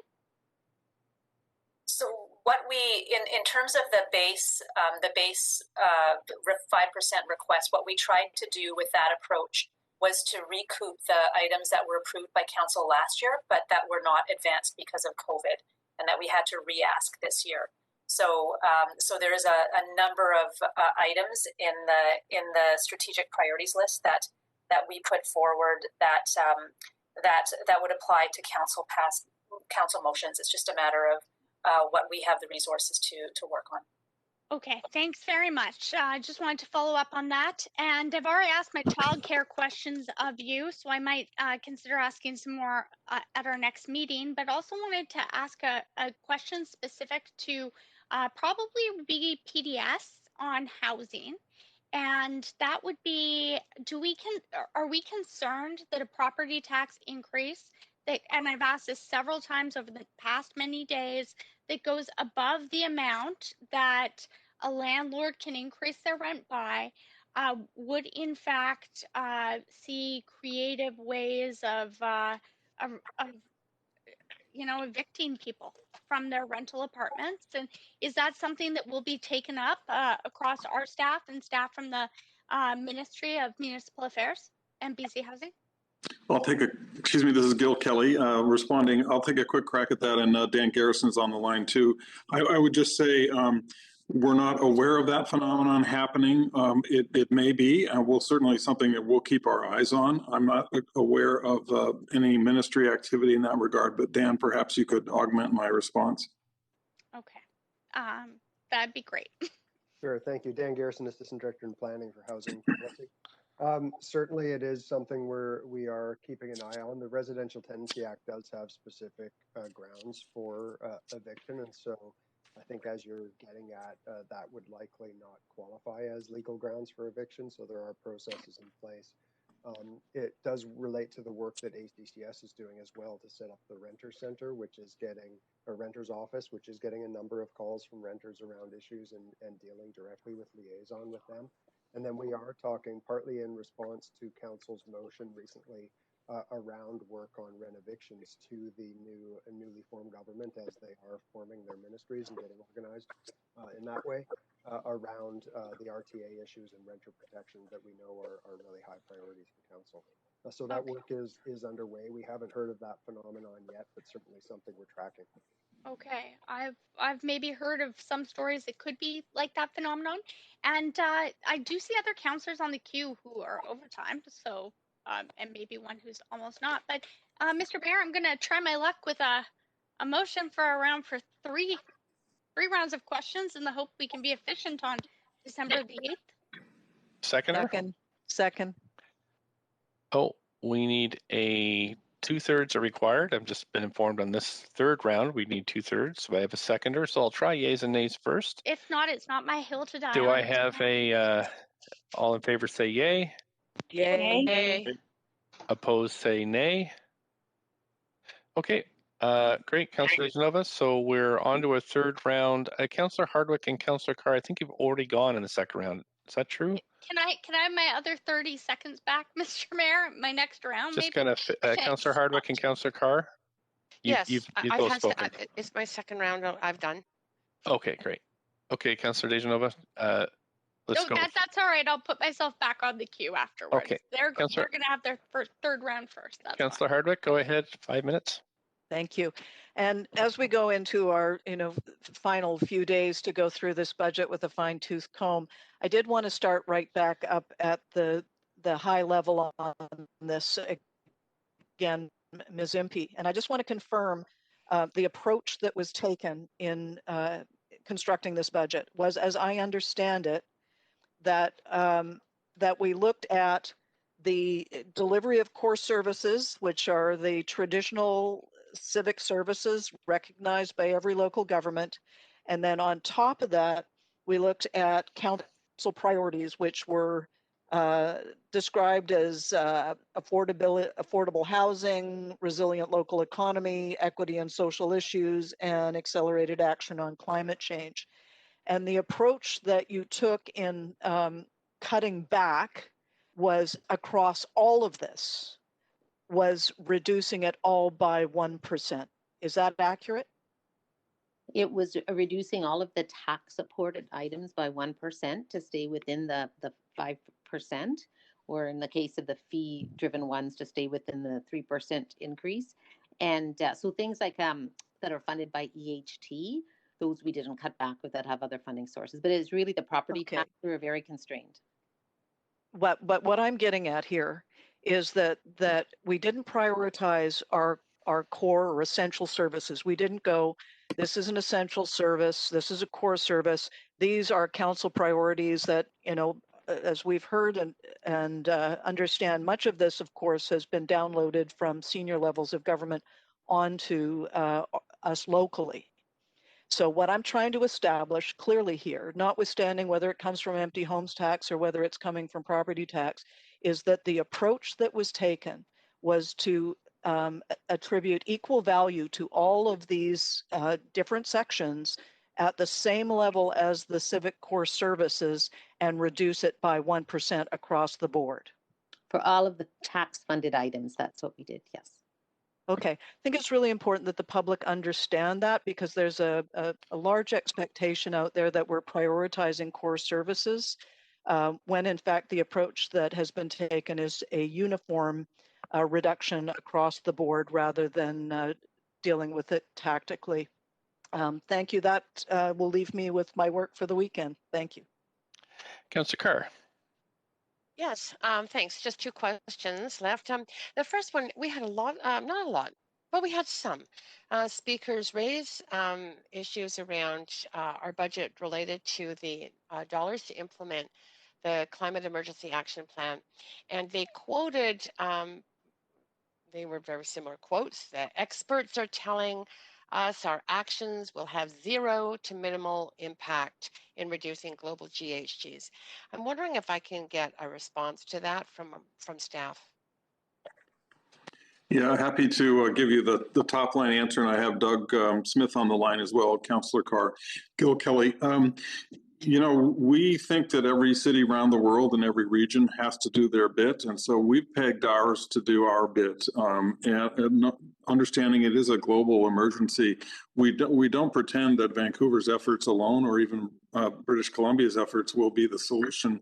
But we're part of the solution that we hope everyone is a part of. So that in a very general sense, we've tried to peg ours to that new standard that we hope others will follow. Doug, would you like to add any more to that response? Yes, thank you, Gil. It's Doug Smith, Director of Sustainability. So some of the numbers we heard quoted were 1.7 billion. We're not sure where that came from, but we're estimating that there's, you know, a net investment of about 1.3 billion required by residents and another 500 million by the city. So that could be where that number came from. But that's over a 5-year period. That's not just 2021. And as well, the benefits associated with Climate Emergency Action Plan are significant above just the carbon reductions. There's pollution reductions, there's energy reductions, there's a net cost benefit savings of about $1 billion over the life of the plan. So we think there's actually good reason to do the work regardless of the carbon benefit. Right. Thank you. That I very much appreciate. There was also a quote that the impact would be at 0.00 something percent or whatever. But maybe if you can just give me the short version of why every even piece of a percent counts. Well, like Gil mentioned earlier, this is our pollution, and we have a responsibility to clean up our own mess that we've made. Just like every other jurisdiction in the world, regardless of the size of the jurisdiction, they have to clean up their own pollution if we're going to get anywhere. Another really important point here is that Vancouver won't get very far, or won't hit our targets. We'll get far. We won't hit our targets unless BC also meets their targets, and vice versa. For BC and Canada to meet their targets, they need cities like Vancouver to actually do a significant amount of work. Right. So it's not like these are all independent silos. These are all interrelated work that have to work together if our province, our country, and the world are actually going to hit our carbon targets. Thank you. That I appreciate. Second question. A number of speakers also talked about core services, that the city has core services we're mandated to do, and we should not go beyond those. I wonder if I could have a staff response to this notion of core service, where the idea came that cities have only certain services that they should be providing. Yeah, I think, we had this discussion last year. There is, if you look on the provincial website, it does define, municipal services as the services that their municipality chooses to offer within their municipality.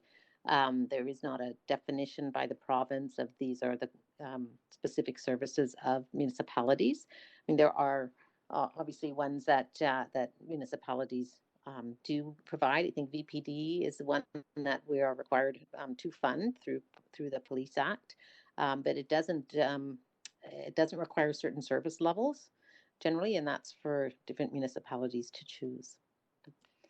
Great, and that's right on the provincial website about all municipalities, not just Vancouver, right? it's what we choose to do. Yes. Okay, and in the last few seconds, what have you noticed, Ms. MP, in terms of over time, the need for cities to step in terms of services that we may not have provided in the past? Probably, yeah, I can answer that maybe even better than I can. But I think certainly the issues around homelessness and the mental health and addiction are big issues for cities that have changed over time. Some of those are provincial or federal responsibilities that cities have taken on because they're the local level of government, and if that's what our public chooses, then you do have the ability to take some of those on. But traditionally, they've been the responsibilities of senior levels of government, and we've seen municipalities step in where the province or the federal government hasn't. Mm-hmm. Okay, out of need. Thank you. Thanks, Councillor Dejanova. Thanks. I'm gonna try and pick up where I left off first with PDS housing, and this one is on fees. And through you, Mr. Mayor, to Mr. Kelly, it's probably one of my favorite questions from last term. But considering the cost, and I'm not talking about the cost of actually having the legal agreement for the airspace parcel drawn up, but an airspace parcel, our fees at the City of Vancouver are $70,000. You get a discount to just over 40. I think it's $48,000 now. Yes, $48,000 if you're a nonprofit. But that's just the fee for us to check the paperwork on that. I'm just wondering, I mean, in looking at sort of trying to find efficiencies and costs, and you know that I very much support expediting things through PDS. Do these fees not cover off some type of measure to expedite as well? If we're looking at, if we're $70,000, but other municipalities on average to process this paperwork are $3,000. Well, Gil Kelly, GM of PDS, I believe I understand the thrust of your question, Councillor. I would say two things. One is the 70,000 is a realistic covering of our cost that includes the legal looking at it, the engineering division as well in terms of the creation of the parcel, minimal amount of planning staff at that stage of the review. So there are not a lot of loaded on costs. What we do in our schedule versus some of the other jurisdictions is we actually represent the full cost of that service in the fee. Council has chosen to cut that fee in half for qualified users around the affordability piece. $48,000, yep. Yeah, and so we're continuing that process. If council would like us to look at further ways to reduce that, the cost would get absorbed in some other way because it's an actual work that's involved. In general, that process does not hold up the time frame for expediting permits. Otherwise, it's become sort of a standard piece, and we would have to do the technical work on the parcelization in any case. So I'm trying to segment out the time factor from the cost. I don't want to interrupt you, Mr. Kelly, but you know I only have limited time here. I'm wondering, what about other jurisdictions that say, you know, there are certain lawyers that we have vetted and that have worked on these, or law firms, or I should say providers or vendors, and then we don't have to recheck the paperwork? Because I have met with our staff and I understand they completely go over and recheck some of this paperwork. And I think that it's important to do that and have it checked properly. I'm just wondering if we could deepen the affordability even more. Would you need a motion to do that, or is that something you and your team can look at otherwise? We'd be happy to look at that question and come back to you and all of the council if there's some options there. But I'm hearing maybe not in time for this budget. So that's okay. I'm trying to move this forward and understand that. My next question is, and I'm so sorry, Mr. Kelly, you know, I usually try and give you more time to answer me, but I only have a couple of minutes left, and I do have another question that's on Park Board.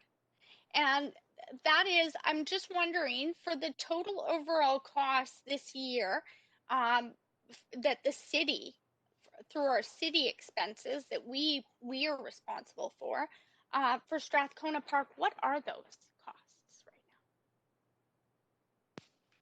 like engineering, police, fire, all together considered? What are those costs?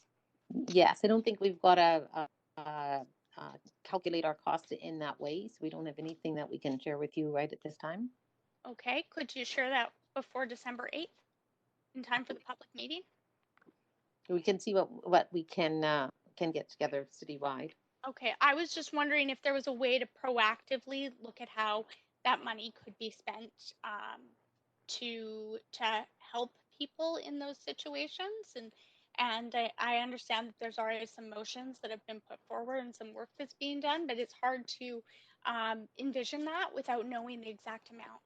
So that's something that I'm hoping, and as I asked many times for Oppenheimer Park, that staff can provide to us. But my last quick question with 15 seconds left is, we don't, Ms. Impey, expect Park Board to absorb that cost in their budget. Is that correct? That's above and beyond their budget. The engineering costs? Any of the costs for Any of the city-related expenses? Just yes or no. Do we absorb them? Yes, the engineering and stuff comes through the city. Yeah. Thank you very much. But we can answer that when we bring back the other. We have 5 minutes. Yeah. Thanks, Councillor Bly. Sorry, you might be on mute, Councillor Bly. Double mute. Yes, thank you very much. Okay.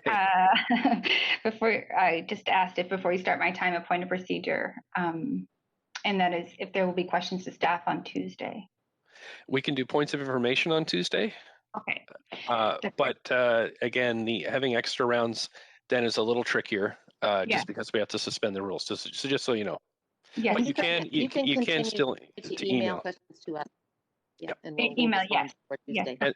And just so folks know, those Councillor Dominato was asking staff through email, and all those will be posted publicly too, so that just adds the information for the public. So, okay. Hope that answers your point. Parliamentary procedure. Go ahead. Mr. Mayor, I had understood that the public were notified that there would be no debate and decision on this item until December the 8th at our previous meeting yesterday, which is the same meeting, but a continuation. Yep, this is a special council meeting over the last couple of days that we've had with no debate and decision, really just to hear from the staff, well, not just, but to hear from the staff's report, the presentation, to hear from the public, with the report actually being moved next Tuesday at regular council. Thank you. That's all I no wanted speakers. That's all I wanted to know. Thank you so much. No problem. Okay, Councillor Bly. Thanks, Mayor. And so just to echo Councillor Carr, this is the last round, and just thank you for all of the answers. We've gotten back to the many, many questions. I just have a question around the 5% increase that we had before us was able to fund some, but not all equity-based motions that were passed by council. And my understanding is that decriminalizing poverty motion had comments from staff that because of the robust and wide-reaching nature of the motion, that it would not be able to be completed within the budget. Was this included on the survey? And if so, was it to add more funding than what's currently allocated in the 5% budget? That item would be on the list of items that are not in the 5%. So yes, I'm just asking if it was in the survey. Yes, it was. Okay, so it was not sort of in the scale in rating scale within the survey. It was not deemed sort of by I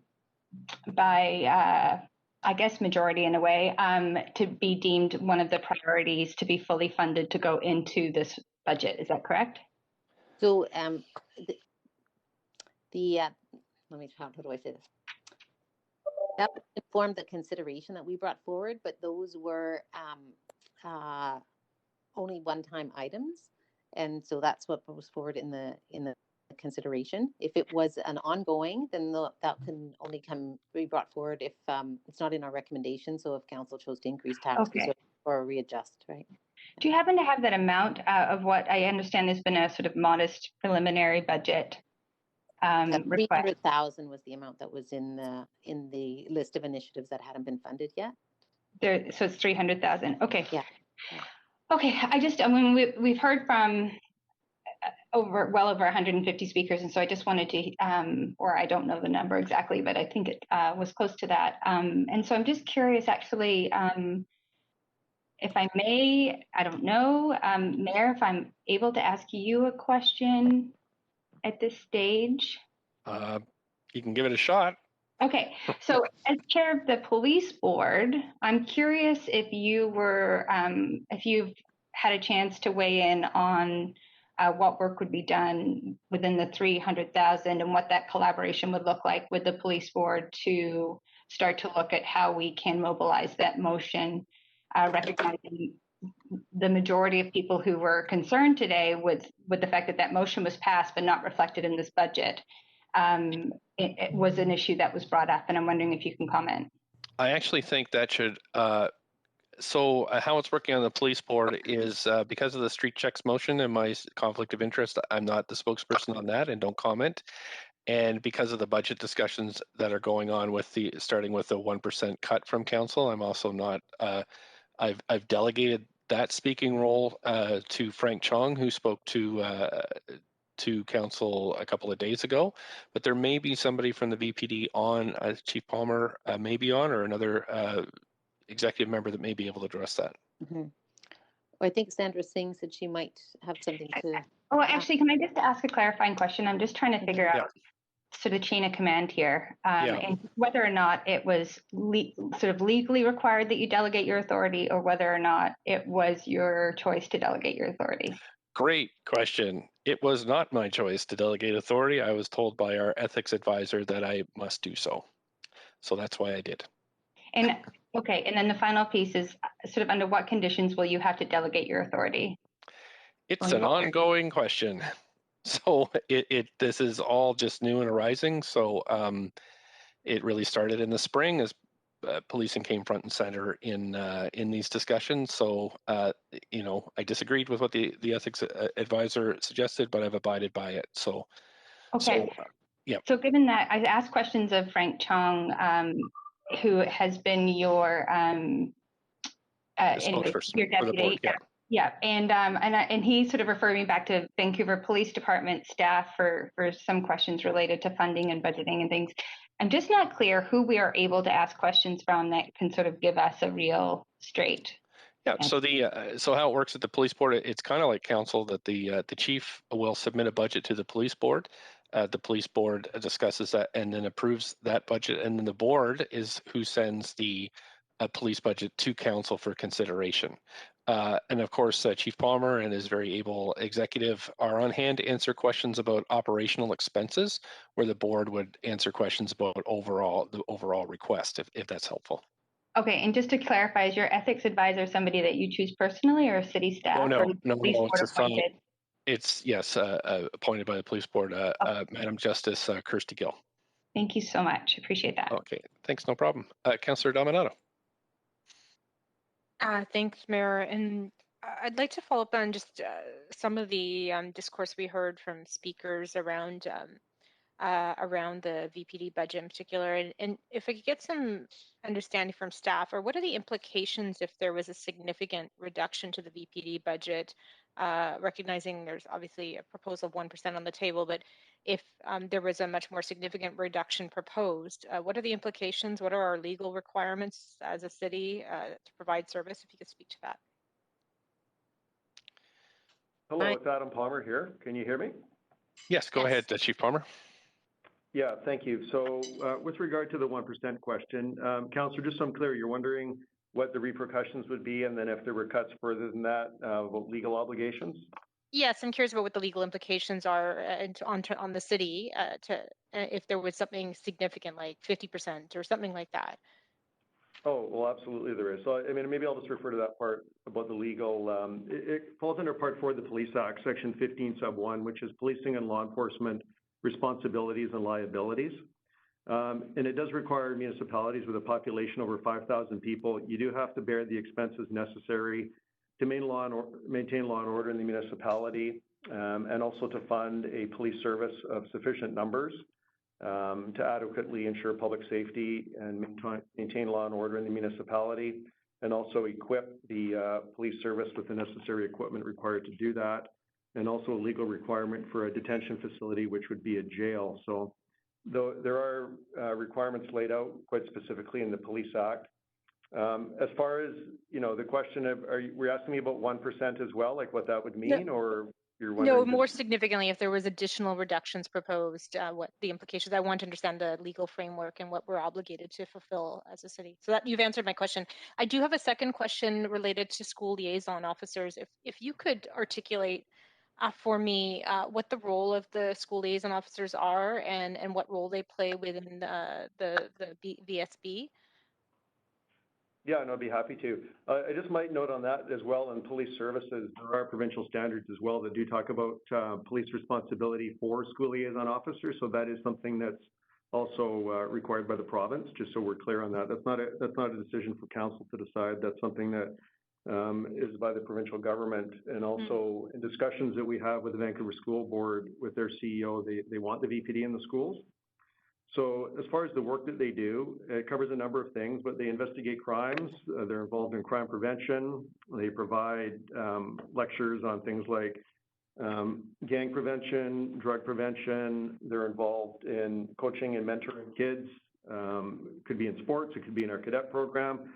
They're also a resource to teachers, counselors, parents, students, various staff in the school, and deal with kids at risk who sometimes cross into public safety issues and are dealt with by, coordination between the school and police to try and, whenever possible, keep kids out of the criminal justice system.